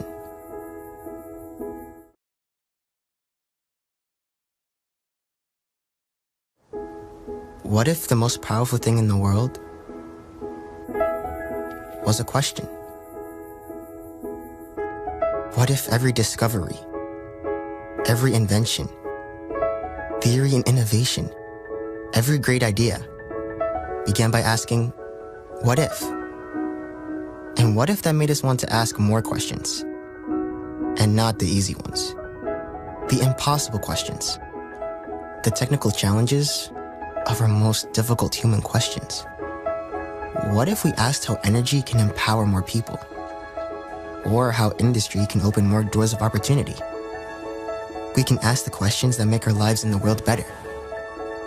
Because the true power of asking a question is in believing that there is an answer. All we need to do is find it. Analog Devices, where what if becomes what is. This is a land where resilience grows, where companies who have put their faith in us know they're on firm ground, know that the roots they've put down here are growing stronger again. This is a land where confidence grows as we continue to open doors for existing and new investors to our shores, though we open them to a changed world. This is a land ready for the future. This is Ireland. This is the age of intelligent transportation, where vehicles communicate with infrastructure to help deliver safer, more efficient driving. Working with key industry leaders and transportation agencies, we're excited to deploy CV2X in Northern Virginia and offer a look at how direct communication works in tandem with long-range communication to deliver road safety. Examples include work zone roadside safety messages, which offer a greater awareness for the driver, who can receive an initial advisory message communicated over a cellular network, and subsequent work zone safety messages via low-latency direct CV2X. Vulnerable maintenance and construction personnel in work zones benefit from CV2X as well, in the event that someone is near the boundaries of their work zone as a vehicle approaches. CV2X provides warnings to the vest's wearer and the nearby driver. Today, Audi vehicles are the first to use cellular networks to provide traffic signal countdowns and speed recommendations to enhance safety and reduce congestion. With CV2X, the car and its driver will receive road data faster and more accurately. Currently, Green Light Optimized Speed Advisory recommends ideal traveling speeds through intersections. By deploying dedicated infrastructure to send and receive other traffic variables, such as vehicle queue ahead over direct CV2X, speed recommendations will be further optimized. While today's traffic signal countdown predicts the next green light, pop-up messages and audible alerts enabled by low-latency direct CV2X can enhance traffic light signal information to warn of an impending red light violation. Starting on the Virginia Smart Road Testbed at VTTI for testing and final tuning, these advancements showing the combination of long and short-range communications are now on Northern Virginia public roads. Virginia Department of Transportation, Audi, American Tower, Traffic Technology Services, Comsignia, Virginia Tech Transportation Institute, and Qualcomm Technologies are excited to establish the CV2X ecosystem and contribute to the safety and efficiency of your drive. Welcome to the invention age. It starts with Qualcomm.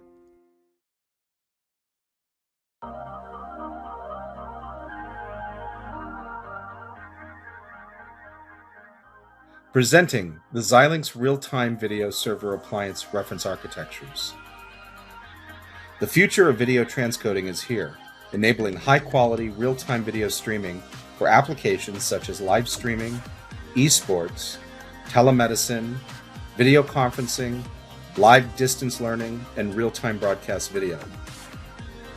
Harnessing the power of Xilinx FPGAs and programmable SoCs, these new real-time video server appliances are optimized for video quality and bitrate at the lowest cost per channel, offering significant TCO savings over fixed architecture approaches.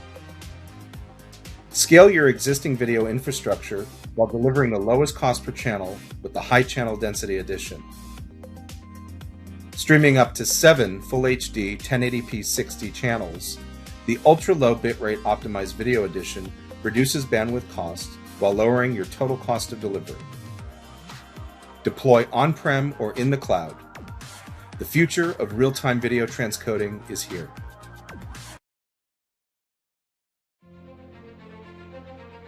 At onsemi, we're driving disruptive innovation with our intelligent power and sensing technologies to build a better future.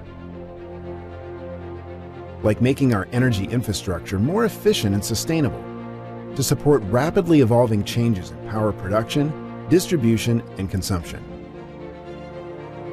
Redefining industrial automation and manufacturing by making every part of the factory more power efficient and enabling high frame rates that capture the most detailed images at extreme speeds.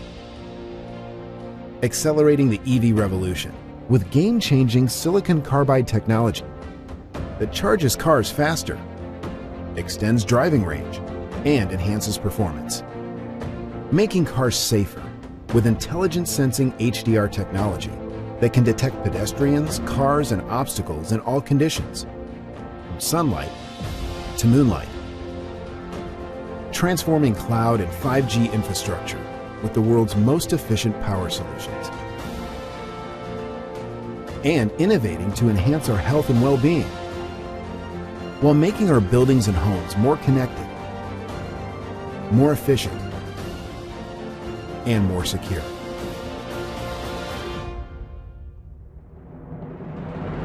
By combining our manufacturing excellence and the industry's most advanced packaging technology with our innovative solutions, our teams are not only striving to make our world a better place, we are exploring other worlds as well. onsemi, intelligent technology, better future.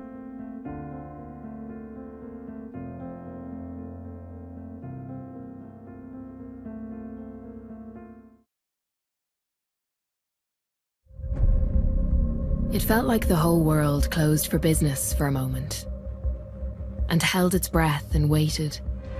But now, the world is open again. Open for those who are open to new ideas, new opportunities, new possibilities, open to new markets, new ways to connect, new ways to predict and problem solve, new ways to protect our planet. And Irish companies are the proof. When the world felt closed, we stayed open. Open to new thinking, new ways of working, new ways to succeed. Around the world, Enterprise Ireland is opening new doors for Irish companies, connecting them with global leaders and giving them the insights and the edge they need to compete. It's a brand new day with brand new opportunities, because the world is open, and we are too.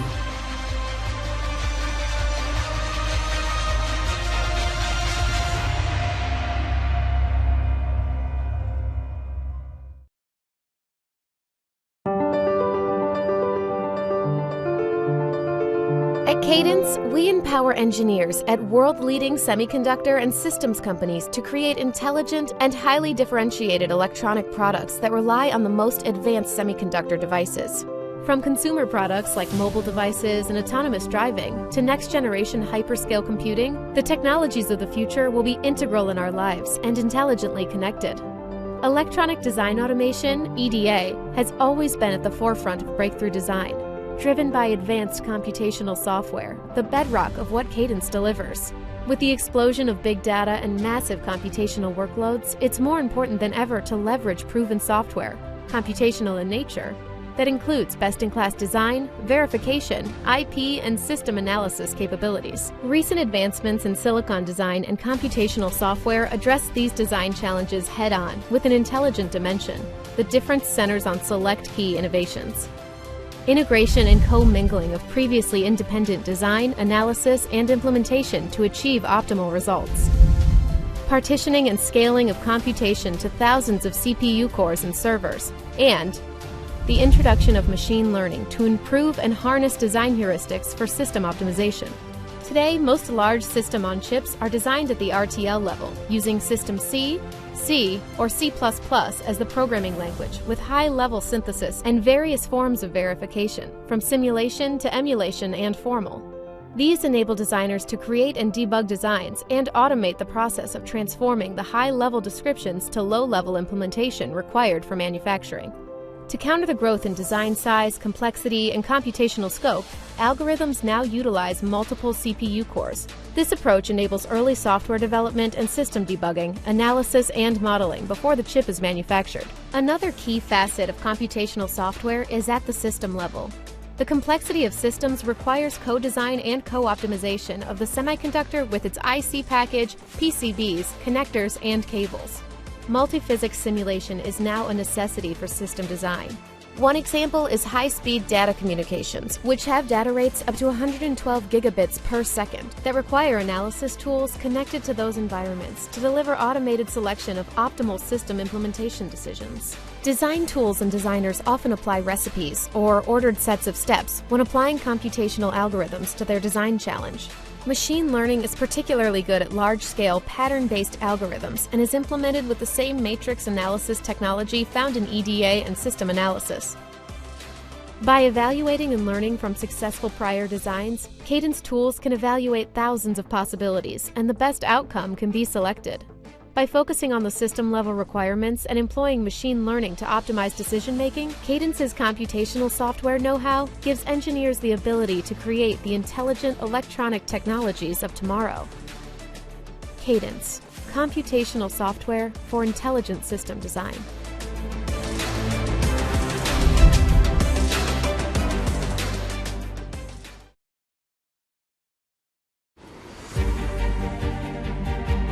Since our journey began, we've embraced innovation and evolution. We are here today because of our culture of innovation, our people, our collaborative nature, our ability to deliver, and our location in Europe. Building on our reputation as a centre of excellence for precision converters, we have expanded our world-class facilities and our capabilities so we can navigate the complexity of what's next. We have used our strengths to move the needle beyond manufacturing and chip design to also become experts in systems, software, and new business models, so we can get to the market faster, generate revenue more efficiently, and strengthen and evolve the ecosystem. As an innovation hub for Industry 4.0, electrification, and next-gen communications customers in Europe, we are now driving Industry 4.0 in manufacturing by creating next-gen sensors for robots and cobots, condition-based monitoring systems, real-time deterministic Ethernet and smart mesh networking system solutions, with artificial intelligence and machine learning for cloud analytics. We are addressing the challenges and opportunities of 5G by developing an advanced 5G technology platform, and we are providing greener transportation through our wireless battery management systems and sustainable energy efforts. ADI Catalyst is now part of an increasingly sophisticated ecosystem, providing ADI with a portal to Europe as we lead industry megatrends. Here, we provide deep technological engagement and immersive experiences for our customers and partners as we collaborate and co-create to solve their greatest challenges. Since 1977, the responsibility to make ADI Ireland a success has been instilled in all of us. Looking to the future, this legacy continues to guide us and inspire us as we explore infinite possibilities together.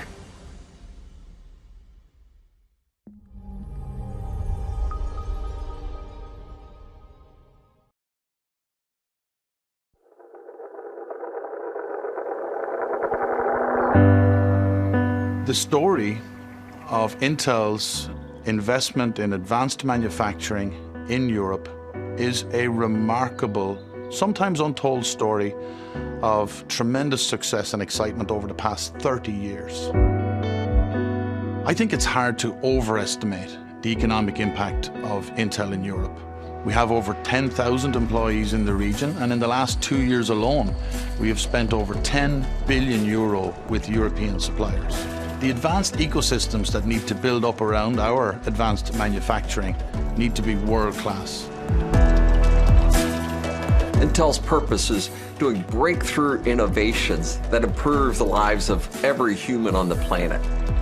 And as the world is becoming more digital, semiconductors are underlying every aspect to it, but we're seeing that industries are paused because they don't have enough semiconductors.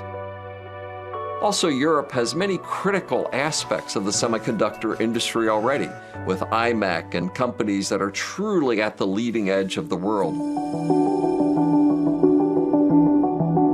IMEC is one of the world-leading R&D centers in nanoelectronics and digital technologies. We bring together the entire semiconductor value chain, so the major foundries, IDMs, fabless and fab-lite companies, equipment and materials suppliers, EDA companies, and also the application developers, the system developers.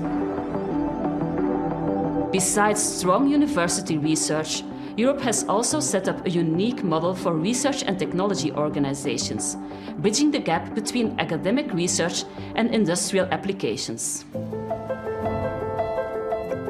Over the next decade, we see that as a truly globally balanced supply chain, and so that we'd see 30% in the US, 20% in Europe, and 50% in Asia, compared to 80% in Asia today.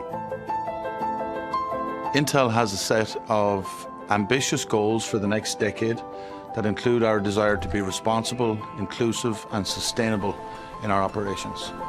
One such example is our desire to have 100% renewable energy for all of our operations worldwide, something that we have been doing in Ireland for the past 5 years. There are very few companies that can do leading-edge process technology. It's an expensive industry. It needs the support, incentives, the engagement of the universities as well as companies to make this successful. And in partnership, we're confident that we can truly change what was a declining industry in Europe to an accelerating industry in Europe, and one that is so critical to every aspect of our digital future together. Having access to advanced semiconductor technology is essential for Europe to become leading in several application domains, such as 6G, autonomous driving, life sciences, healthcare, edge AI. Building fabrication facilities, being a global leader in semiconductors, the investments required are immense. We need your partnership to be able to solve such enormous problems, but create such enormous opportunities. We want to go faster together with you. We can't do it alone. We need your help and partnership.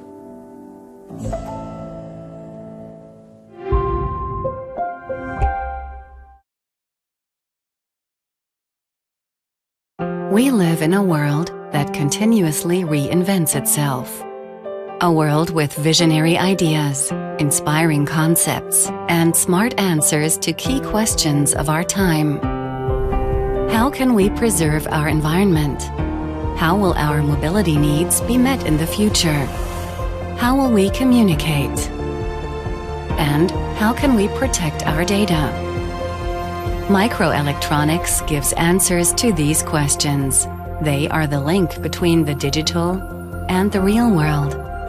Semiconductors from Infineon enable technologies to achieve more and consume less, while being accessible to everyone. Our values capture this mission. Commitment, innovation, partnership, performance. We make life easier, safer, and greener for a better future.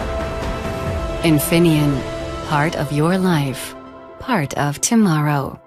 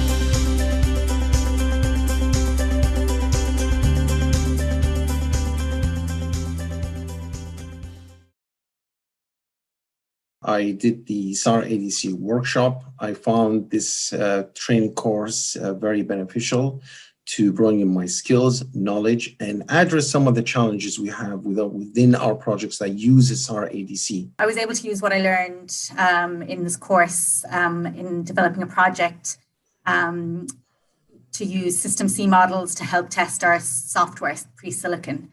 And the course really accelerated the learning curve for me.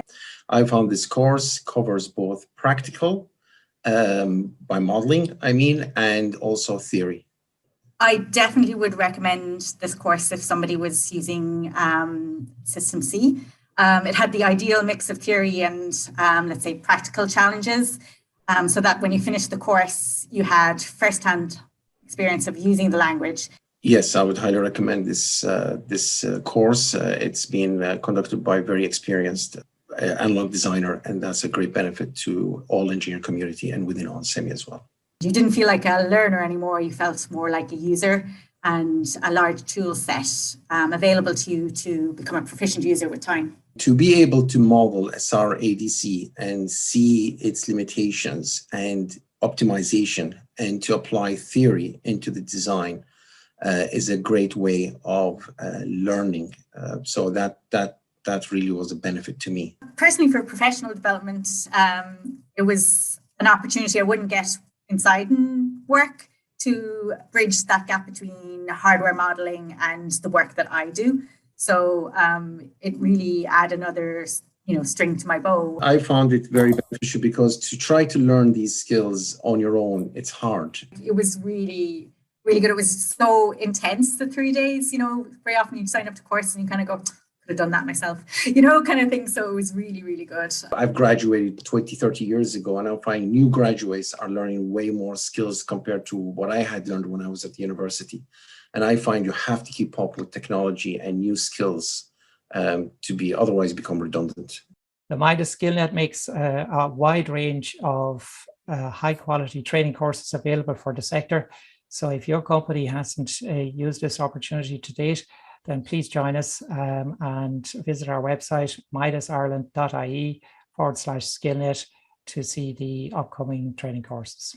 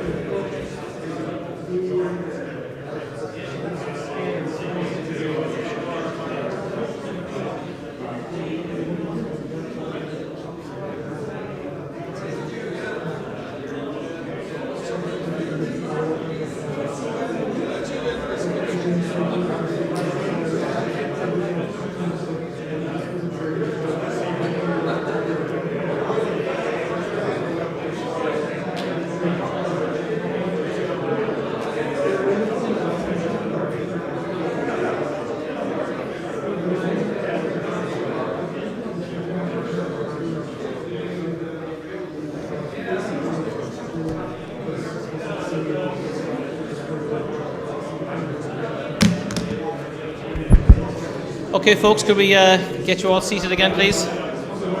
Oh.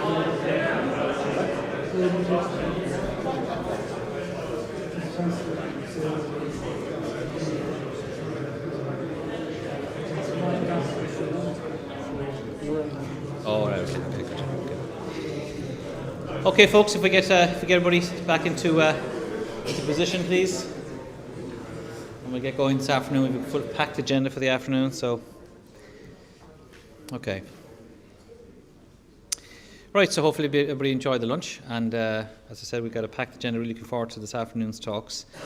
To begin with, we have a colleague of mine that I'm delighted to present, Professor Lorraine Leeson, who's a colleague of mine at Trinity College, where she's Professor in Deaf Studies.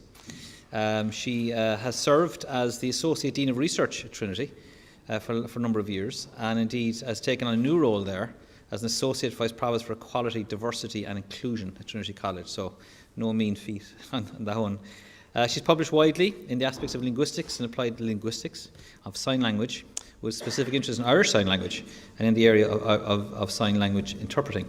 And finally, just picked out one thing that I thought was very interesting, which gets kind of relevant today, and no doubt Lorraine will speak to it, is an Horizon 2020 funded project which seeks to develop a mobile solution for automatic translation between sign and spoken. And I think probably in the last 2 years, one of the things I think COVID probably did bring home to all of us was the people who were doing the signing in the TV, and we all saw the people doing the signing, so I know how important a function that was.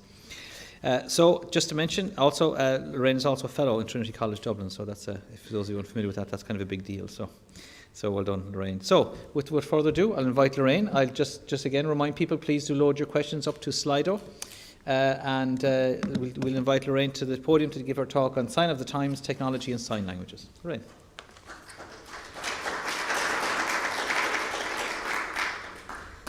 Thank you all very much indeed. I feel like a bit of an interloper, and I was convinced that you weren't all going to come back at 2 o'clock whatsoever. So it's very nice to see some friendly faces. Before I start, can I maybe ask with a question? How many of you know somebody who's a sign language user? Give me hands in the air. 1, 2. Okay. We'll guess how many might be at home. What about how many of you know somebody who has maybe lost some of their hearing over time? Okay, lots of people in the room. Okay. The World Health Organization estimate that there are about 360 million deaf people in the world. That is 5% of any population is going to have some degree of hearing loss. And of those, there's going to be a percentage who are sign language users. I'm delighted that Leonard very kindly mentioned the COVID briefings, because they are going to start here, and we will talk about that. Let me just line myself up a little bit better here. I'm short, and I need to make sure I can see things here a little bit better. So far, so good? Any of you know a sign language? Anyone? A little bit. Okay, we've got, well, that's good, that's like great, but only an Irish Sign Language. Can I ask you another question before we go any further? How many of you think sign language is international? No. So these are sort of the preliminary. This is the biggest myth that permeates. People assume that there is an international sign language, and that sure isn't it grand? Like if we just knew how to sign, it would be great. But no, sign languages are separate languages. They have their own histories, their own cultures, their own syntax, their own semantics. That's why it's so difficult when we get to talking about machine translation. They're not written languages. They don't have a written form. And even in the English language world, in the parts of the world where we have English as our dominant language, the sign languages in those countries are not the same. So if you look at, and we'll show in a minute, you know, the COVID briefings for Northern Ireland, you'll see that there are 2 sign language interpreters on screen at all time. That is because there are 2 languages used in Northern Ireland, British Sign Language and Irish Sign Language. So when we say Irish Sign Language, we're not talking about Oscuelga, we're not talking about Irish on the hands, we're talking about the sign language that happens to be used in this state. So that's just a little preliminary comment, and we'll come back to that in a few minutes. So if we're talking about language and we're talking about communication, let's start with COVID. This is a poster that was developed in order to push through on social media the need to ensure that there was live sign language interpreting provided. I'm going to start by talking about general terms, and then we'll talk a little bit about sign languages specifically, and then we'll come on our way to talk about technologies and machine translation, so bear with me. You might think, well, that's ridiculous. Like, surely we should know in this day and age, in the middle of a pandemic, that this is what we need. Well, in some jurisdictions this worked well. Sometimes there needs to be a little nudge given to governments. This is the Northern Irish briefing with Irish Sign Language interpreter on the other side, the left side, and the British Sign Language interpreter on the right side. So that worked well. And here in Ireland, as you have noted, we have seen Irish Sign Language interpreters on screen. But in several jurisdictions, that hasn't been the case. So in fact, in England, so while Scotland has been extremely good, Northern Ireland has been extremely good, Wales, hit and miss. In England, deaf community members had to take a court case against the British government in order to ensure that they would have access. And that case it went to court, and in fact, the result was only in a month or so back.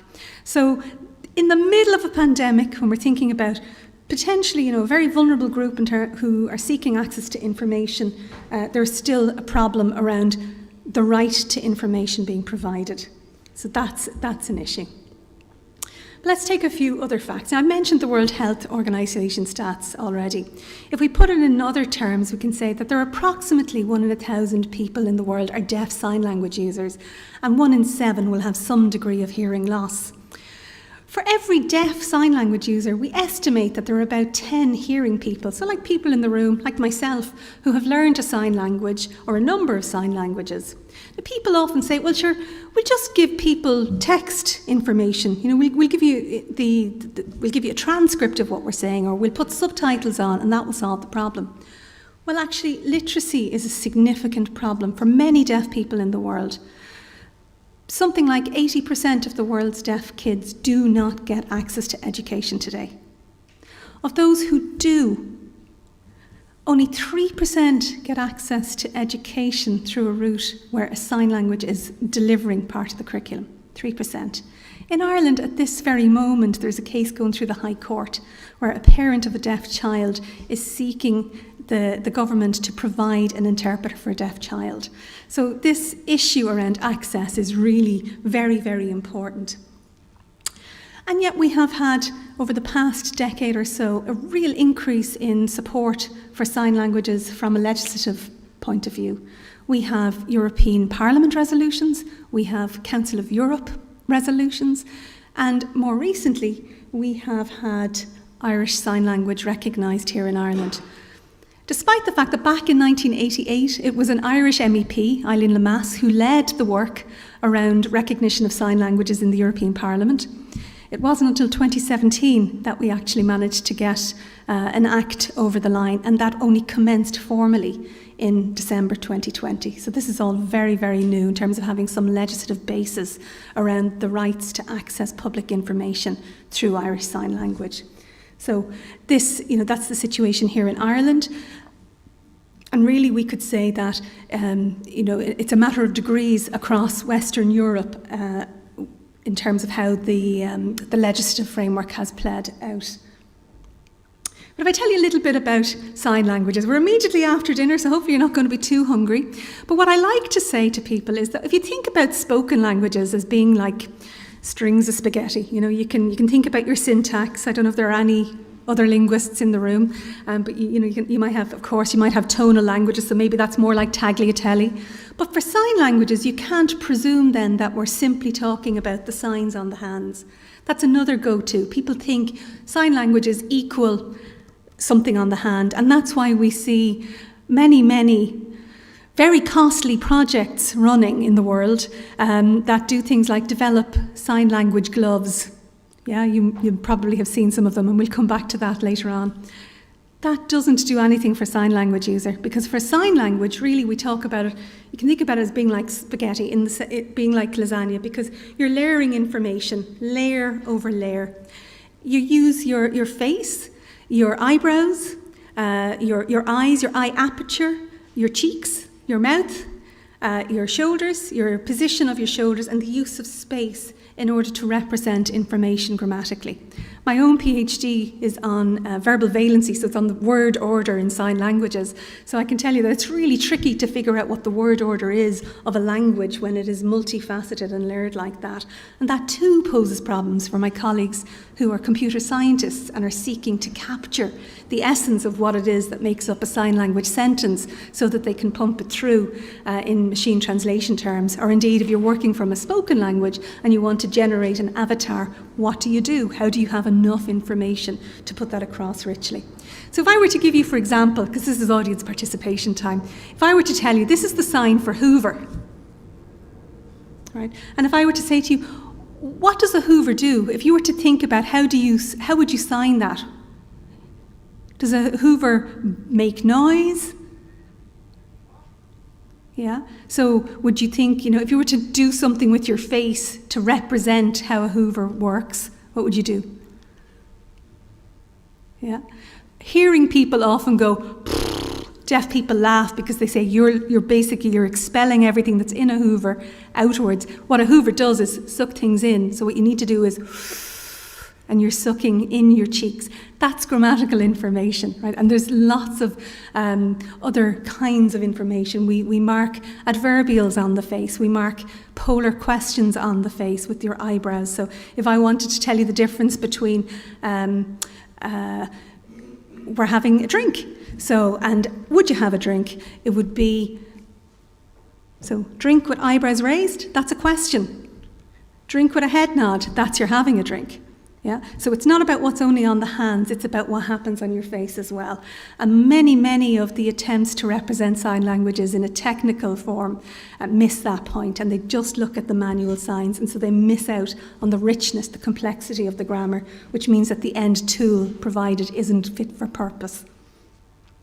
There are many influences. If we talk about Irish Sign Language, there's tons of influences on Irish Sign Language over the centuries. Just like spoken languages, there are points of language contact. If I might be a little bit bold, I'm going to give you an example of how sign languages, though, in spoken languages we've got like this international alphabet, the phonetic alphabet that you can work from. So you've got a range of possible sounds in a language, but not every sound in the language actually comes through in what you articulate. Not every language uses all of those sounds.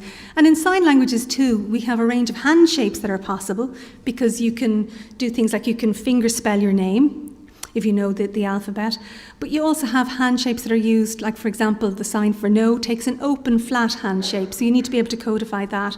And in some languages, like in British Sign Language, one of the hand shapes that's used is the middle finger extended. So if I were to say to you, and this hand shape does not occur in Irish Sign Language, but this means to do nothing. And I use this in particular as an example because back in the 1990s, the British Deaf Association had a very big campaign to push for recognition of British Sign Language, and that was what was on the poster. It was a raised middle finger on big billboards, and underneath it said, this is what the government thinks of British Sign Language, and then it explained it means to do nothing or to be on holidays, to be on vacation. So that's quite clever too. I'm going to jump through some of that. I'm going to say also language is embodied. I don't know if any of you work on gesture or if any of you work on multimodality in any way, but a really important point for us, building on that point around the layering of information, is that the way things are in the world is leveraged in order to represent how we sign about things. And this is true across sign languages. So we use space to represent space, and we use motion to represent motion. The size or the relative size and shape of something is encoded into the signs we use. In case you like your Apple technology, I'm sorry, I hope I'm not offending anybody now in this room, but if you had your iPhone, right, so you're going to think about what is the relative size of an iPhone in a person's hand. If you're talking about how do you engage with that, well then you're going to represent and encode the gesture to some degree. That's how some of the vocabulary in a sign language is developed over time. Some vocabulary, though, is borrowed in and has very complex hand shapes or borrows from another sign language. And then that's also used and mapped into what we call signing or gestural space. So, if I give you another example. So, you may know this gentleman here from TV. He previously was one of the News of the Deaf presenters. But here he's actually talking about a time when he broke his little finger, went to hospital, didn't have a sign language interpreter, and they prepped him for heart surgery. True story. But here what I want to show you is how he's using his body, he's pushing his body forward. That's his body he's representing at another point in time. And there he's also basically representing another part of his body. We call this body partitioning.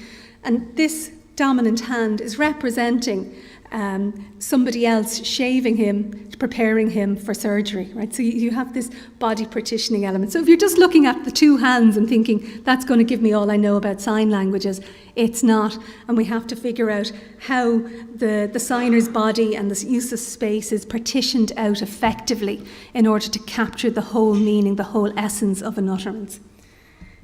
Sorry, I'm probably rushing through this very quickly.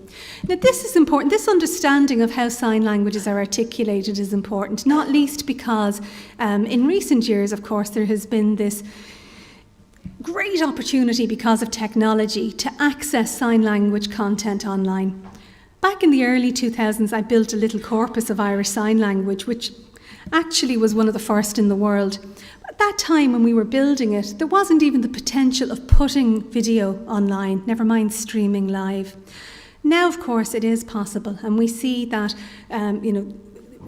organisations like Science Foundation Ireland are investing in the development of technical glossaries because there are big gaps in the lexicon of many sign languages because deaf people were disadvantaged. Back in the 1940s and 50s, decisions were made in Ireland to ban sign language in schools for the deaf. Can you imagine? So instead, deaf kids were expected to learn by lip reading. It's no surprise then that they didn't, and that deaf people still remain the most underrepresented group. Deaf signers remain the most underrepresented group in third level today, and as a result don't progress in terms of professions, and as a result don't have access to the lexicon of those professions, which means if you're trying to translate information or put information out, there are lexical gaps that have to be handled. So Science Foundation Ireland have been working with our colleagues in Dublin City University to develop this glossary of scientific terms over the past few years, and there has been this work by committee to figure out what the best ways of developing that lexicon is, and this principle of depiction, which is thinking about what the concept looks like visually rather than trying to import something from English and use an English-like term, very similar to the kinds of discussions that happen with other minority languages like Irish are in play, but we really are playing catch-up on that. And over the past few years, we've been seeing these vocabulary projects in a number of areas, including for COVID-19, of course. I should tell you what the sign for COVID is so that you can all spot it on the news tonight. So this is the sign for COVID, but not up here because I'm short, so it's down lower in space. So it's like close your fist on if you're a right-handed signer, on your left hand, close your fist. It's audience participation time, you have to join in. And then your open hand on your right, and you just turn it like that, and that is the sign for COVID. Well done. So you'll all spot that tonight. One of the projects that we're working on around developing glossaries of terms is one for gender-based violence. We know through COVID that reporting of domestic abuse has gone through the roof, up 30% in terms of formal reports. But do you know what? In deaf communities around the world, this is a taboo subject. People don't talk about it, and they certainly don't report it, because how do you report it? We're talking about technology. You can pick up your phone and call the guards. You can pick up the phone and you can call the Dublin Rape Crisis Centre. But how many of those services have access for deaf people? Even something as simple in this day and age as a text messaging system. Never mind a remote interpreting system. So we have real problems here. There is a very small scale, underfunded project to deliver online remote video interpreting for Irish deaf people, but it's not available 24/7. So, if you're raped and you need to go to a sexual assault trauma unit, where do you go? How do you get access to any kind of interpretation? The answer is you don't. And that is a real problem. So people who are disadvantaged to begin with, through the system, become doubly and multiply disadvantaged time and time again. So we're working with a lot of key players in this field, in this European project that's looking at developing, part of it is developing a glossary of terms. And I'm going to say, the reason I pull this one in here today is because we are engaging with the deaf community as we build it. We've worked with a cohort of 24 deaf leaders to develop a draft working vocabulary, and now that is out on YouTube, and we're waiting for deaf community members to give us feedback on that so that we can then use that vocabulary that's been agreed to do things like run workshops with Women's Aid, to plan for their 16 days of action around domestic violence and gender-based violence coming up each November, but also to create materials for sexual assault trauma units and for places like the Dublin Rape Crisis Centre and the Rape Crisis Networks, so that we can share those resources more widely. And then the other part of it is what can people in the tech sector who have scope to develop or push for simple solutions in this space to help support access, what can you do? So just to give you an example of some of the kinds of signs that we've been working on, things like trafficking, things like coercive control, but even the signs like domestic abuse, that we were working to build those. Sorry.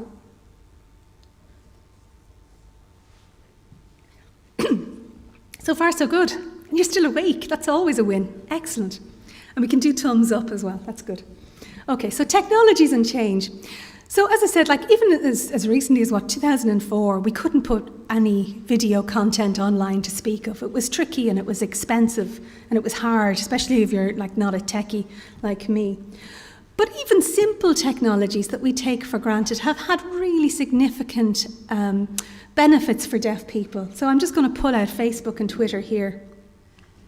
What we've seen over the past few years is that online activism in the deaf community, so for example, pushing for Irish Sign Language recognition, or doing things like engaging in the Together for Yes campaign around the Repeal the Eighth actions here in Ireland. The deaf community used Twitter to engage with the hearing world, with politicians, and to push for change, like example, put the interpreter on the screen when we have a big storm or when we have COVID hitting. And they use Facebook for community-related events. And this is because you can put video content, extended video content on Facebook, and you can live stream video sessions. So we find that sign language users across the world are using Facebook because that's where they can find a little breathing space for their languages and where they can connect across barriers. And it's interesting how there's the strategic use then between the two different technologies. In terms of how this plays out in real life, well, in Storm, you may remember Stormophilia. It seems like nothing now that we're dealing with COVID, but back in 2017, it was very interesting to see what was happening just before and in the aftermath of Stormophilia. I don't know if any of you remember this, but I get emotional. In October of 2017, two deaf men, two brothers, were found dead in their home here in Dublin. And there was a media sensation. There were, radio programs that weren't accessible to deaf people. There were TV programs, many of which weren't accessible to deaf people, all talking about the social isolation experienced by deaf people and how it was terrible and tragic that this happened. All of that is true. There was a meeting in the Oireachtas to look at the situation of deaf people. And in the Oireachtas, the Justice Equality Committee said that deaf people were the most marginalised people in Ireland. And this is something that plays out. I'm talking about Ireland as a case study. So that was the week of Ophelia. And yet, when Stormophilia hit, and all of the public broadcasting information was coming out, and there were again emergency information broadcasts, there was no interpreters provided. And that went on for 2 days. 2 days. And we know from other jurisdictions that in contexts like that, very often deaf people suffer. There was in the storms in Australia a few years back where there was extreme flooding as a result of a climate emergency issue. There was a deaf man found up to his neck in water who had to be rescued because he couldn't hear the rescuers calling out for people from the boats going by. So, we really do have to think better about, if we're talking about an inclusive society, what are we doing? And what are the tech solutions that can help with this? So we can use tech to make people aware of some of the issues. We can certainly say that hashtag activism works sometimes, that's great.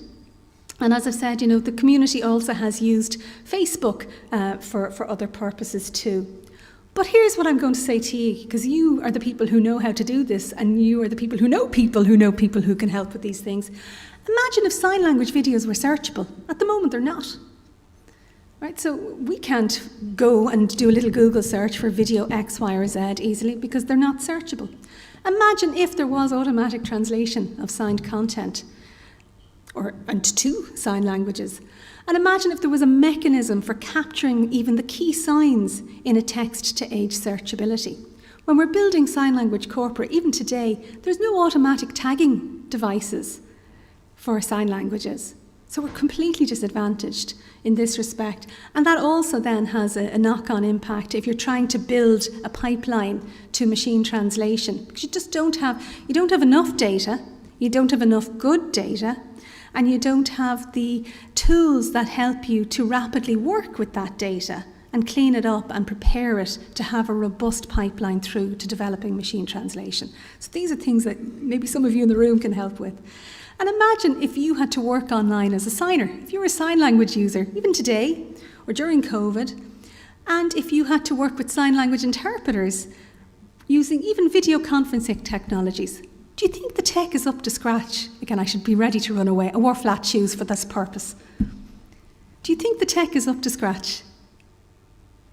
No. Okay. And then imagine, we had COVID, so we got to try out some of these things. So COVID has been an incredible driver of change and a driver of opportunities, but it's also pointed out some of the roadblocks. This is a colleague of ours from Heriot-Watt University, it's Dr. Robert Adam, and he and some colleagues there talked about the pandemic and deaf information and how deaf people were experiencing additional barriers in online fora. Now, it's very interesting that the head of Microsoft Accessibility is herself a deaf woman. And so she does have people who are working to try and improve accessibility on Teams. But dare I say it, Teams isn't really good if you have multi-party deaf participants, if you need to physically see each other. Instead, Zoom actually is what we have found to work best. And we've developed etiquette for Zoom. And I'm going to say this again, I don't know if anyone in the room has any power over some of these things, but if you're on Zoom and you're a hearing speaker, or you're on Teams or any of those video conferencing things, the next speaker lights up. So you know who to look at and you can hear it. But if it's the next signer, there is no indication. Yeah.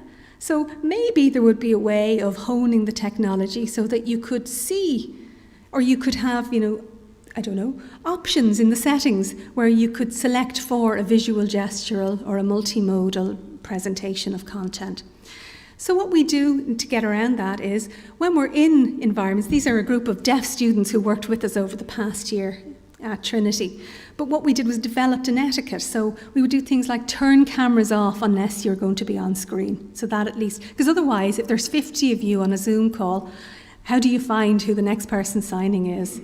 They've already taken their turn by the time you found them. And if you need to make them a little bigger so that you can see, because otherwise that's like 0.8 font, it's not very easy. You have to see in order to, in inverted commas, hear with a sign language. So that's an important point. And then, you also have to think about in all of these tech solutions that if you then bring a video, bring up a PowerPoint, well then often your audience disappears, so you have no feedback. And in fact, even on Twitter this morning, there was a conversation amongst some deaf people, deaf professionals, talking about how off-putting that is and how the desire to have some kind of non-verbal feedback or the opportunity for engagement with an audience is so desirable. So that's something that we should be thinking. So imagine if there were ways of building those things into the technology that might help us all. Okay, I'm going to jump forward a little bit, because I know we started a little bit late and I don't want to keep us later. So if we move from the human bit then, with all of those contingencies factored in, let me tell you for a few minutes a little bit about our Sign On project. This is a Horizon 2020 project that I'm working on with the Adapt Centre. We think it may be, there are 17 partners, but amongst those partners we have all 4 of the Dublin universities, which may be a first, we're not sure. We've got our colleagues in DCU leading out. There's ourselves in Trinity, we have a colleague in TU Dublin and colleagues in UCD, as well as another range of partners around Europe. And our goal here is to try and, through machine translation, bridge the communication gap. I don't know where you think we're at with machine translation that includes sign languages, but my colleagues who really are expert in this area tell me that we are with machine translation for sign languages where spoken language machine translation was 50 years ago. It's a 50-year gap. So what are we going to do about it, and how do we play catch up? That's a challenge. Well, we're trying to do some work to move us in the right direction. We're trying to have work that will improve some daily face-to-face communication settings and facilitate It's a grand aim. Facilitate fair and unbiased and inclusive spread of information and digital content. And we want this to be free and easy to use. So we have a ton of partners who are great working across the project, and we have a number of very good goals. Some of them are more techie than others, and my job, I suppose, is to try and work between the arts, humanities, social science bit and inform the tech bit, but also say, hey guys, don't forget about X, Y, and Z, because the majority of people who are working on the AI side and on the computer, on the computational linguistics side, are not signers. They don't know a sign language, so they don't know what good looks like, and that's also a problem. So, the project that we're doing, it works very closely with the European Union of the Deaf and the Flemish Deaf Research Centre. These are deaf-led organisations. This is really important because historically, any projects that have looked at sign languages and deaf community members have not included deaf people. And if you're not including your end users, that's a problem, because you're going to be developing a product that you think is a good solution, but it's not the product that's wanted on the ground, and it's not necessarily one that's going to work well. So with this, we're working collectively. We have recursive opportunities for engagement, and this mirrors the increasing attention being given to co-constructed approaches in all parts of research, and certainly to looking at, say, in the medical sphere, patient partnerships in initiatives that are being undertaken. So that's a really important thing. And we have to also make sure that we remember that if we're working on sign languages, that deaf communities are not homogenous. They're different. They have different languages. There are sub-communities within the communities. And so we need to think about what their views are of machine translation. Surprisingly, there's really, really little written about what deaf people or hard of hearing people want from machine translation solutions. So we have been doing some work, running focus groups with deaf and hard of hearing people across Europe to try and get a sense of what they want, what their expectations are, and then to manage those expectations. Because if we're coming from 50 years behind, you can't be expecting whatever the state of the art is for spoken language machine translation. So these are some of the issues that we're trying to work on. At the same time, in terms of managing expectations, there is a major group of people who feel that, sign to speech is not going to be practical anytime soon. We see here in this piece from a blog by an American linguist, she says, it's that time again. A bunch of really eager computer scientists have a prototype that will translate sign language to speech. They've got a really cool video that you just got to see. They win an award. And from a panel that includes no signers or linguists, technology news sites go wild without interviewing any linguists, and sometimes without even interviewing any deaf people. And we have computational sign linguists who have been through this over and over every year or two, who just facepalm. And that is a real issue. The European Commission has pumped millions of euros into the area of machine translation. The American government has too. And yet we don't have significant progress in many areas because of this as a problem. So, challenge number one, and that's kind of easy enough if you know what to do, is there's lack of engagement with deaf communities. We need to do more there. There's also lack of engagement with signing communities and fluent signers on machine translation projects. Because of the educational disadvantages that we've mentioned and the lack of progression to third level, there actually, in Europe, there are probably about 50 deaf signers with PhDs. It's in all of the European Union. This is a significant problem, and that is across linguistics, deaf studies related topics. So we do need to do more about opening up participation in education generally, but then in particular supporting people into tech-related work. We also need to mind our language. There was a paper published earlier in the year in Springer Nature about a project that was done by an Indian team, and the language in that paper was outrageous. It was so out of date. It was like something from the 1950s. It talked about deaf and dumb people. It talked about, helping them overcome deafness. That is not the way deaf people see themselves. It's not the way they talk about themselves.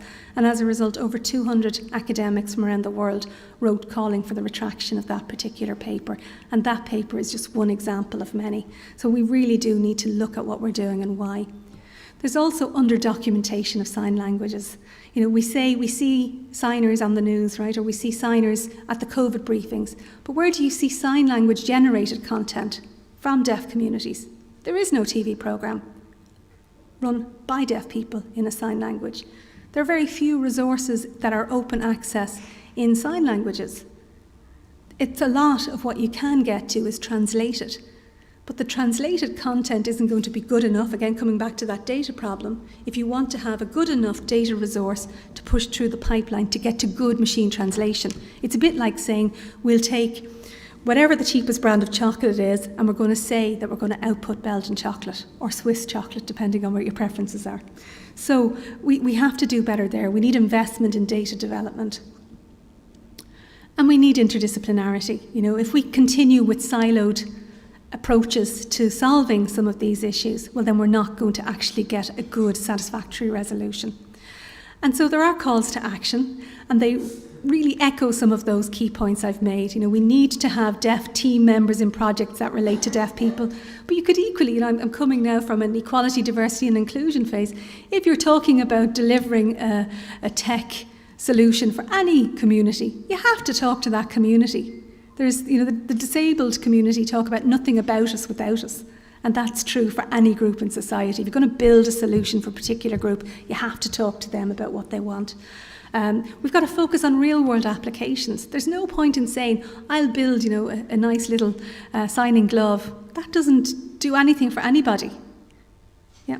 If you're going to say, well, I'm going to build, a machine translation device that will translate the updated train schedule for you. Is that actually particularly useful? Is that where the most urgent need is? Or a big conference of machine translation this summer, somebody said, oh, sure, we'll get machine translation avatar to handle consultant appointments in the hospital. It's like, no, because that is dangerous, because we're not going to have the material contained in the way we need it to get to that point. And then we need to have good interface guidelines. And we need, as I said, more representative, larger public video data sets. I'm really conscious of time, so I don't want to say too much more there.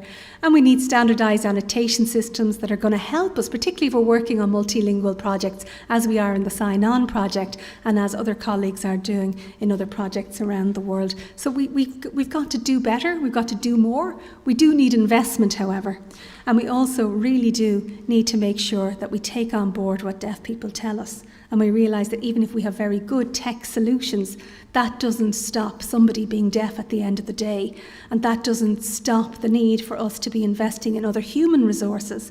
As this deaf person in one of our focus groups from Spain told us, we should focus on full equality between deaf and hearing people.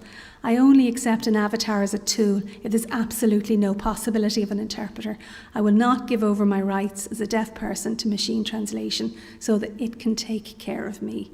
And that reflects also the view that very often funders listen to hearing tech specialists, but don't actually listen to deaf people in terms of what they feel is most important and will make a big and real difference in their lives on a day-to-day basis. And with that in mind, I will stop and thank you so much for your attention. I'm going to say thank you, and I'll give you a round of applause. That was very interesting. My goodness, it's I learned so much there. I always assumed that sign language was international. There you go. That's part of the problem, I guess. Can I ask actually? I wonder, is there a learning in the other direction? We all now spend so much time on Zoom and on Teams, and I don't think that's going to go away. I think that's just going to be life as we know it from here on in.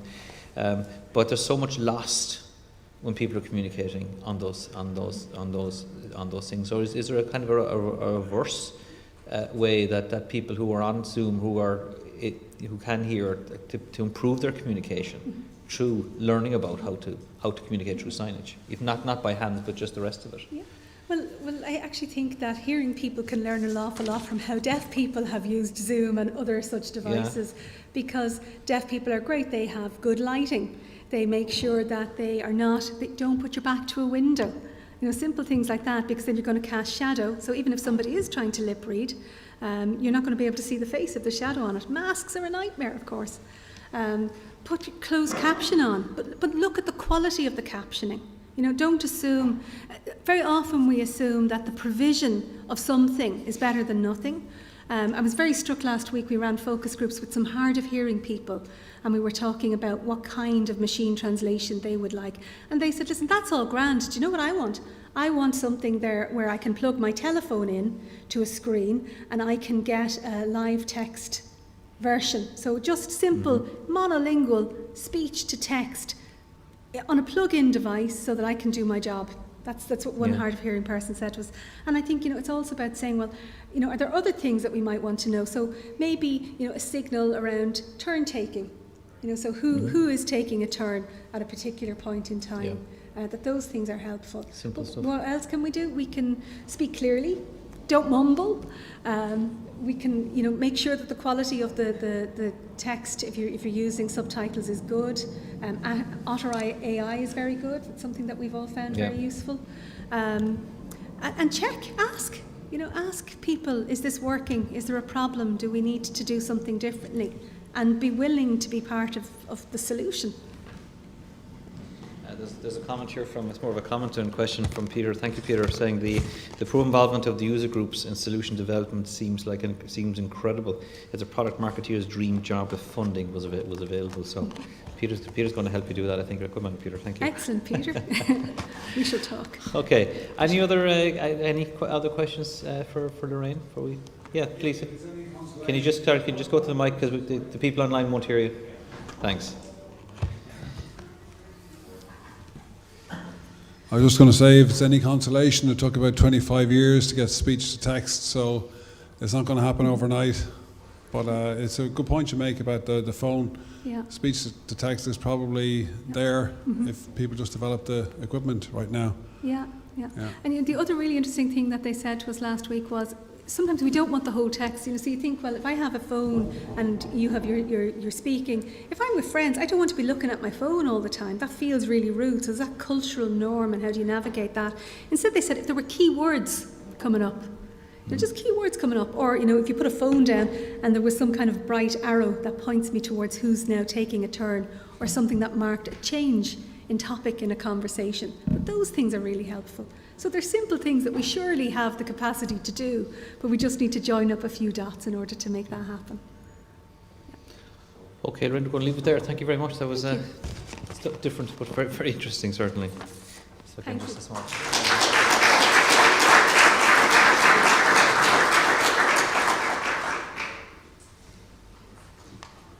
Okay. So we're coming back now to the technology talks again. So this time we're going to welcome John Rayfield. John joined Intel during COVID. So he's been learning all about Intel over the last while, I guess, and getting to know his teams and so forth. So we're delighted he's here with us today. John has had quite a journey through technology. He's worked most recently with Imagination Technologies. He's also been Cypress Semiconductor and a host of other companies. So he's worked both as a supplier of IP and a customer of IP. So with that, we'll invite John, who's going to talk to us about low power is everything. John.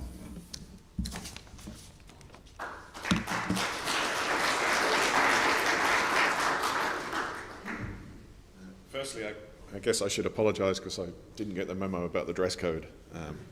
This is the only shirt I had in my suitcase. So, actually, COVID for me has been a bit of sort of a downward spiral in like how to actually socialise. Right, I've forgotten how to dress, I've forgotten how to shave, and it's all a little bit of a shock for me, to be honest, to sort of be allowed out and actually talk to people. But anyway, thanks for having me here. I'm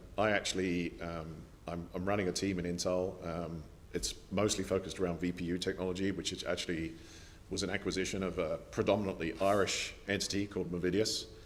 And I've got some team members in the audience checking my honesty here, so I can see Mahal over there at least.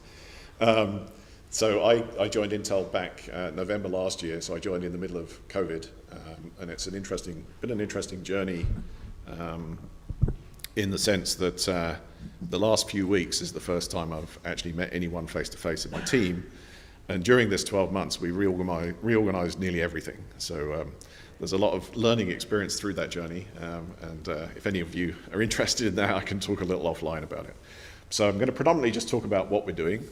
And I wanted to make a connection between what we're doing and sort of energy, right? Because for me, I think the world is in a sort of interesting place in a number of ways, and I think energy is sort of coming to the forefront of everything. I kind of have my own view of the world and energy that over the next decade we're going to become quite sort of energy sensitive, which is sort of on the back of carbon sensitivity. So I sort of back that into sort of what we're working on, and the fact that we're very, very focused on ultra low power artificial intelligence. So firstly, I'll point at this. Where are we presenting? Here. If any of you want to scare yourself and you've never seen this, you should go and look at this little website called World Meters. It's actually an interesting look, and don't look too long, you will get scared, but it gives you basically incrementing counts of everything we're doing to the world, like births, deaths, megatons of oil that we're burning, amount of electricity we're using, and so on. It's actually an interesting look and a good education piece. But one of the things I sort of extract from some of this data, if you look at it, is just this graph at the bottom here. And while global electricity use keeps increasing, right, which in itself is a bit of a problem, the proportion of it that's used for sort of anything IT or communications is getting larger and larger and larger. And I'm not quite sure what the end game is, but you could kind of imagine a world where we're spending maybe 50% or more of the total electricity use on compute, which is an interesting problem. So now backing that into some of the stuff we're doing, to just sort of position it, this is sort of the thought process. So if you actually look at the technology we have, and my team's split around the world, but there's a big chunk of the team here doing a lot of the hardware stuff. We're working on inference technologies, but it's kind of interesting because if you talk to data center people, they tend to not care at the first order about power. They don't really think about power. But if you talk about phone people or sort of client computing people, one of the first things they think about is power. But in the end, actually, TCO, total cost of ownership in a data center, to first order, it relates to power, because power means, what's your energy costs, but also very importantly, what's the density of compute you can fit in a certain space. So the point I'm trying to make here is actually, in the whole of compute, one of the, I think probably the biggest single thing that matters to anyone is power and energy, which makes it highly motivating for me to be working in this space. So then sort of closer to what we're doing today. So if you look at sort of AI space, you could broadly sort of put it into two big buckets. One is training, where everyone's developing things, and a lot of it goes on in the cloud, and that's where they're not thinking about particularly energy use today, unfortunately. And then there's inference, where you're sort of in constrained devices like phones or mobile devices or laptops, and you want to have as much inference as you can get in a smaller thermal footprint as you can get. And there's things you do between those two worlds that really help you get there, and you can make some sort of constraints around data types and resources and so on to really sort of deliver that performance. So this is a scary graph of sort of AI complexity, if you like. This one's from Linley. But what it sort of shows you is that in sort of basic AI models, let alone the GPT language processing ones, if you just look at the baseline models, and this is sort of more image-related stuff in general. Oh, sorry. You can see it. Oh, okay. Press the pointer. Well, okay, I'll try. I'm probably better at waving my hands, to be honest. The bottom graph is, the complexity of these models in terms of compute is doubling every year, right? And that's sort of, it's not really, there's no real sign that that's going to level out. So we sort of end up in a situation as, okay, how do we leverage this technology and get it into small sort of energy footprints and actually deliver that for people.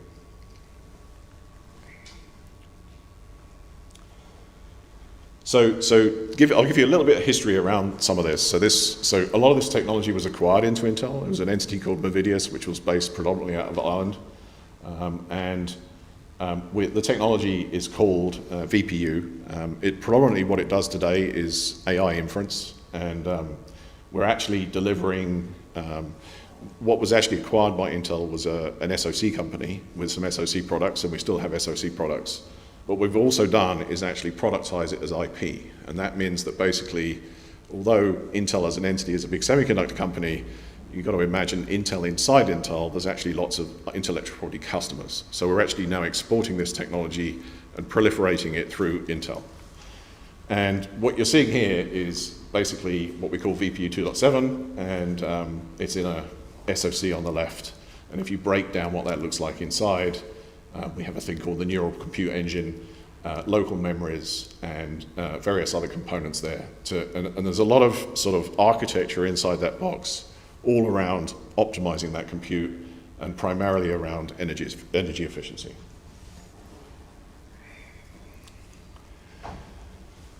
So one of the other things you've got to think about here is, okay, I can do an awful lot of work on optimizing data paths, making very, very efficient bits of compute like multiply accumulate arrays and so on. Because if you sort of dissect inference, it really sort of breaks down to millions and millions and trillions of multiply accumulate operations. And really in sort of the algorithm land of compute, there's never really been anything quite as intense as this in terms of mathematical compute. But where you end up is you can actually, if you just attack the compute bit, you left something really big on the floor, and this is some data from an external paper, where actually, look, very clearly, very quickly, the memory bandwidth is the thing that kills you, right? Cost of going to memory becomes the energy killer in the whole thing. So basically, the message here is, there's no point in tackling the compute piece if you actually can't actually reduce in some way the memory bandwidth you're using.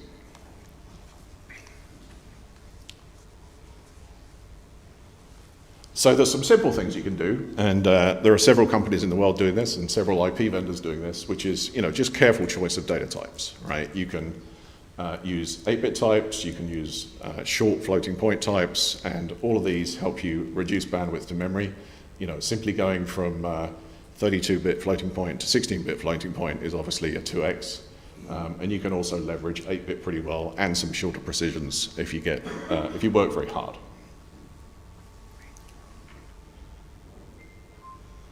Now the other bit of this is where Intel's done an awful lot of work, is around sparsity.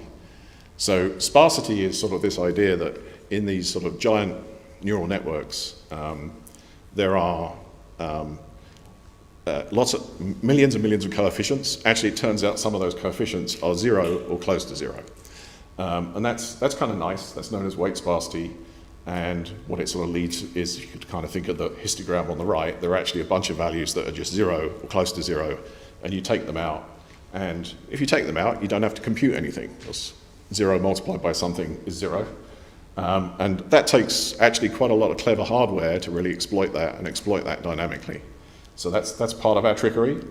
The other one is activation sparsity, where in actually actively during execution, zeros can be produced, like some of the results in the sort of massive graphs of data turn out to be 0, or again, very close to 0, and we can actually leverage that and reduce memory traffic, because there's lots of memory traffic going backwards and forwards all the time.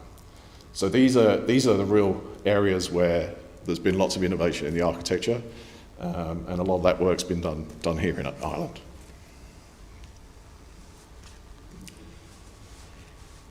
So where does this get you? Actually, this is quite interesting, and I won't go into too much detail here, but where we end up, if you look at the graph there, is we sort of pulled apart in blue the activation sparsity, and in orange the weight sparsity. But combined overall, the effect of these two things is quite dramatic, and the headline number there is at the bottom, right? So at the end of all this, what did it get us? Well, actually, in some cases, not all cases, but in some cases, and some very useful cases, we actually get sort of a 3.5x acceleration in performance. And so far that's the best we're doing. We're still working on a lot of other techniques. We're also working on a lot of software tooling with other groups in Intel to keep optimizing these sort of techniques.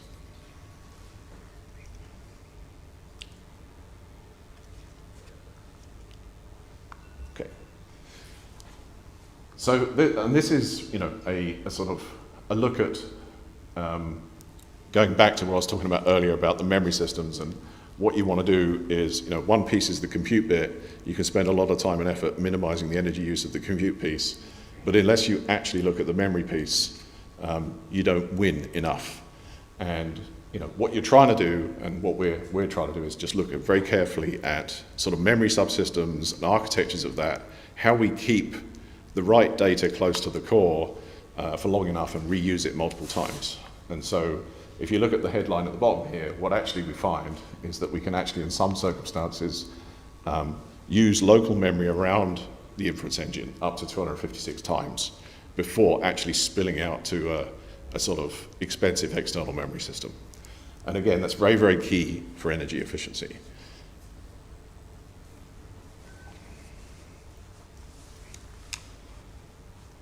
So that's mostly about hardware, but of course it's all enabled by software, and this is where we're putting huge amounts of effort this time. So we've got compiler technologies, we're leveraging the latest, greatest compiler frameworks, pushing that very, very hard, basically extracting the best out-box performance with the compiler.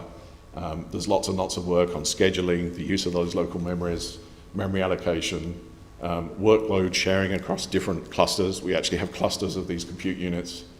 And you know, as I said before, looking at data locality, reuse, and so on of those memories. And then, you know, higher up in the tool chains, and this is where we're working with several other groups, you know, looking at what you can do earlier in the tools flows to extract even more of this efficiency. So there's a whole bunch of techniques there we're working on, basically deliver this. And you know, at the end of this, where are we heading? So where's this going in Intel? It's, like I said, we've sort of productized it as IP, and it's pushing out through the organization. And basically, at this point, we can sort of expect to see this in hundreds of millions of units over the next few years.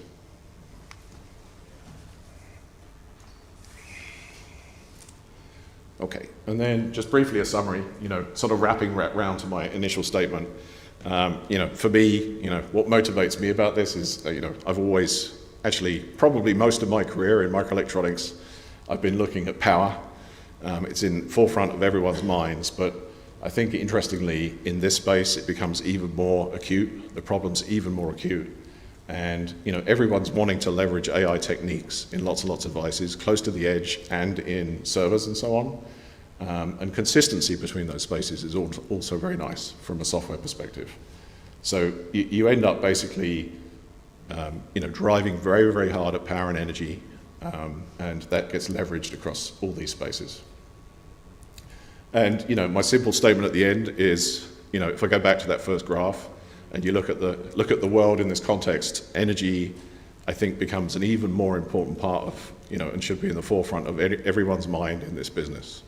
In microelectronics, you know, if compute ends up being the dominant use of electricity in the world, you know, I think maybe it does, but even if it does, what you want to make sure is you're getting the best efficiency out of that use of electricity. And with that note, that's my last slide. So over to some questions. Be happy to take.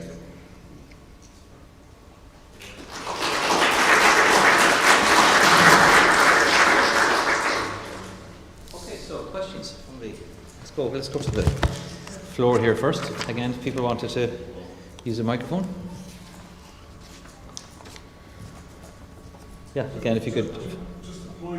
Can I just, sorry, can I just get the mic, because people online won't be able to hear you, so even though I'm sure your diction is really excellent and you must have spent lots of money in elocution lessons, but... Actually, we're former colleagues, but it's a really interesting point that you raised, John, that ironically compute could end up being, you know, the largest user of energy. It's really ironic, isn't it, when you think about it? And it just hit me like a train.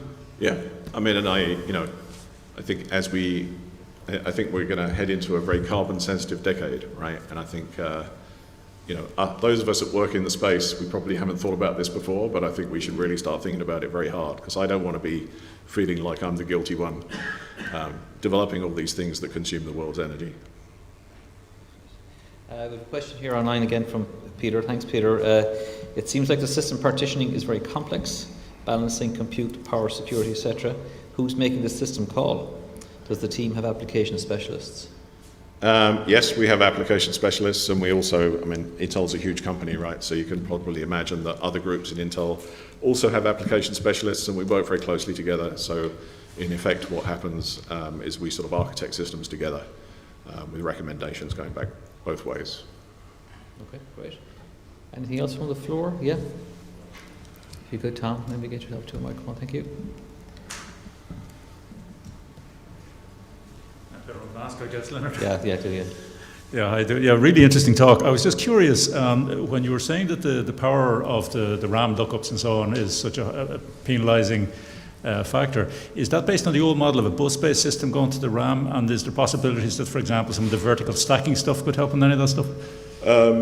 Well, I've got lots of echo, sorry. And there's different solutions, different spaces. So some of it is discrete DRAMs, and also potentially stacked devices as well. But even stacked devices, your energy efficiency versus local SRAM, for example, is still a large factor away, right? It's significant. So you still got to spend a lot of time, basically the compiler has to be particularly aware of the memory system to deliver this efficiency, even if you're doing a stacked die approach. Like one myself, John, actually, just curious, because we were chatting earlier about you just joined Intel and how big it was relative to what you've worked on before. Is that a help or a hindrance that you now have a company that has all the IP in one place, as opposed to have to go and work with others to get things, that you can do it in one, and has its own fab as well? Is that? So go back to the first part of the question, I missed it. The fact that you're working for a big company, because you said to me when we chatted earlier that you weren't used to, that Intel was so huge, that you're getting used to it and so forth. But I'm wondering, is that a help or a hindrance when you're trying to create what you're doing here, when you're trying to create this a solution that you have essentially with a company size of Intel, you have it all. If you can get to it, if you can find it, it's all there, and you have your own fab as well. Yeah. So does that give you an advantage? Well, I think the overall wisdom would be, yes, it's an advantage to obviously be vertically integrated, and hence we've sort of knuckled down on that approach. And obviously that's ultimately a business, bottom line margin type decision, right? In terms of sort of organisation and how you organise things, I think Intel's pretty pragmatic, right? So we develop some IPs internally and some externally. I have the interesting background. I guess I did a decade in ARM, so I've been a external IP guy for a big chunk of my career, one of my observations would be you can probably optimize more being inside, right? You can make some more, tighter couplings and more optimal answers at the system level that are probably a little bit more difficult if you're doing integration of external IP. Right. Okay. Does that answer your question? Yeah, no, absolutely. Because it was a question I always had when I was with Intel, but anyway. Okay. Okay, we'll leave it there. So again, John, thank you very much, and thanks for making the journey. Thank you.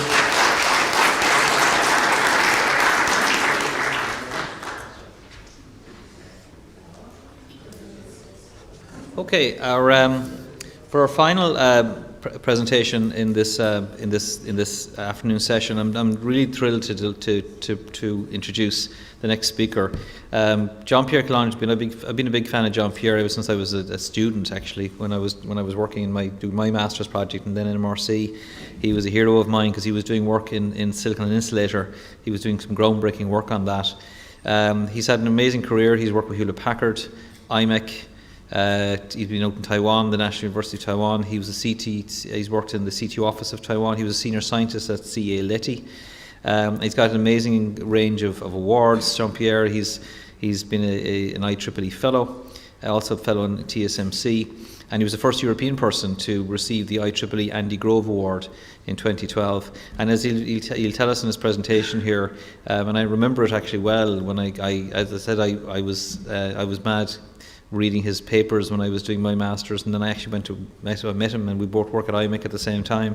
And I remember him calling me into the room one day, and he showed me a picture of what was essentially a gate-all-around transistor, and that was in about 19-something in the late 80s. So, and he had made an all-round gate transistor at that point. So a man way ahead of his time, and looking forward to his presentation today. So we're going to roll it, Richard, and then Jean-Pierre will join us for questions. Good afternoon, ladies and gentlemen. My name is Jean-Pierre Collinge, and I'm going to give you this presentation on what happens beyond scaling down the transistors in silicon technology. And as you can see from this introductory slide, what's happening is that people and technologies are going 3D, three-dimensional. But before I'm starting, I want to show you something down memory lane. When I was doing my PhD, the strongest, the fastest, the most powerful computer in the world was the Cray 2 supercomputer that required liquid cooling. That was in 1985. And if you bought an Apple Watch in 2015, that is 30 years later, you have on your wrist twice the computing power that this supercomputer had. That shows you how things have evolved during the last 30 years. This evolution is, of course, due to the improvement of integrated circuit technology, and that is often referred to as Moore's law. As you can see on this graph, the number of transistors on the chip has increased steadily over the years, and that number is reaching now about 50 billion transistors on a chip. I know this slide is quite busy, so let me summarize it on the next one. This shows you the number of transistors on a chip as a function of time for different companies. And you see that they all align pretty well on the same curve, which is basically Moore's law. And it shows that the number of transistors on the chip has been increased by a factor of 2 every 18 months. And this is very consistent across the companies. And the number of transistors on the chip right now can be up to 50 billion transistors.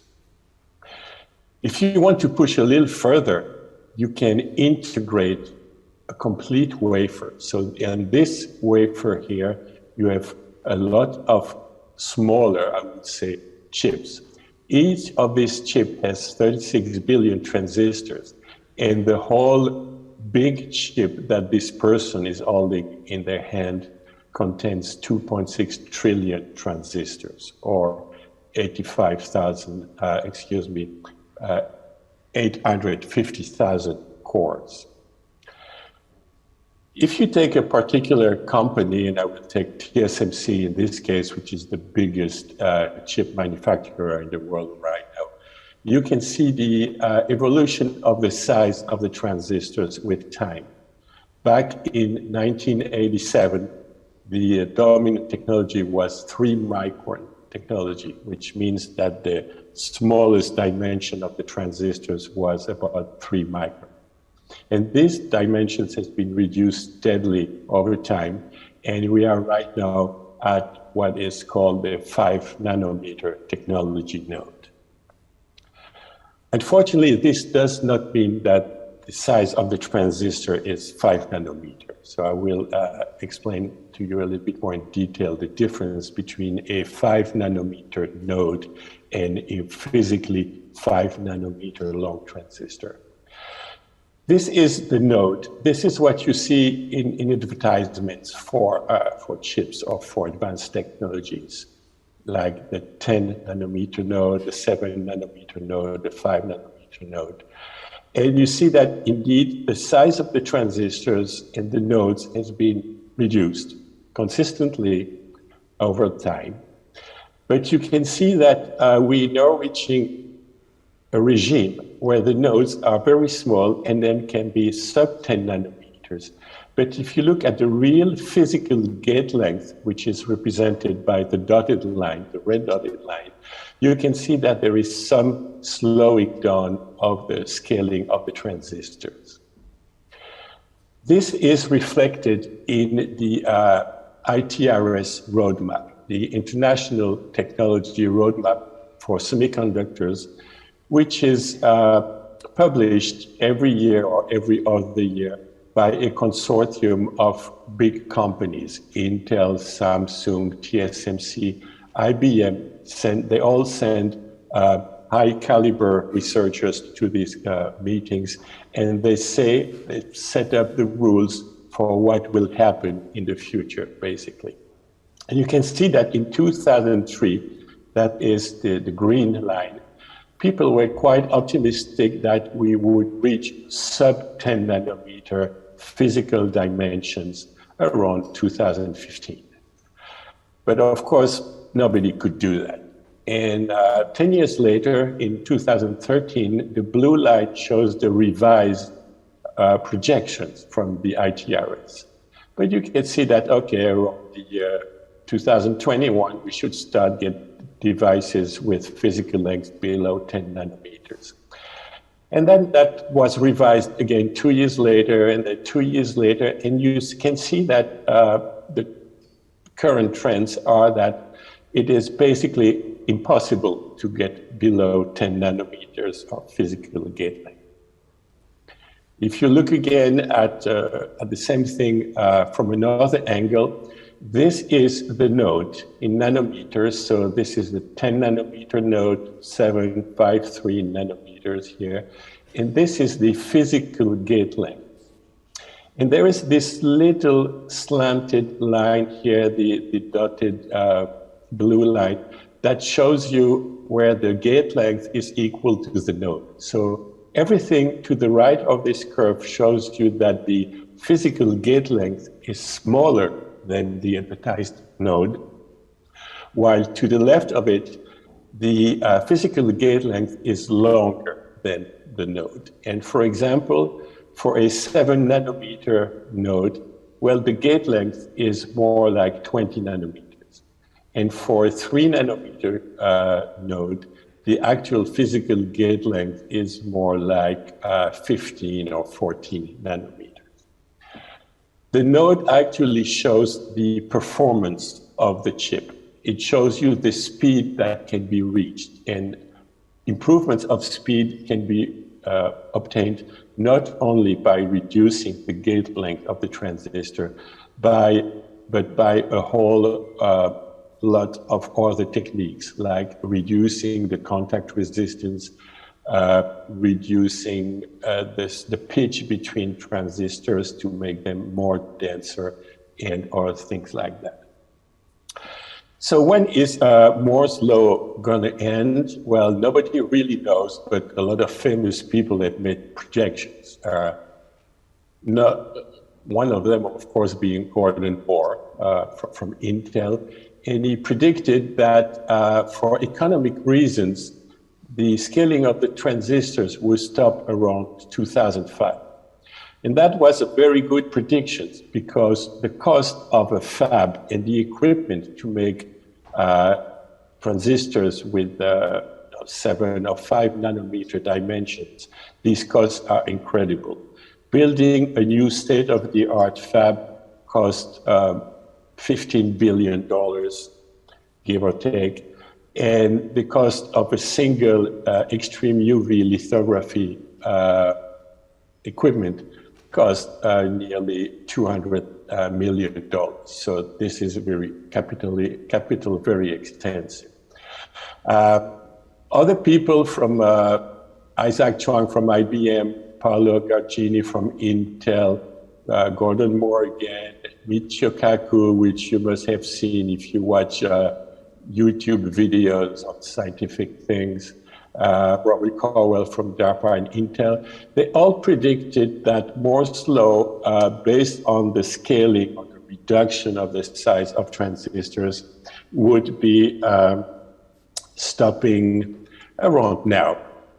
The green line here is 2021, and you see a lot of the predictions say that scaling is stopping now. And that is not completely untrue, since we've just seen that there was a saturation of the reduction of the size of the transistor, physical size of the transistor. So This limitation is due to what is called short channel effects, which basically prevents you from being able to turn off a transistor. And to reduce short channel effects, you must reduce a parameter which is called lambda here. It's not really important what it means, but to reduce it, and we all know that, well, you have to reduce the gate oxide thickness. You have to increase the permittivity of the gate dielectric and use high K dielectrics. You have to use thinner and thinner silicon materials for your substrate, like using a FinFET or thin film SOI. And what I'm going to talk about today is that you can increase the number of gates that are controlling the channel in the transistor. So this is what I will put emphasis on today. And to increase the effective number of gates of the transistor N, you have to go 3-dimensional, which brings us back to the initial slide of this presentation.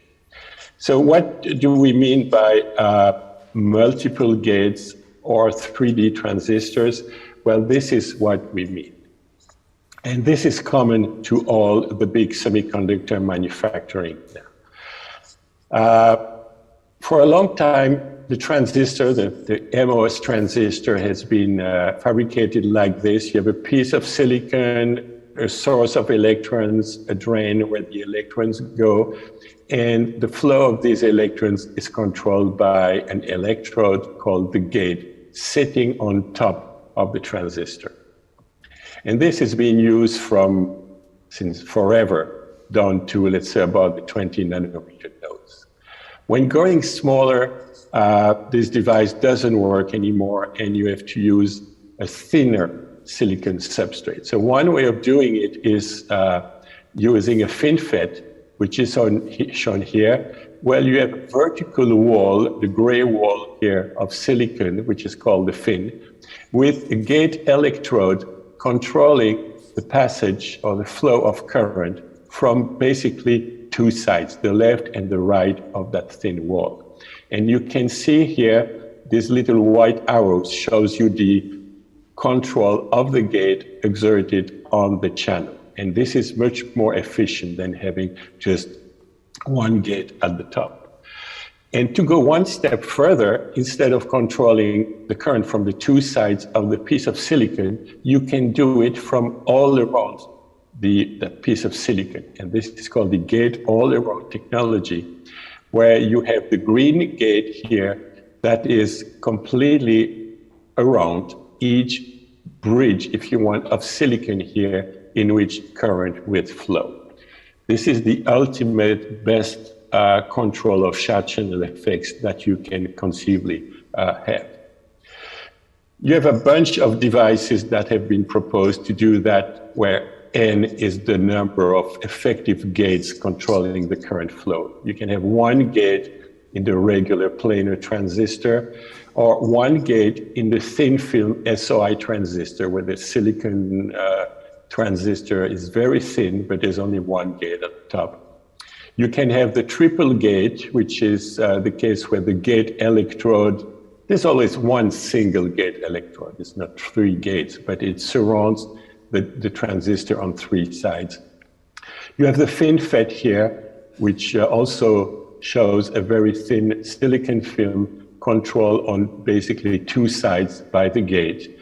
And then you can have several other contraptions where the pi gate, where the gate is a little more than three sides, and finally the gate all around, which is on completely encircling the transistor on four sides. And you can have a horizontal version of the transistor or a vertical version of the transistor, where basically the gate is like a wedding ring along a finger and control the current flow in that silicon pillar.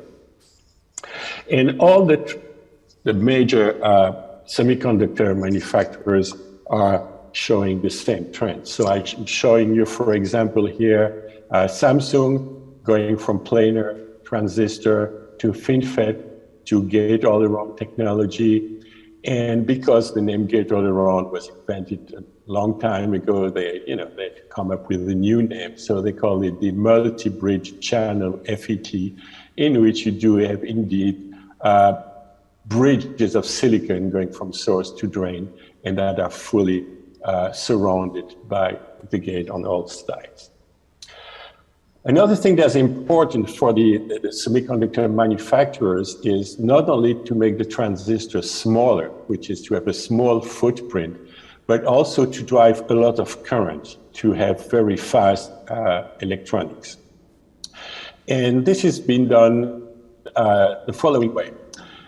This is a simple old-fashioned transistor where the gate length is L between source and drain, and the width of the transistor is W. And of course, the current in the transistor increases proportionally to W. The wider the transistor, the more current will flow from source to drain. Now, the footprint of that device is basically the L times W. That's the area, the real estate occupied by the device. And the current is proportional to W. The reason why people went to FinFET is because for the same length transistor, now the W is the height of the fin, not the width of the silicon here. So the width of the silicon can be very small to reduce short channel effects, which means that the footprint of the device, seen from the top, the area occupied by the device is L times the silicon thickness. So you have a small footprint, so you can put more of these transistors next to one another on a chip, but the current is pretty large because it flows on both sides of the fin, so the current is proportionally to 2W.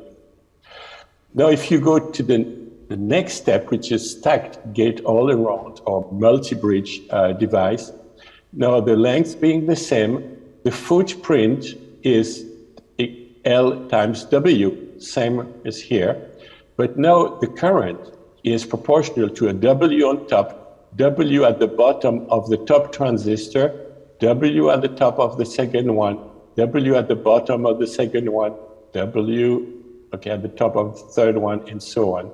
So in this case, you have 6 times the current that you would have here because you have 6 conducting channels. So if you have N stacked bridges, I would say, the current will be 2N times the width of the device for a footprint of WL. So in the case of 3 stacked bridges, you have 6 times the current you would have in a planar transistor. Now, these things are not new. The first FinFET, which was called Delta, was published at the IDM conference in 1989 by Hitachi. And you see, this is 30 years ago. So that was too early for its time, but finally it came to fruition. It's now being used in the industry. The gate-all-around was published 1 year later, that is 31 years ago, by IMEC in 1990 at the same conference. And you can see here, let me superimpose a little bit of coloring here. You have the bridge of silicon, which is here in gray, surrounded by the gate oxide. And then in blue, you have the polysilicon gate, which is the granular material that you can see here. And this is a cut between source and drain, perpendicular to the current flow, showing you the thin silicon film of the gate-all-around transistor. So it took 30 years for these technologies to be accepted by the industry. They got accepted because no other techniques or the incumbent technology that was the planar transistor could no longer be sustained and scaled down. So if you look at all recent publications, this is a publication from IBM, saying they're going to use that for 2 nanometer chip technology. You can clearly see here 1, 2, 3 stacked gate-all-around transistors. The dark gray here is the silicon, and the light gray here is the gate that is all around complete encircling all the silicon material here. Okay, so this is for 3D transistors. What about 3D integrated circuits, where you go 3D by stacking several layers of transistors? Well, this has been proposed, is being pursued by research institutes like LETI or IMEC, and you can see here clearly one transistor and another transistor on top of it. These are thin SOI transistors sitting on top of each other. And in the IMEC case, these are FinFETs with other FinFETs stacked upon them. So you can go vertical and in a high rise, for example, stacking several active layers on top of one another to further Moore's law, to further increase the number of transistors on a chip. If you go to the gate-all-around structure, you can see that if you have one gate-all-around transistor, here's the source, the drain, the channel, and the gate is in blue all around it. Well, you can easily see that you can stack transistors on top of one another to increase the current drive of the whole device, and you can put them in parallel also. So basically on this drawing, you have something like 12 transistors in parallel, occupying the footprint of only 3 transistors. And of course, companies are jumping on that. This is from IMEC. You can see 2 different versions, but let's focus on the one on the right. This is an N-channel transistor when you can see 2 silicon bridges or ribbons here with the pink gate fully surrounding them. And on top of that, you have stacked P-channel transistors. Again, 2 ribbons of silicon with the gate encircling them completely. These are gate-all-around devices, and the gates are connected together to produce a CMOS inverter. So now you have stacked 2 devices on top of one another, in addition to having already 3-dimensional transistors with gate-all-around. Intel is proposing similar things. So this is proposed for the 2 nanometer or 20 angstrom node. It's called the ribbon FET. You have, again, silicon ribbons with the gate-all-around structure. You have the P channel here with the gate here. This is the source, the drain, or the opposite, sorry, the source and the drain. And you have silicon ribbons here completely surrounded by the gate. And above that, you have the same thing, the drain and the source of the N-channel transistor with the gate, the common gate completely encircling them. And here is a TM cross-section of that device.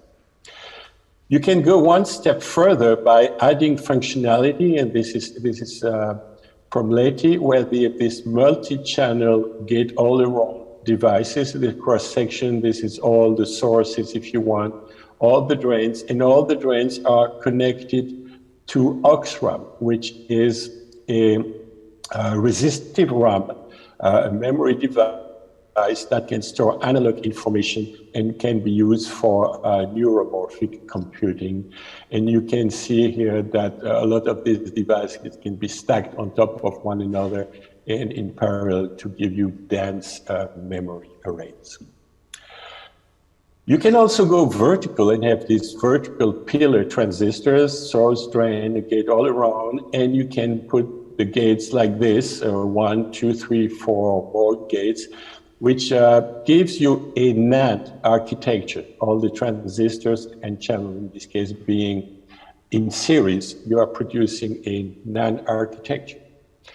These vertical transistors can be further stacked to increase the density and the functionality of your product. This gives an example of 6 vertical transistors all on one level, forming a static memory cell. Or you can start to stack N and P channels. Here you have the core of the memory, 2 inverters, transistors being stacked on top of each other and the 2-axis transistors on the side, or you can further increase density by further stacking. This is all proposed for vertical transistors.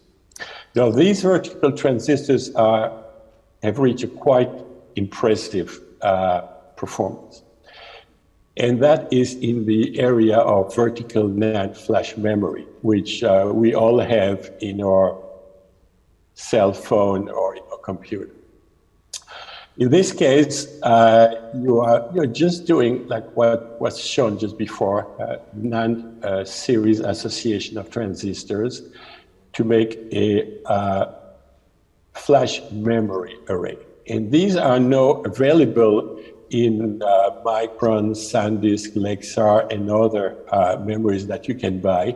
And just think a little bit. You have 1 terabyte of memory on this little micro SD card that is smaller than your fingernail. And that means you have 2 times 10 to the 12 transistor in them. And this is incredible integration density is due to the fact that you are stacking transistors on top of each other in a 3D arrangement. This is a cross-section from Samsung showing you, it is a bit old, it shows you 55 gate layers. That means you have 55 transistors on top of each other in each of these vertical columns.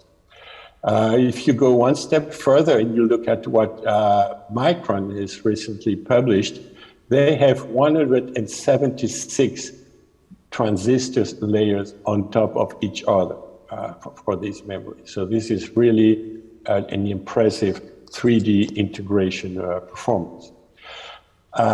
What is the outlook for such technologies? Well, here is the number of stack levels that are found on these vertical NAND chips as a function of calendar year. And you see that right now, that Micron photograph shows you 176 layers on top of each other, giving you 1 or 2 terabyte memory chips. But Hynix, Micron, Samsung, all these companies are increasing the number of layers on top of each other. And the aim is to reach 512, which would give you a 10 terabyte memory chip in the next coming years. So to conclude, let me come back to the Moore's law slide that I showed you at the beginning of this presentation. And we are here, the green line. So allow me, if you please, to make a little prediction. This will be called the MIDAS 2021 prediction. I would say that the stacking of gate-all-around transistors will keep increasing the density and pushing Moore's law in terms of giving you smaller nodes, that is 3 nanometers, 2 nanometers, 1 nanometer, and possibly a little beyond. We'll stop around the year 2030. So we'll still have 8 good years of increasing density by that means. After that, we'll have to go fully 3D integration, and maybe that's for the next 20 years, in which you will stack different layers of processing, memory, sensors, all the things on the chip to increase the functionality and to continue Moore's law for the near future. So I will now thank you for your attention, and I'll be there live to answer your questions. Thank you for your attention.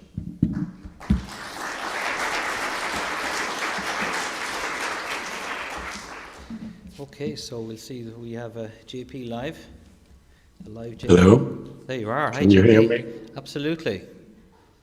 Can't see you though. Just a second now.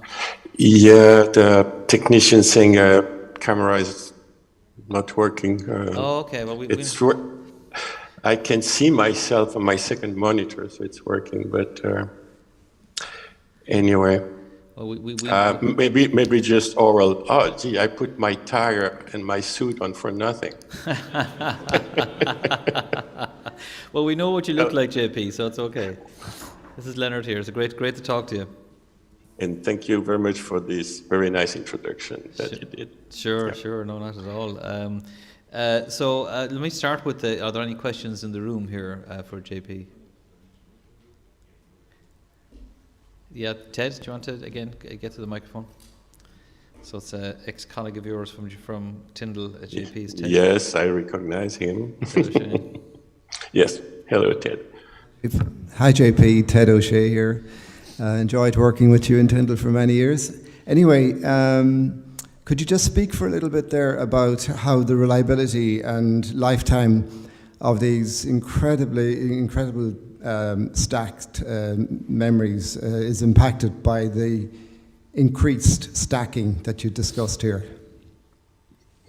Yes, this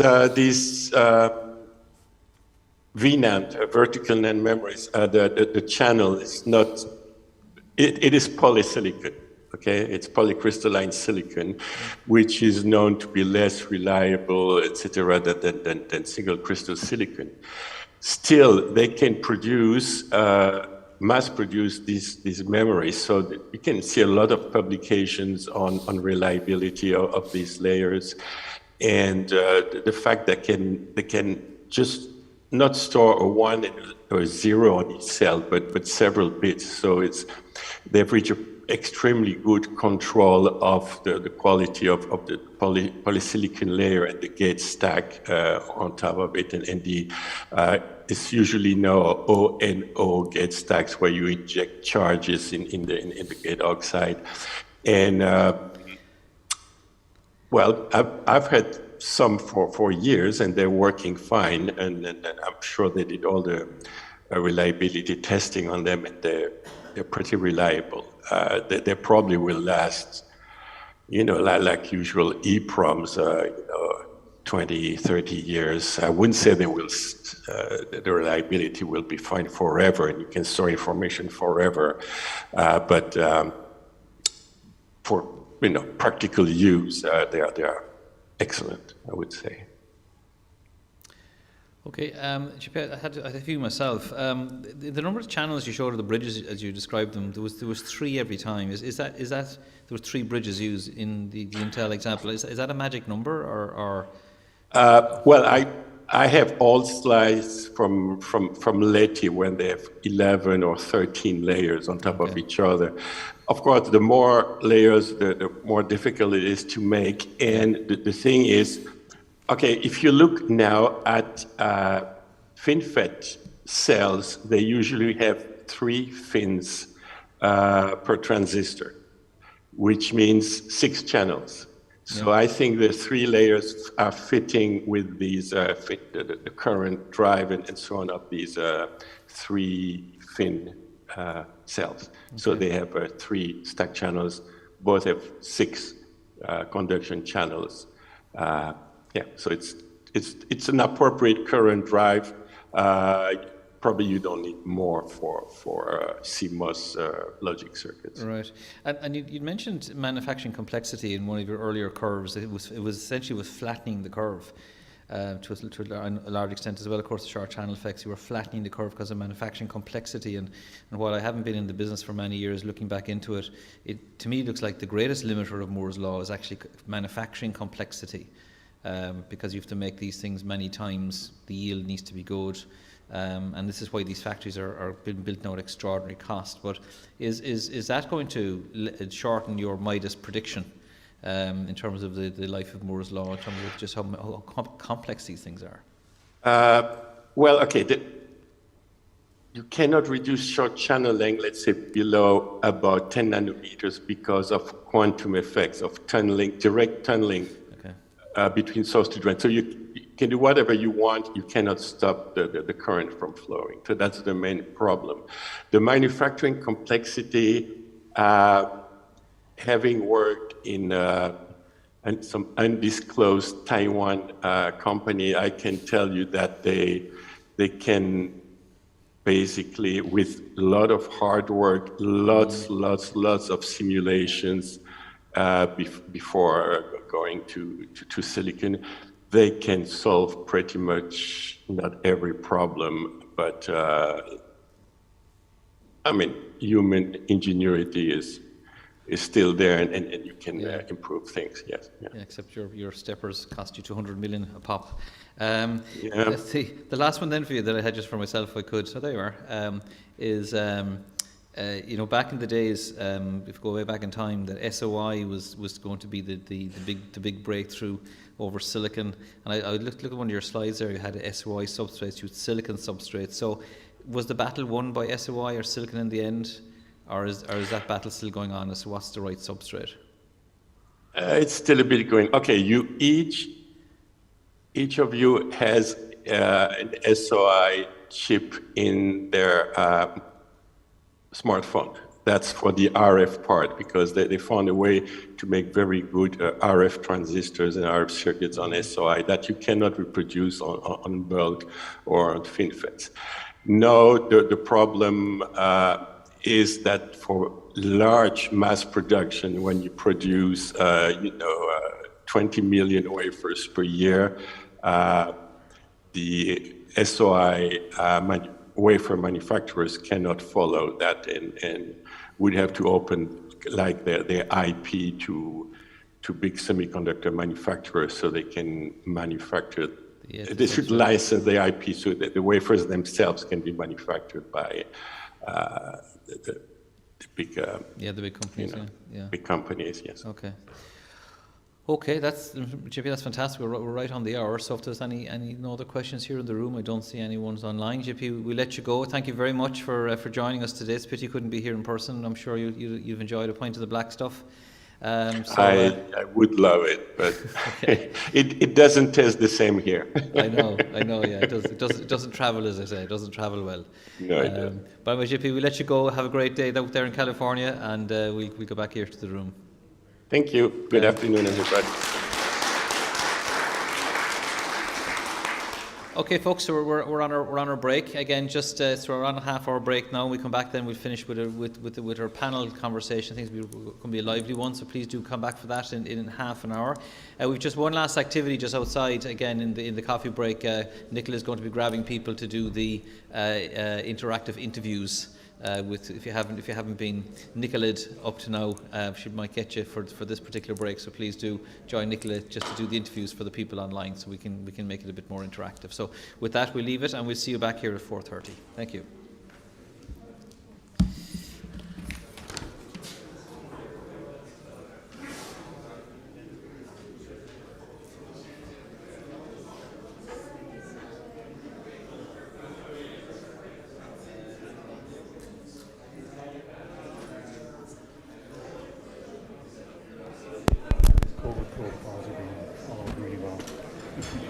Really?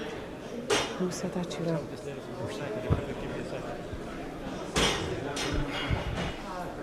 I can't interview, it's live. Who's going to be watching it? No. Well, it's live. You're here on the X. No, hang on. Peter, you're here? You're here on the X?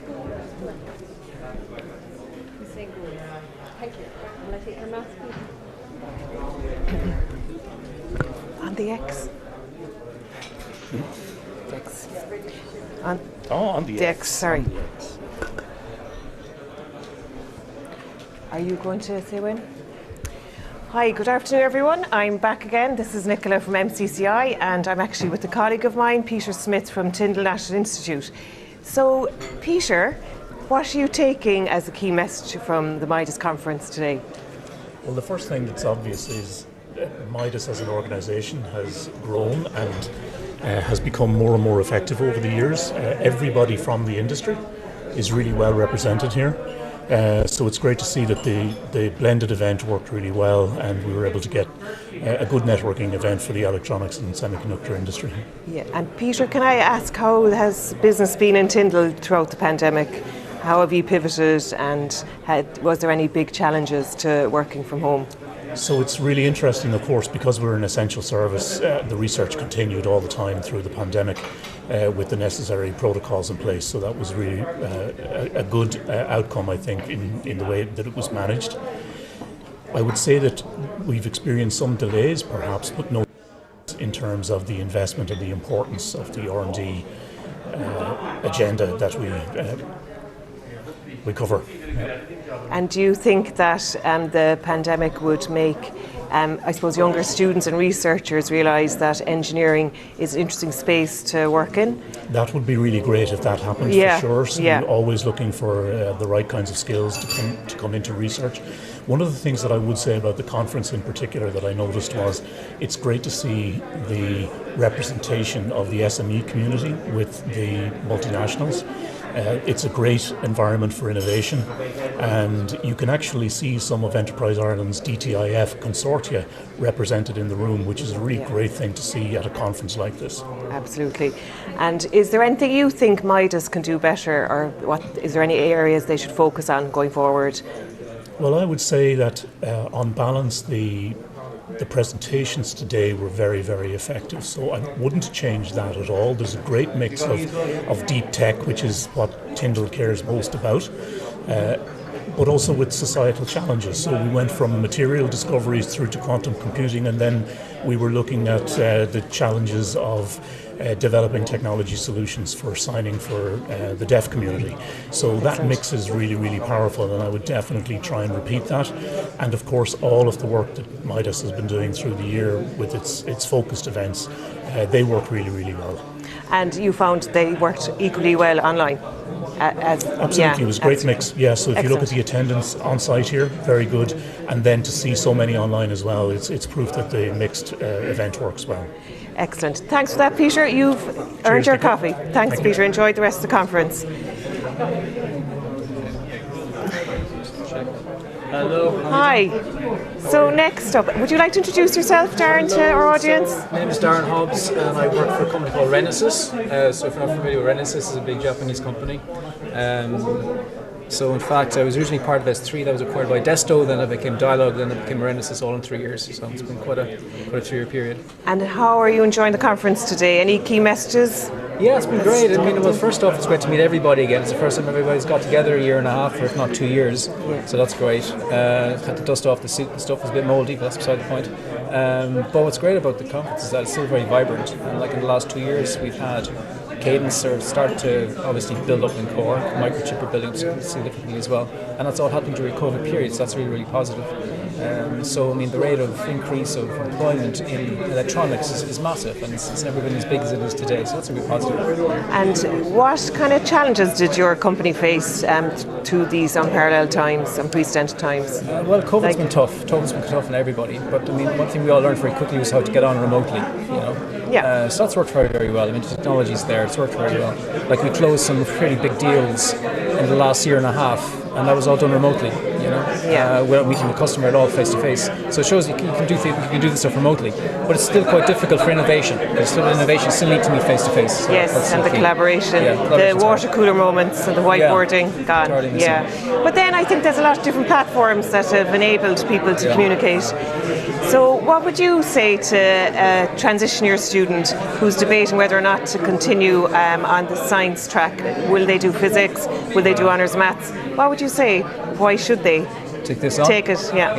Well, electronics it's a great career to have. I mean, so my own progression was I started as a designer, and then I worked from there into project management, and then I moved into the marketing space and business development space, and that's where I am today. So you can start as an engineer and go from there, but the grounding you get in engineering is really, really good. And it's a very vibrant community in Ireland. There's a lot of help, a lot of support, there's a lot of mentors, and analog and digital designers are like gold dust. So if you get into that space, it's a very, very valuable commodity to have, because if you do anything else like software, lots of guys doing software, there's very few people doing LC design. And if you do LC design, you're actually guaranteeing your employment forever, really. Yeah, and like we spoke earlier, our other interviewees were saying how it's important to focus on the end application, so that'll inspire future engineers to say, oh, I could do that, I could take that up, you know. Do you think that's a good way to go? Or Yeah, exactly. I mean, it's always good to keep a picture of where the end product is going, right? Excellent. And sometimes when you're in the weeds, you don't see the high level.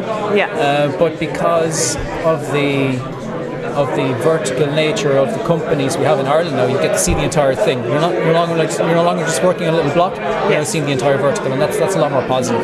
So, from an Irish perspective, the whole IC design has really matured here, much more than it was, let's say, 20 years ago or 30 years ago when we started out ourselves. And there's definitely more opportunities. Oh yeah, definitely. So, Darren, thanks Pays for well. that. Yeah. Enjoy the rest of the conference. Thank you. You've deserved your Cheers. coffee now. Thank you very much. Thanks a million. Cheers. Thank you. Thanks a million. So next up.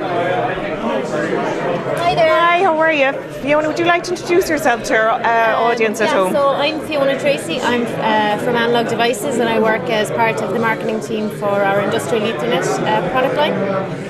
And Fiona, can you tell me, how are you enjoying the conference today? Yes, it's an excellent conference. This is my first time actually in the MIDAS conference, and I think it's been a great topic, you know, the sustainability that set the whole thing off at Cara. And then I think, you know, we've really a lot of passion from a lot of the speakers has been really great. You know, we saw from Louise about the deaf, and you know, I think really understanding, which is particularly interesting for me, the customer and involving the customer in that product definition and that product development process, and how we have to, you know, go into the ecosystem and engage different people to get to the best solution with technology in particular. So I thought that was particularly interesting. And Fiona, can I ask, you know, when you're talking about the new technologies, what would you say to a young female student? And why, like, you're obviously a female engineer and you're very successful. Like, what would you say to a 15-year-old now who's debating will they take on physics or honours maths? Like, and it's a difficult subject. Like, what would you say to that person? So I think the world possibilities if you study science, right, or engineering. So I actually studied science originally, and it opens up your mind to so many possibilities, and you don't have to take a career as an engineer. You know, you can do so much with the science degree because it's about a way of thinking, it's about a way of understanding problems, and then it's about you know, I suppose using those skills in lots of different ways. So right now I use them in a marketing domain, but prior to that I was on the test floor and I was in the application system engineering. So you can use lots of engineering skills in lots of different domains. And don't be afraid it's hard, because it's not hard. Yes. And there's lots of people there to help you, especially women. There's lots of really good networks to help people be successful. Yes, and I think I'm a fan of mentoring as well. I think companies should do that a lot more, particularly if you've hesitant people who are a bit nervous or have joined companies recently. Like, we certainly see that in Tyndall and MCCI, that's really important. And Fiona, can I ask, is there any key messages you're taking from the conference today that surprised you, I suppose? Actually, really excited to the next speaker because it's about diversity, and you mentioned mentoring actually, and even MIDAS can help with some of that in terms of building networks for, you know, all our junior engineers and the training. I think the training programs there we heard from Neve and some of the others how successful they've been at diversifying their own careers. So I think that's a lesson for everybody. And I think it's very important to meet people like you at events. Do you know what I mean? So to meet and to get dressed and go out. Yes, exactly, and you look fab. Come here, thanks for that. Thank you you very can much. enjoy the rest of the Lovely to meet conference. We'll see you again. Thanks. Hi. Next up, would you like to introduce yourself to our at-home team? Jerry Conlon from Media Labs Limited. We're a developer of intellectual property for Bluetooth and Wi-Fi to go into silicon chips. That's what we do. And how is business during these unprecedented times through the pandemic? So we're in startup mode at the moment. We're primarily hiring for R&D. It's hasn't really had an impact because we've incorporated and set up our company to be a hybrid working model. Right. So it's not really having much of an effect on R&D. I think when we get silicon next year and we go to market, the impact of not being able to travel and face-to-face meetings will have a bit of an impact then. For now, it's okay. Yeah, and do you think face-to-face is essential to drive innovation, or can you still maintain the same levels, virtually? We're working quite hard to be able to work internally in a very collaborative fashion. We're having strategy days about it, about how to improve internal collaboration, whiteboarding, being able to share diagrams, looking at all sorts of tools for handwriting recognition, everything, so that we can collaborate internally more effectively. On face-to-face and closing business, I think for new business development, yes, or for any kind of strategic, some of our relationships are very strategic, very complex, not just on kind of, you know, selling, but also on developing the IP. Being able to meet people face to face there, I think, will be very important to get that relationship and kind of sense of, you know, being able to work together. Yeah.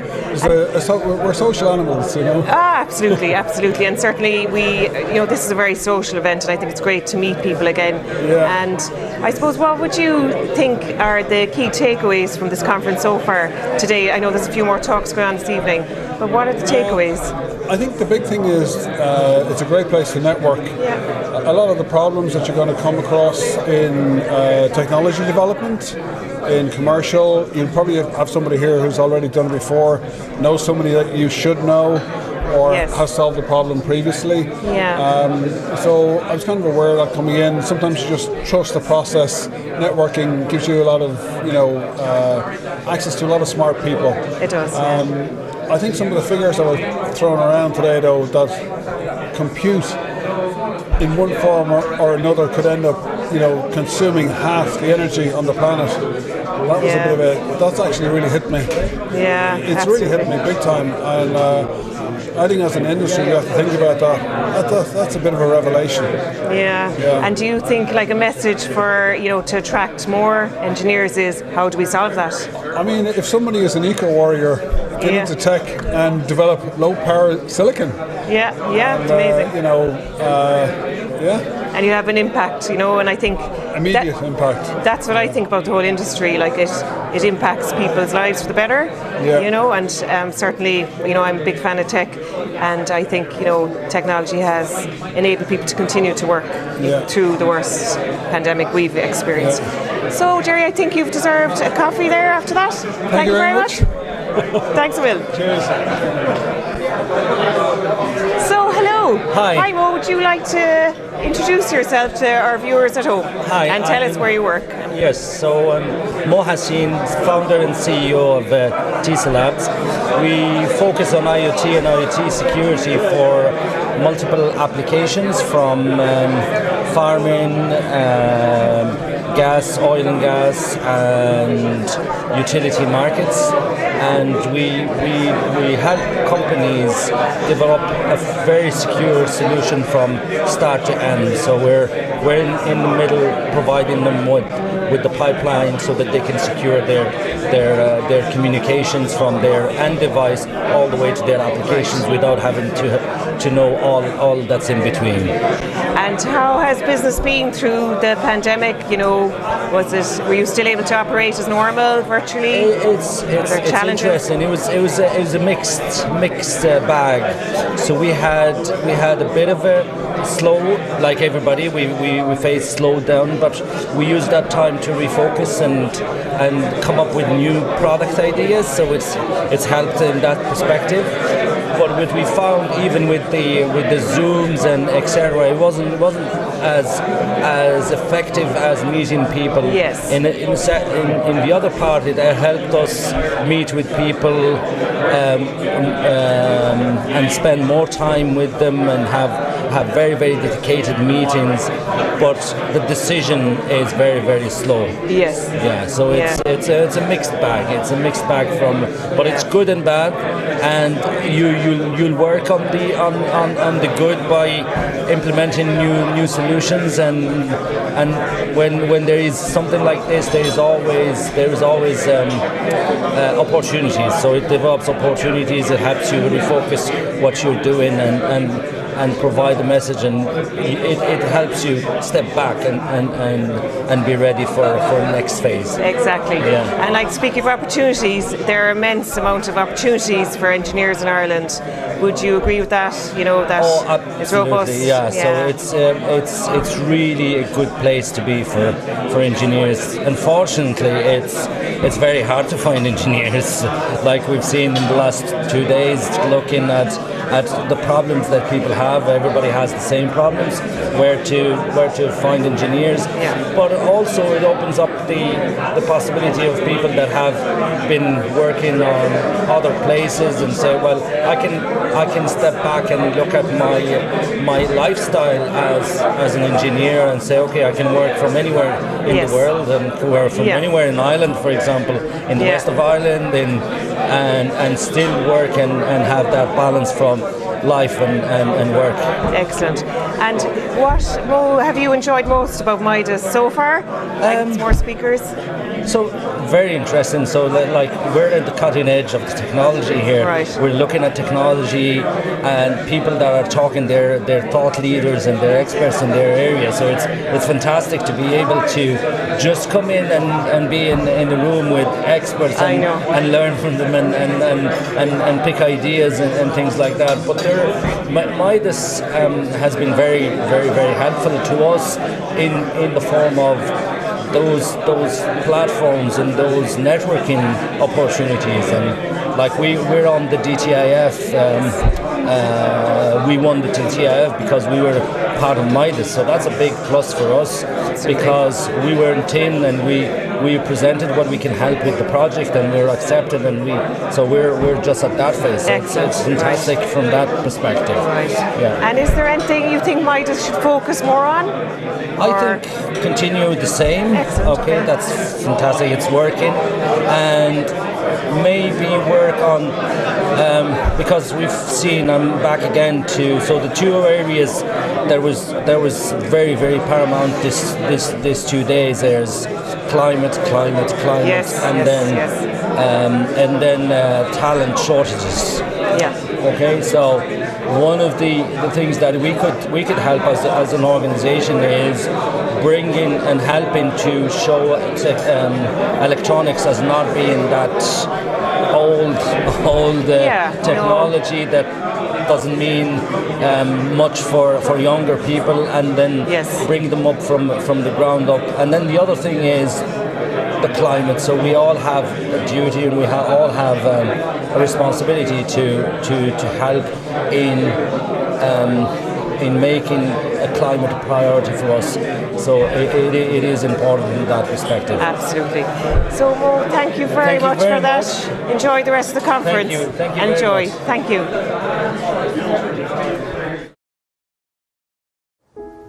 What if the most powerful thing in the world was a question? What if every discovery, every invention, theory and innovation, every great idea began by asking, what if? And what if that made us want to ask more questions?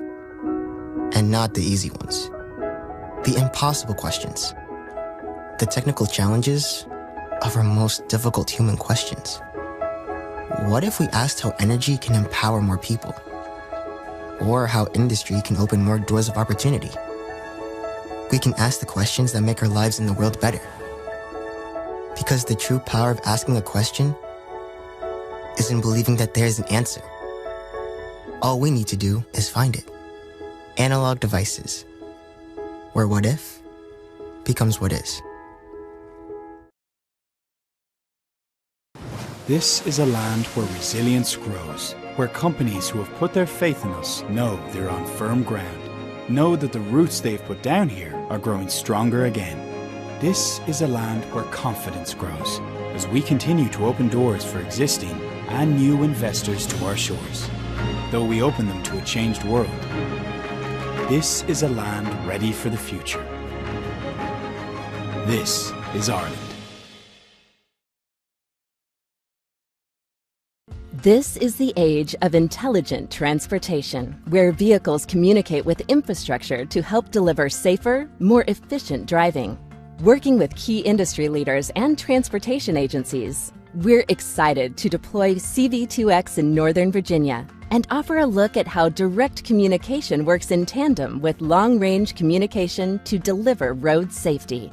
Examples include work zone roadside safety messages, which offer a greater awareness for the driver, who can receive an initial advisory message communicated over a cellular network, and subsequent work zone safety messages via low latency direct CV2X. Vulnerable maintenance and construction personnel in work zones benefit from CV2X as well, in the event that someone is near the boundaries of their work zone as a vehicle approaches. CV2X provides warnings to the vest's wearer and the nearby driver.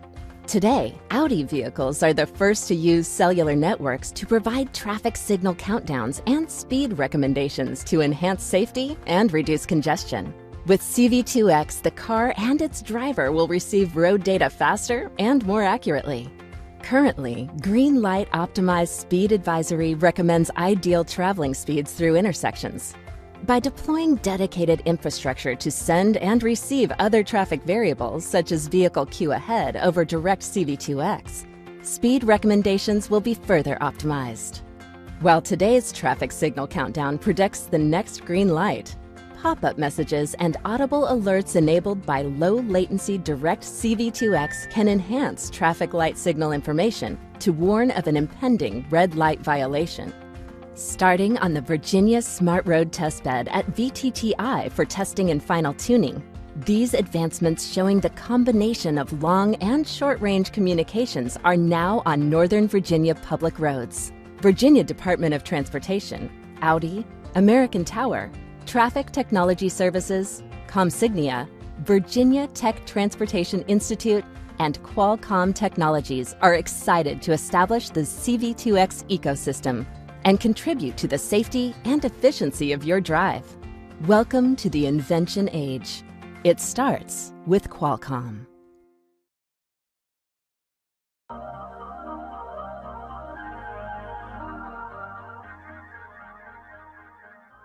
Presenting the Xilinx Real-Time Video Server Appliance Reference Architectures.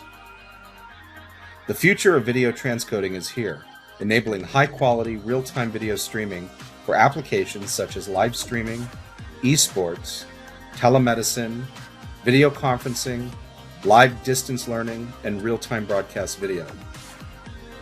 Harnessing the power of Xilinx FPGAs and programmable SoCs, these new real-time video server appliances are optimized for video quality and bitrate at the lowest cost per channel, offering significant TCO savings over fixed architecture approaches.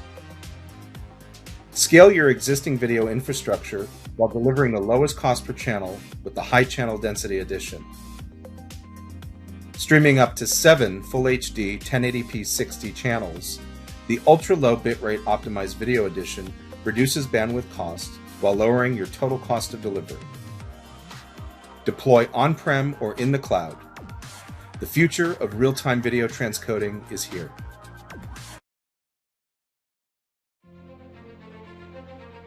At onsemi, we're driving disruptive innovation with our intelligent power and sensing technologies to build a better future.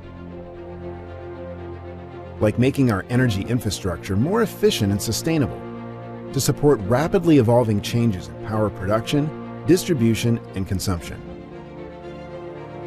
Redefining industrial automation and manufacturing by making every part of the factory more power efficient and enabling high frame rates that capture the most detailed images at extreme speeds. Accelerating the EV revolution with game-changing silicon carbide technology that charges cars faster, extends driving range, and enhances performance. Making cars safer with intelligent sensing HDR technology that can detect pedestrians, cars, and obstacles in all conditions, from sunlight to moonlight. Transforming cloud and 5G infrastructure with the world's most efficient power solutions. And innovating to enhance our health and well-being, while making our buildings and homes more connected, more efficient, and more secure.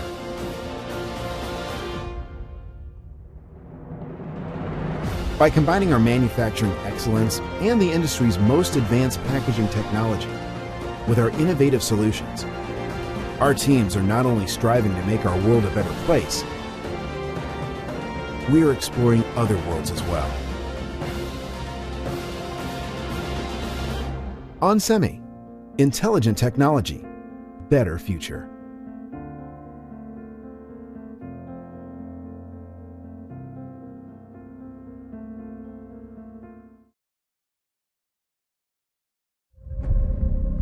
It felt like the whole world closed for business for a moment and held its breath and waited.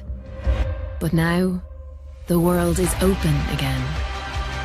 Open for those who are open to new ideas, new opportunities, new possibilities, open to new markets, new ways to connect, new ways to predict and problem solve, new ways to protect our planet. And Irish companies are the proof. When the world felt closed, we stayed open.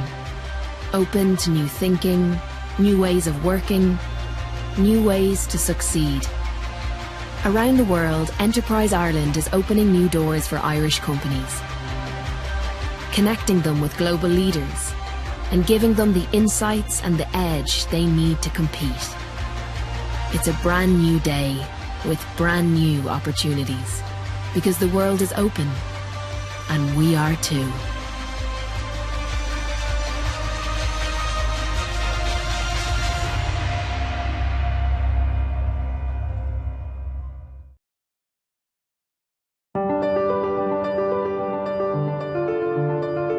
At Cadence, we empower engineers at world-leading semiconductor and systems companies to create intelligent and highly differentiated electronic products that rely on the most advanced semiconductor devices. From consumer products like mobile devices and autonomous driving to next-generation hyperscale computing, the technologies of the future will be integral in our lives and intelligently connected. Electronic design automation, EDA, has always been at the forefront of breakthrough design, driven by advanced computational software, the bedrock of what Cadence delivers. With the explosion of big data and massive computational workloads, it's more important than ever to leverage proven software, computational in nature, that includes best-in-class design, verification, IP, and system analysis capabilities. Recent advancements in silicon design and computational software address these design challenges head-on with an intelligent dimension. The difference centers on select key innovations. Integration and co-mingling of previously independent design, analysis, and implementation to achieve optimal results. Partitioning and scaling of computation to thousands of CPU cores and servers. And the introduction of machine learning to improve and harness design heuristics for system optimization. Today, most large system-on-chips are designed at the RTL level, using System C, C, or C++ as the programming language, with high-level synthesis and various forms of verification, from simulation to emulation and formal. These enable designers to create and debug designs and automate the process of transforming the high-level descriptions to low-level implementation required for manufacturing. To counter the growth in design size, complexity, and computational scope, algorithms now utilize multiple CPU cores. This approach enables early software development and system debugging, analysis, and modeling before the chip is manufactured. Another key facet of computational software is at the system level. The complexity of systems requires co-design and co-optimization of the semiconductor with its IC package, PCBs, connectors, and cables. Multi-physics simulation is now a necessity for system design. One example is high-speed data communications, which have data rates up to 112 gigabits per second that require analysis tools connected to those environments to deliver automated selection of optimal system implementation decisions. Design tools and designers often apply recipes or ordered sets of steps when applying computational algorithms to their design challenge. Machine learning is particularly good at large-scale, pattern-based algorithms and is implemented with the same matrix analysis technology found in EDA and system analysis. By evaluating and learning from successful prior designs, Cadence tools can evaluate thousands of possibilities, and the best outcome can be selected. By focusing on the system-level requirements and employing machine learning to optimize decision-making, Cadence's computational software know-how gives engineers the ability to create the intelligent electronic technologies of tomorrow. Cadence, computational software for intelligent system design.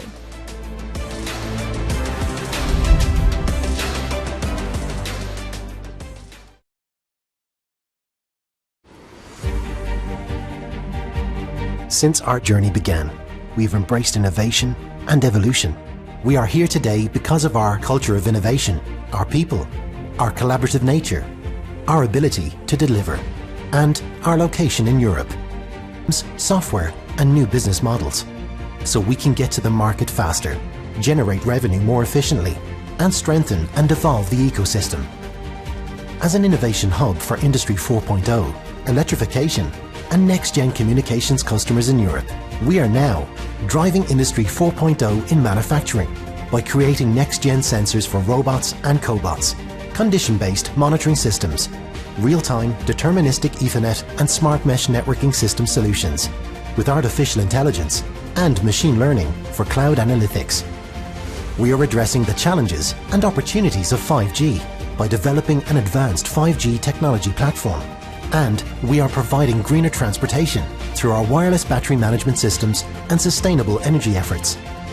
ADI Catalyst is now part of an increasingly sophisticated ecosystem, providing ADI with a portal to Europe as we lead industry megatrends. Here, we provide deep technological engagement and immersive experiences for our customers and partners as we collaborate and co-create to solve their greatest challenges. Since 1977, the responsibility to make ADI Ireland a success has been instilled in all of us. Looking to the future, this legacy continues to guide us and inspire us as we explore infinite possibilities together.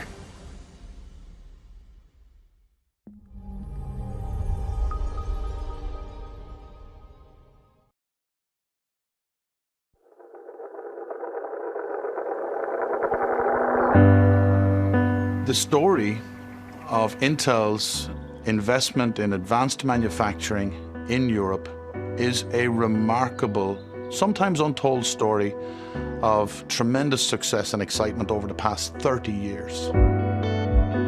I think it's hard to overestimate the economic impact of Intel in Europe. We have over 10,000 employees in the region, and in the last 2 years alone, we have spent over 10 billion euro with European suppliers. The advanced ecosystems that need to build up around our advanced manufacturing need to be world-class. Intel's purpose is doing breakthrough innovations that improve the lives of every human on the planet. And as the world is becoming more digital, semiconductors are underlying every aspect to it, but we're seeing that industries are paused because they don't have enough semiconductors. Also, Europe has many critical aspects.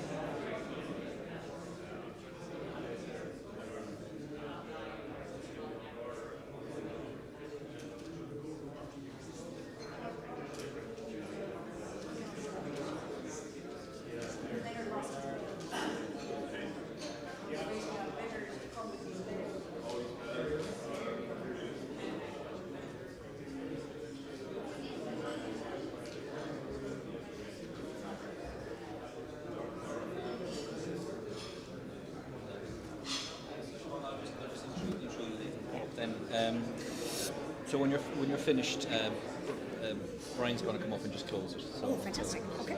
He closed the DVD, so I think people have seen enough of me. Oh, there's Neil and Orla and Jennifer. Very good. Well, they're on with Dermot. Yeah. That's Dermot. He's controlling everything in the background. The guy on the left. Okay.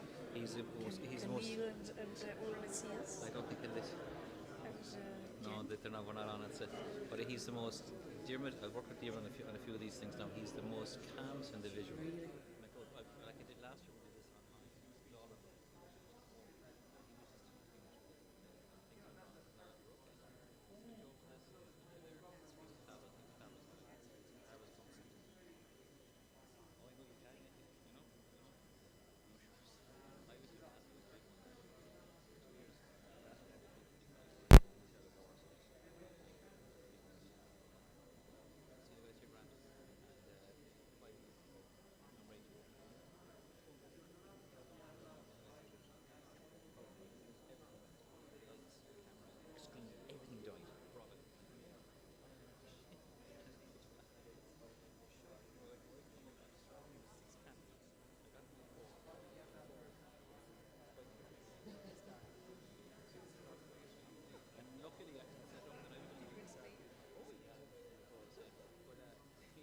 Luckily, I had my team set up that I was only starting, and then somebody was taking over from me and doing all the awards, and I was coming back in at the end. But then I came back at the end, and the power came back in. I come back in with everything on, and some way my voice got jumbled, and I sounded like Mickey Mouse on screen, and nobody told me. And I was going on for 2 or 3 minutes, and people had such a laugh. They thought it was a joke. So it was strange. Things can go wrong. No, I won't do that yet. All right. Okay, folks, so we get going again for our final session today. All right. Once more. Shh, just one last time. Shh. Be loads of time for chat this evening. So, guys, we're delighted to reach our final event today, and it's a panel which we're going to have introduced us in a second. But I'm going to introduce you to our tour panel chair, Siobhan Dolan Clancy, who's a senior business executive. She's over 25 years' experience in this industry. She was senior VP and general manager of discrete and integrated solutions at Microsemi, and is currently founder and CEO of her own company, SEC Business Consulting, where she has expertise in the aerospace industry and doing some great work there. So with that, I'll hand over to Siobhan and let her introduce the panel. Siobhan. So thank you, Leonard, for the introduction, and I suppose also for the invitation to participate and to chair the panel discussion today. So I know we're at the end of a nice long day, very interesting day. I found it hugely informative. The presentations have been amazing today, and the conversations and the informal conversations have been excellent as well. Maybe because it's the novelty factor as well. It's nice to see people's faces and have a conversation face to face, albeit with the masks. So we're conscious that this is the last discussion of the day, and we're probably the last thing between you guys and pre-dinner drinks and dinner later on. So we're going to do our very best to keep the conversation engaging. I think the topic itself has come up a couple of times over the dinner last night and throughout the day today. You know, the whole concept of attracting and retaining talent is particularly hot for us here in the industry. So, you know, we've seen this come up. You know, the MIDAS and SkillNet Ireland did their report and reported earlier this year, you know, about resources and skills gaps and skill shortages in the microelectronics industry earlier this year. You know, we look at some of the statistics, you know, up to 50% of member companies for MIDAS have had to expand R&D activities overseas because of lack of talent here. You know, and that's a pretty stark number when you consider the job that the IDA have had to do over the last number of years in attracting companies because of the talent we have in Ireland. So, you know, it's a very interesting topic for us all. I think it's particularly interesting when we look at the underrepresentation of females in the industry. And I suppose when I look at that underrepresentation, I think that's an opportunity. You know, if we can address that underrepresentation and the imbalance, then surely we can help, you know, address the overall skills in the industry. So, you know, I suppose Leonard pointed out I spent 25 years in the semiconductor industry, and I suppose it happened by chance. You know, I was a business graduate. When I was filling out my college application way back in the late 1980s, I'm showing my age now, but my sources of reference at that time in terms of choices of subjects were my parents and my career guidance counsellor. I remember I wanted to do aerospace engineering. And my dad's response was, well, that's not a job for a woman. That's not a job for a girl. You know, there's no job opportunities. Where are you going to get a job? You know? So he was all about, he had spent 4 years putting me through college, and he wanted to make sure I was going to be independent pretty soon. You know, so I happened by chance into the semiconductor industry in the early 1990s. It was hugely male dominated, you know, across all of the functions, and particularly management. Now, as a single female, that wasn't a bad thing. But, you know, as I found as the earlier stages in my career, you know, I spent most of my time trying to, you know, get judged on, you know, what I brought to the organisation, you know, what was my work ethic. And as I started to move through the organisation, I think then I began to understand that, you know, you do feel that sense of almost the imposter syndrome. They've given that terminology to it now. You know, when an opportunity for a senior position came up, you know, my instinct was to consider, well, you know, all the reasons that I wasn't right for the job. I had to be persuaded that, you know, I was okay, that actually I was suitable for the job.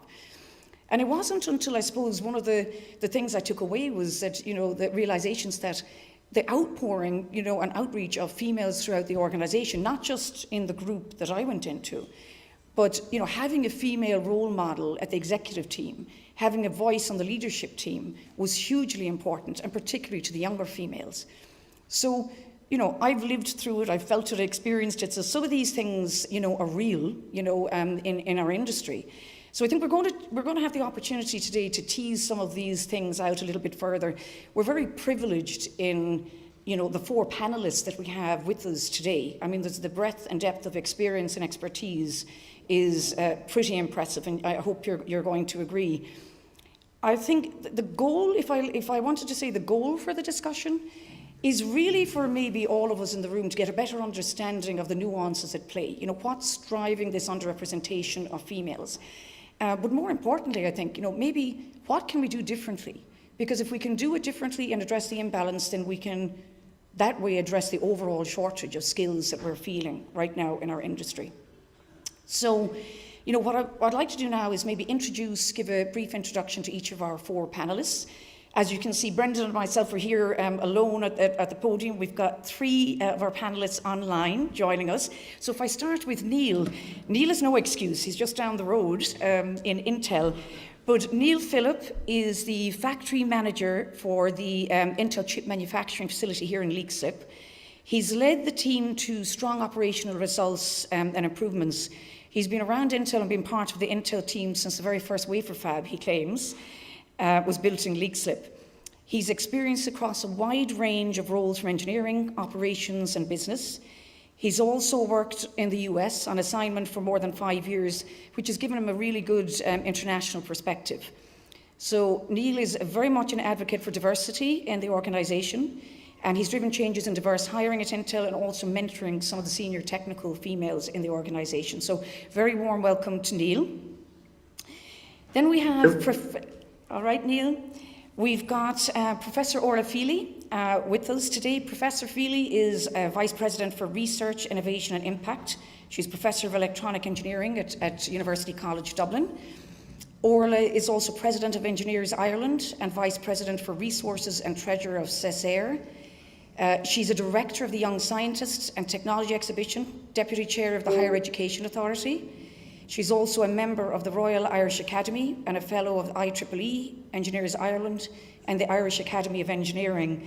And Orla might know this, but Leo Clancy last night said that Orla was one of his heroes, or one of, in terms of what she's done for education and engineering, but also in terms of the engineering profession. So very warm welcome. That's a great commendation, Orla, from Leo Clancy.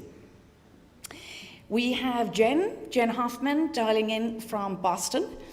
And Jennifer is dialing in from Analog Devices. She joined ADI in 2016. She's currently the Global Head of People and Culture. She leads talent acquisition, engagement and cultural strategies to attract and engage diverse talent globally. She's leading the Maxim integration. Prior to this role, she was responsible for developing the strategy for ADI's culture and inclusion philosophy. And Jen has also had experience in Covidian, which is now Medtronic, and before that, Boston Scientific and Intarsia Therapeutics. So great experience there in the diversity and inclusion, a very, very important topic that we're interested to hear about. And finally, we've got Brendan here in the room with us.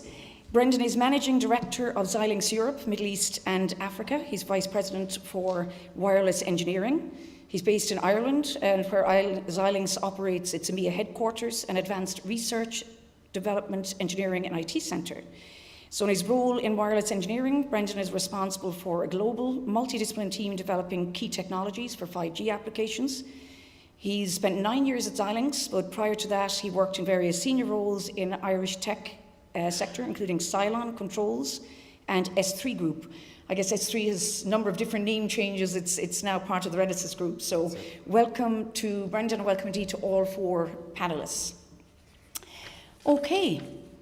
So we've got a short period of time, so we're going to start with Neil. We're going to go straight to Neil. And Neil, based in Intel, I guess the whole topic of diversity and inclusion is a topical one at the moment.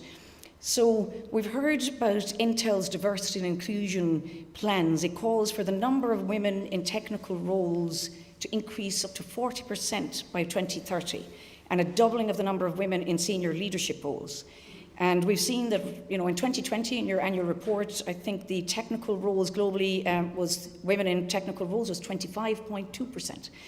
So, we also heard from your CEO, Pat Gelsinger, earlier, just a couple of months ago, and he was talking about investment in Europe, and he pointedly talked about Ireland on the diversity and inclusion front, and I quote, he said, "There are far too female engineers, and I'm not happy about that.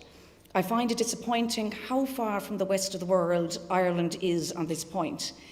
So we'd love to hear from you, Neil, in terms of what are your insights on, why increasing the number of females in technical roles at Intel is so important. Tell us, why does it matter? Sure. I can tell you I had the dubious honour of being the first person who Pat gave that feedback to, because I was doing my ops review with him, and I can assure you he takes it really seriously. And I think it's actually very good for us that he's holding the mirror up a little bit. It can only be positive. So on your question, why does it really matter? Well, I would say it's kind of similar to many of the other businesses. There's three things I would really call out.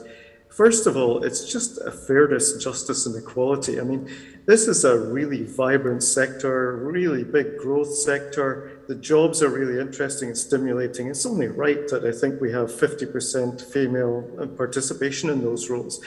And it's not just about the numbers as well. The inclusion really matters too. The ability for everyone to perform at their peak and feel at home and feel valued, I think, is equally important. The second reason for doing this is really just the business data. I think everyone's seen reports like McKinsey, which says that it's better for profit and better for value creation. But also customer. Intel has a really big customer first value. And women make most of the purchasing decisions, even in the consumer electronics sector. So if a product's designed by a woman, built by a woman, and supported by a woman, I think it's very likely that they would have features that women would value when they're making their purchase decision. And lastly, I think what we do in the sector is very, very difficult. And so gender balanced teams, we've found over and over again, do better than non-gender balanced teams on things like collective intelligence, groupthink, setting standards higher, innovation, and just basic behaviors and things. And I could give you any number of examples from Intel on that particular one. I mean, of course, you've got things like we did better on our pandemic response. We were more balanced because we had more women on our senior staff team. But, it's not just the soft skills that matter. There's a tremendous amount of things that women can offer from their diverse perspectives. I'll give you an example. I had a woman who was appointed to my team a few years ago who had just an incredibly high set of standards for herself. And she held me and my entire team accountable for those standards. And I can honestly say I did not realize I was part of a sort of a cozy groupthink trundle to mediocrity until she snapped us all out of it and set the standard differently and really massively improved our performance. And equally, we have some very senior Irish women in positions in Intel. Dr. Ann Keller is the head of process R&D in Oregon right now, who used to work with us here in Leixlip. She has incredible technical brain and drive for results. Anne-Marie Holmes is our vice president of wafer fab manufacturing, and great vision and just an enormous amount of energy to bring to the thing. So I would say there's many ways in which each individual woman and their skills and perspective adds value to Intel and to business in general. Fantastic, fantastic. Thank you for that, Neil. Orla, if we might come to you next, if we look at, the IDA have given us some statistics in terms of the number of students. So the number of students enrolled in third level education in 2018 and 2019 was 228,000, and maybe a few extra. And they talked about 27% of those students were in the STEM area. And then if we actually break that down a little bit and look at the number of women, within the various areas of STEM, we found that 22.7% of females were enrolled in engineering, manufacturing, construction in 2019 and 2020. And by comparison, we saw the percentage of females enrolled in the natural sciences, maths and stats was 54.71%. So interesting to see some of the progression over the years in the overall numbers of students and the percentage of females.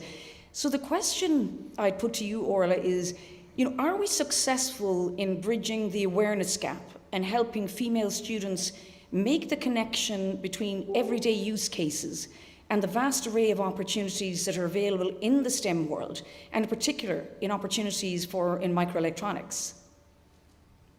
Siobhan, and first of all, let me just say hello to everyone in the room there to congratulate MIDAS on its many achievements and on this event.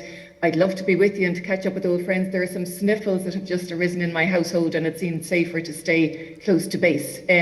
So to your question, in terms of conveying the opportunities, we do an awful lot to try to convey these opportunities, and we have some really great, innovative, positive programs. Engineers Ireland, for example, where I'm currently president, the STEPS program is a really, really dynamic and exciting one, and I get to engage with young female students very often at events, and the energy and the creativity and the spark are just amazing to see, and something that we really need to nurture.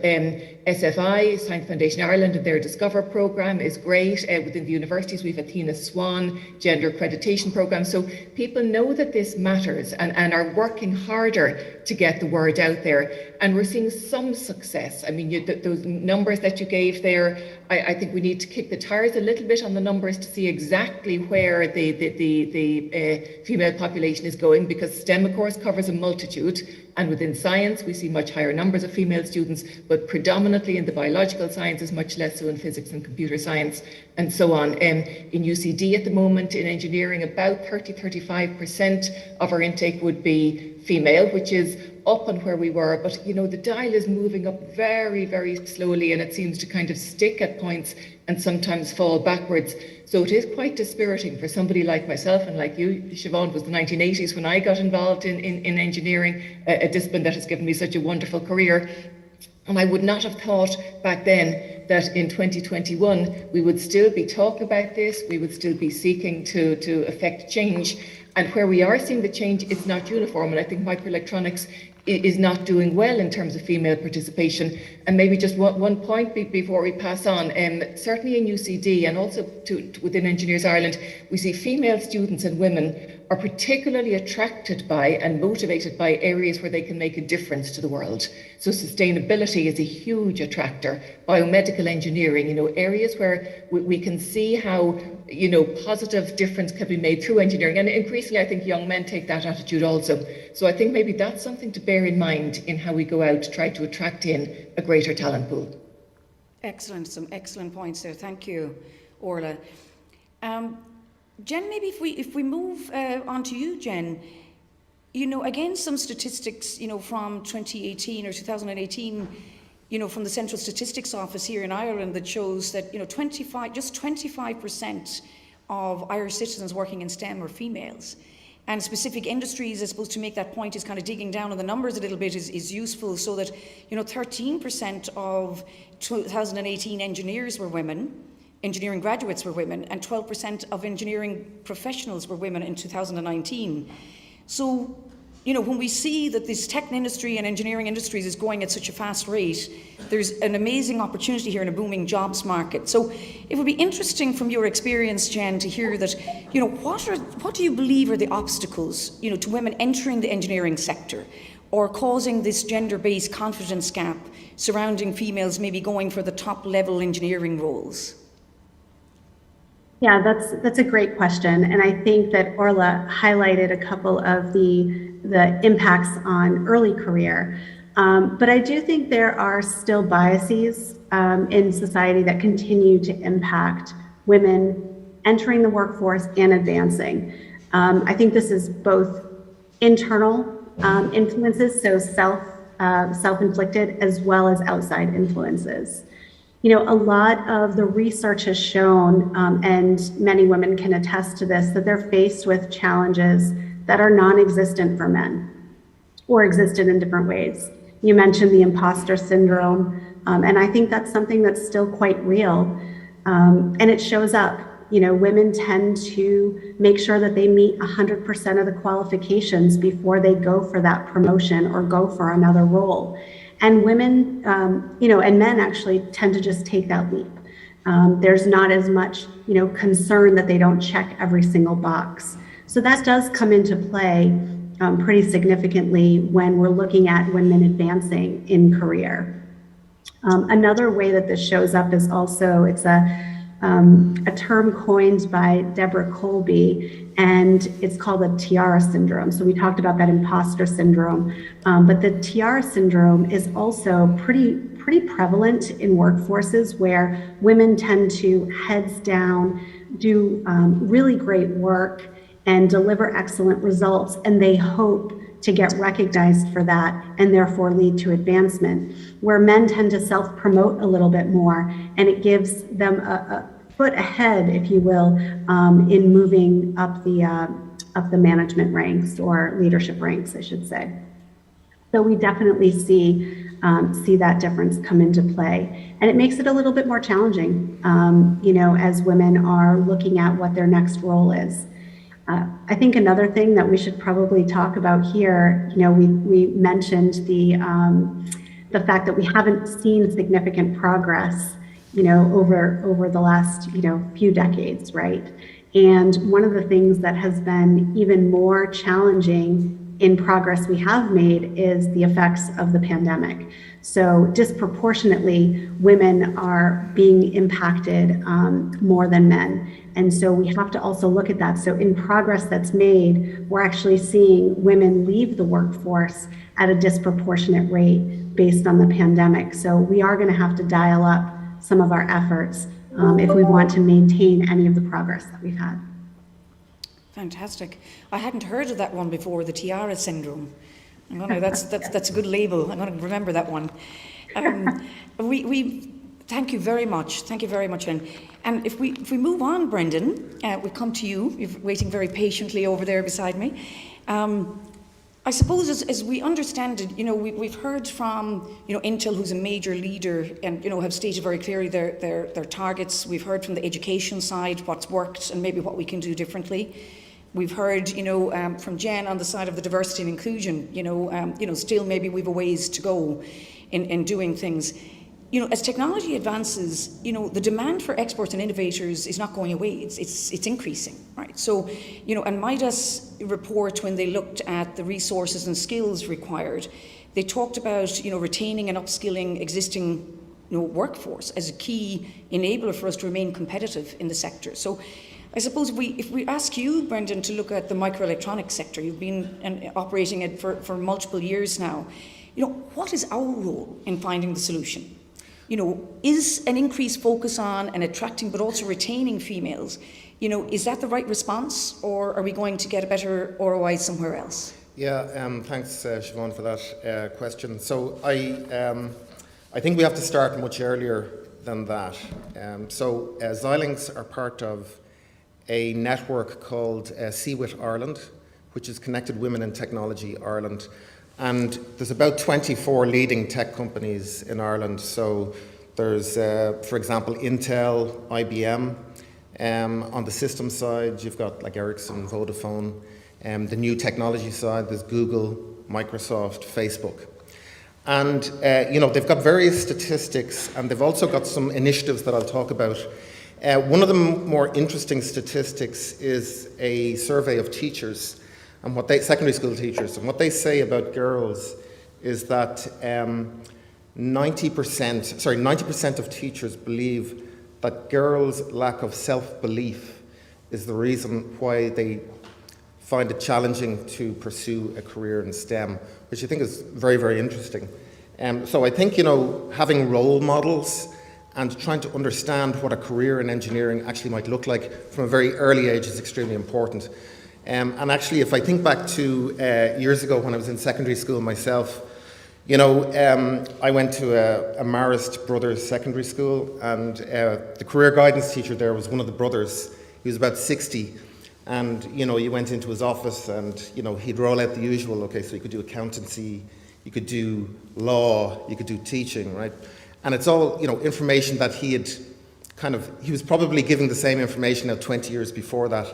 And my sense is that perhaps the career guidance in the secondary school, it hasn't really moved on a lot from that. So there is a few CWIT initiatives they've got a number of initiatives. There's two mainly that I'll talk about today. The first one is called the STEM Teacher Internship, and it's a collaboration between CWIT and DCU. And what they do is they take secondary school teachers, or training to be secondary school teachers, and there's an internship offered by the tech companies for 3 to 4 months. And those teachers then work on some technology projects so they can get first-hand experience of what it's like to work in a tech company. And what that means then is when they go to the secondary schools and get jobs, they can actually promote tech to their pupils, both the males and the females. If it's an all-girls school, they'll still be able to talk about tech and get excited about tech. So, every year we take in a few of those interns, and for any, people in the audience here who have the influence, if you could, support that activity, I think would be excellent. I think we should ramp it up amongst the other teacher training. There's a second initiative that CWIT have, which is called Digital Futures, and that targets the transition year students. And engineers, typically a male and a female from one of those tech companies, they go into the secondary schools and actually talk to the kids about what their career is like, the type of technology that they're involved in, the use cases. And we try to get as much coverage as possible. So that's another really great initiative to try and motivate the kids. Now, there is an argument, and again, I was talking to Leo Clancy about this last night. It's possible that really that's even too late, right? That you need to get to, the students have sort of decided probably even earlier than that the kind of interest they have. But those two programs, I think, are particularly effective at getting into the education system at a very early age. Now, and just on the STEM teacher internship, you can go to the website, which is stemteacherinternships.ie, and you can take a look at the videos from the students that have actually done their internships, and you really get energized when you see what they talk about in their in their snippets. Now, they're voluntary initiatives from the industry, and I think they're very effective, and they don't cost a whole lot of money. But that we feel that should be translated at the policy level and integrated with the whole curriculum with the Department of Education. So, for example, formalise those internships for teacher training for secondary schools. Also, again, I was talking to Leo Clancy last night. I mean, there is a discussion ongoing, and for years about instead of having these, career guidance teachers located in schools, that actually you have a shared services model where these trained individuals can go out to the schools and actually deliver the guidance to the students. I think as well, there are subjects that aren't available in some girls' schools. So, for example, my son did technology for the junior cycle, and that's an amazing subject actually to do. And he happened to be in a mixed school, and the girls were doing it as well. But those kind of options aren't available in many of the schools. So I think at a policy level, they're the type of things that the government, the department, the industry could come together, and without a whole lot of cost at all, could be effective, at addressing the shortage. I think just in relation to the retention. It's our experience, based on our discussions with the female employees in Xilinx, that actually the whole hybrid working model does introduce a lot more flexibility, because typically, it's the women that take on more of the role, let's say, at home, and the flexibility is actually helping. So that's a good positive thing. And in terms of getting to, for the more senior positions in our industry, there is an organisation called the 30% Club, which it's around promoting women in industry, STEM, but in particular for the sort of very senior positions. So there's a few things there, that I think we could integrate into a sort of a policy at government level to try and address these shortages. Fantastic. And that's an interesting point you bring up about the retention part, that COVID might actually help in terms of maybe giving female that view that they have more choice, right? They can fit more in a day. So that's an interesting point. Leonard, we might see, is there any questions coming online? Nothing coming in. Any questions from the audience? Any comments or questions at this stage? We've heard from each. We've got a gentleman here. Greater Hobbs, thanks very much. So, I think... Just hang on for a moment, we'll get the mic on. So I think what you were saying about the school system is really, really important. Where the lack of confidence, there's a lack of confidence, essentially 90% of girls lacking the confidence to go forward for STEM. In Tyndall, we see exactly the same when it comes to, for example, female entrepreneurship, right? There's just a different outlook. What we have to realise is that it's not good enough to say, well, they just have to get more confident, don't they, right? I mean, actually what it's about is adapting how we're listening, right? So how we advertise roles, for example, in the industry, really, really important, because the language we use influences all of that. I think the career guidance is incredibly important. Just a little bit of personal experience where my own daughter in a mixed school experienced a career guidance person coming into the classroom and saying, any of you girls who don't need higher maths for the courses that you're pursuing, could you leave now? So not anyone in the class, but any of the girls in the class should leave if they don't need their higher maths. And I really like that model that you talked about, where it's a distributed model, because you can get expertise dropped in, helicoptered in. That's really, really positive. So I know there are more comments. The last question, actually, I think you took the question away from me, because I was going to ask, are we making progress, right? It feels like we're running in wet cement for a long time. And really, it comes down to what Neil said about it. It's fundamentally a fairness issue. How on earth can we actually move the needle for societal issues within our STEM community? It's a much bigger problem. But, are we making progress is fundamentally the question. Absolutely. To Orla's point earlier on, we're still talking about things that we encountered, 30 years ago. We're still talking about them. But I do think, there's some very practical suggestions there that are working. Brendan is talking about he's seen it to work from Xilinx. So I suppose that's the question that, we put to Brendan. We, the microelectronics industry, what is our role in this? And I think, rather than waiting for the government to resolve the issues, or rather than waiting for somebody else to fix the problem, we need to be, all of us, asking that question within our organisations. But I guess, at this stage, what we might do is, I'd like to maybe give, our panellists one last chance, in terms of a 30-second takeaway, maybe. We'll go back to you, Neil. What is the main message you want to leave the audience with today? Sure. I would basically say all the data I've ever seen suggests that young women are deciding that engineering and tech is a boys' subject between age of 10 to 12, let's say. And when we run the mini scientist contest in Intel, we have no problem with diversity. So it's us that's adding it somehow. And I think my takeaway would be, I think government, educators, industry, and maybe society, we need to be having a word with ourselves and having that conversation and making an intervention perhaps much earlier than we think we're doing right now with a younger cohort. So fantastic. Much earlier intervention is what I'm hearing from you, Neil. Thank you very much for that, Neil, and for participating. Orla, if we go to you, what are your key takeaway for us today?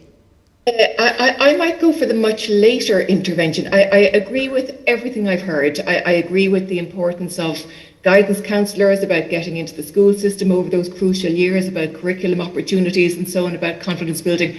I agree with all of those. We've been talking about those for decades, and we've put schemes in to try to address them all, and we are where we are. So there's still, and like I say, I agree with those points, but it's a little bit easy, I think, for us as an industry to say our industry is so wonderful. If we could only get those opportunities across to people, then they'd come into us and everything would be rosy.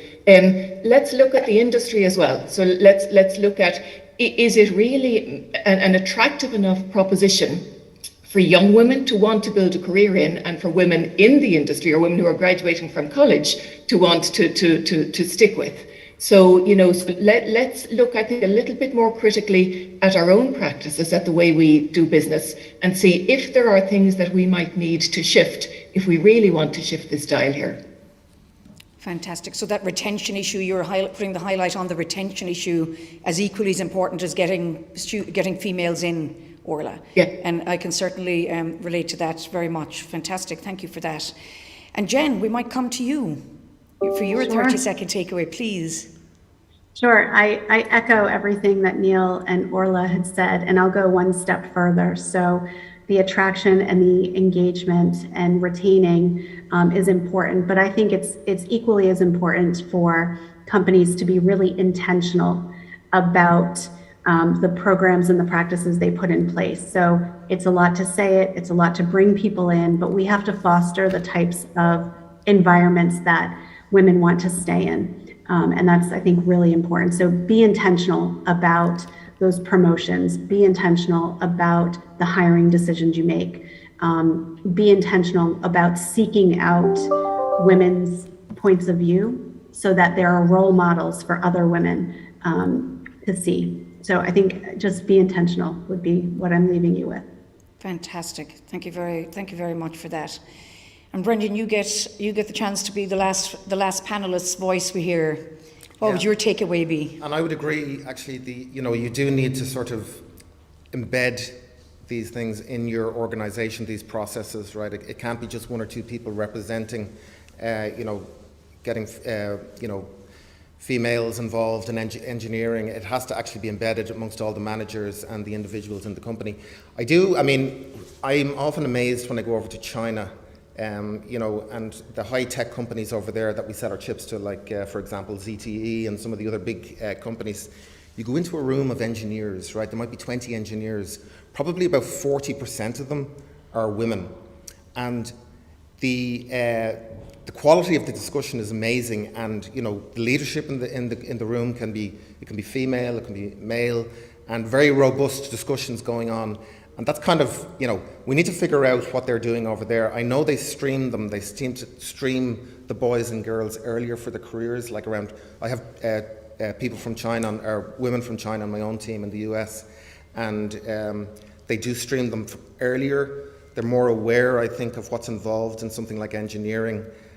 So it would be good to learn, I think, from some of the other countries that have been successful in this. What are the things that we can do to steer us in the right direction? Absolutely. My experience in India has been the same, right? And the females can be very vocal in the room, so that the cultural norms there, which you would expect to be different, doesn't hold them back in an engineering situation. So, look, I think we've overrun. So I am getting the nod and the bad eye from Leonard over here. We need to definitely close it out. So, thank you very much to all our panellists. I think with this topic we could stay another hour talking about it. It certainly, feeds into the overall, attracting and retaining talent, I think. But certainly from the female perspective, I think we've still got a lot of work to do, but we've gotten some good ideas and good insights from our panellists today.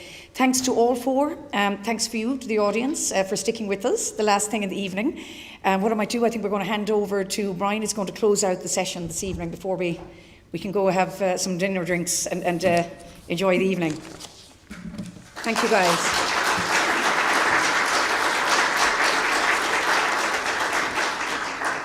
Yeah, thanks, Siobhan, for hosting such a, informative and important panel discussion. So it's just left to me to maybe wrap up for today. I hope everyone enjoyed today and found it as interesting and as enjoyable as I did. It's great to see everyone again. It's great to meet everyone again after all the times and lockdowns, and we've had to make do with Zoom calls and Teams calls over the last year or two, which just isn't the same as meeting everyone face to face. So it's great to see everyone again, and look forward to meeting up with everyone later on at dinner. I just want to thank a few people. Just first of all, Switch New Media, who I think have done an excellent job today in all the production and AV, very professional service, so thank you very much. I want to thank all of our speakers and all of our panelists today. We're very, very fortunate to have such high quality speakers, a lot of very senior people in their organizations, give their time today to share their experience and knowledge with us. I'd like to thank our sponsors. We won't go through them again. You can see them on the various posters, but obviously without our sponsors, we couldn't host an event like today. So we just recognize their continued support. I'd like to thank a few other people, Fergal and Nicola, who helped with a lot of the media work today, both social media and outside, doing some live interviews, which I think were very interesting, if a bit challenging for those of us who aren't used to speaking live in front of a camera. A special mention to Siobhan. Leonard mentioned her this morning. This event, Siobhan puts enormous effort into, and I think it's an incredible event, thanks to the efforts of Siobhan. So thanks very much, Siobhan.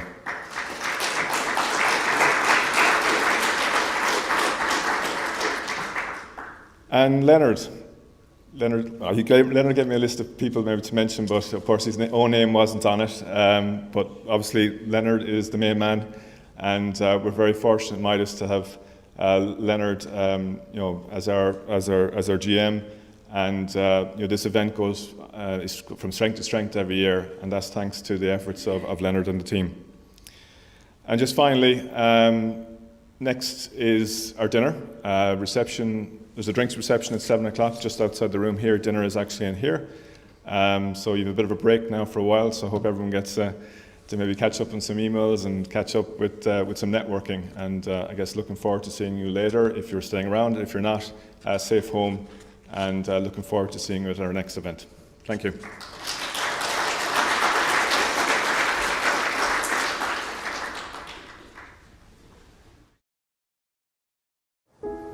What if the most powerful thing in the world was a question? What if every discovery, every invention, theory and innovation, every great idea began by asking, what if? And what if that made us want to ask more questions? And not the easy ones. The impossible questions. The technical challenges of our most difficult human questions. What if we asked how energy can empower more people? Or how industry can open more doors of opportunity? We can ask the questions that make our lives in the world better. Because the true power of asking a question is in believing that there is an answer. All we need to do is find it. Analog Devices, where what if becomes what is. This is a land where resilience grows, where companies who have put their faith in us know they're on firm ground, know that the roots they've put down here are growing stronger again. This is a land where confidence grows, as we continue to open doors for existing and new investors to our shores, though we open them to a changed world. This is a land ready for the future. This is Ireland. This is the age of intelligent transportation, where vehicles communicate with infrastructure to help deliver safer, more efficient driving.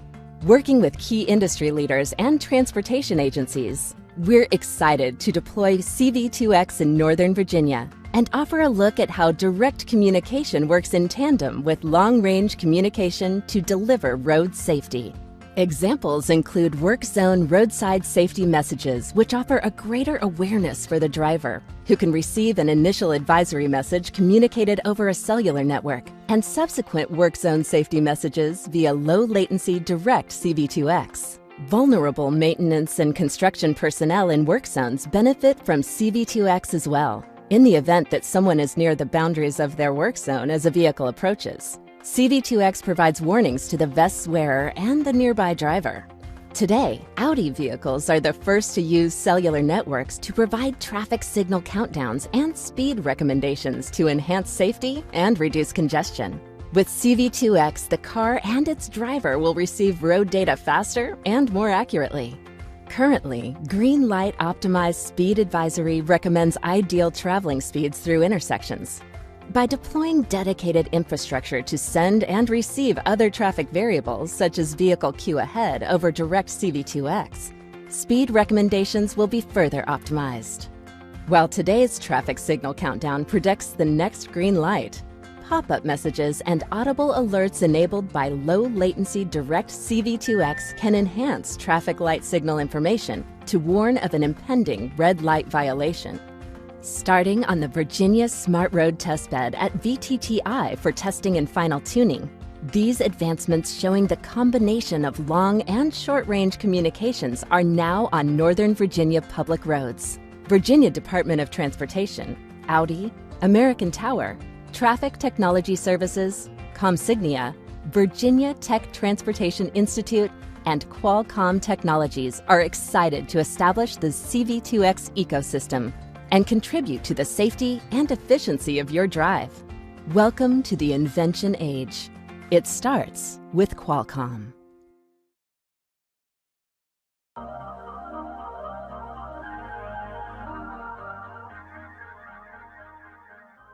Presenting the Xilinx Real-Time Video Server Appliance Reference Architectures.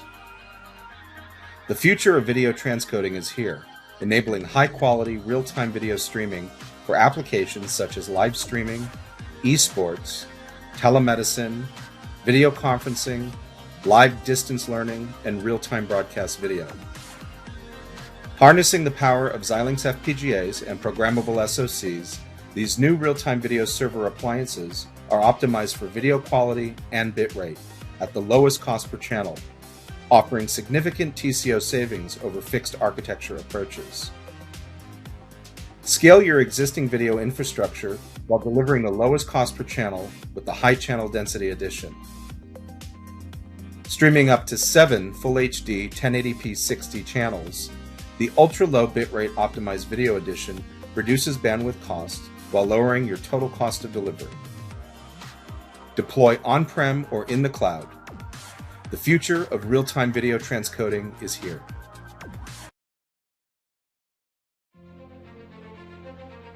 At onsemi, we're driving disruptive innovation with our intelligent power and sensing technologies to build a better future.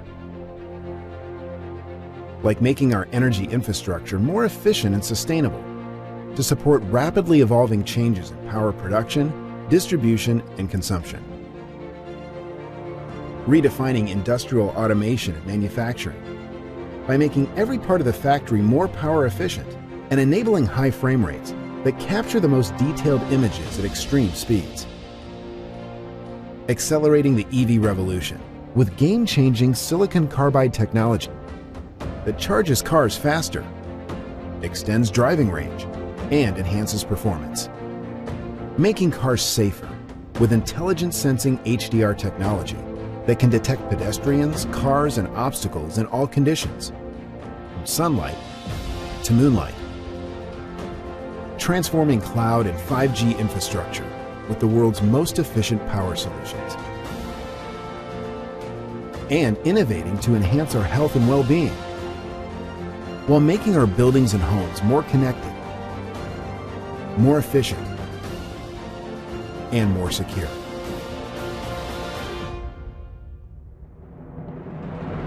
By combining our manufacturing excellence and the industry's most advanced packaging technology with our innovative solutions, our teams are not only striving to make our world a better place, we are exploring other worlds as well. onsemi, intelligent technology, better future.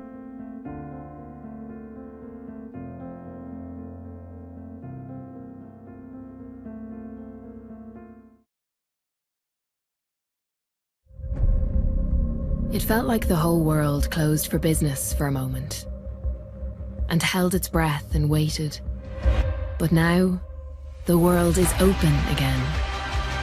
Open for those who are open to new ideas, new opportunities, new possibilities, open to new markets, new ways to connect, new ways to predict and problem solve, new ways to protect our planet. And Irish companies are the proof. When the world felt closed, we stayed open. Open to new thinking, new ways of working, new ways to succeed. Around the world, Enterprise Ireland is opening new doors for Irish companies, connecting them with global leaders and giving them the insights and the edge they need to compete. It's a brand new day with brand new opportunities, because the world is open, and we are too.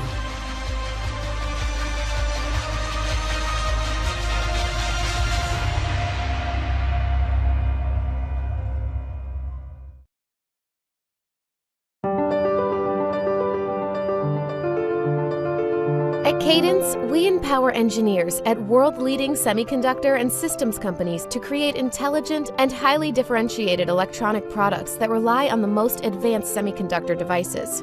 From consumer products like mobile devices and autonomous driving to next-generation hyperscale computing, the technologies of the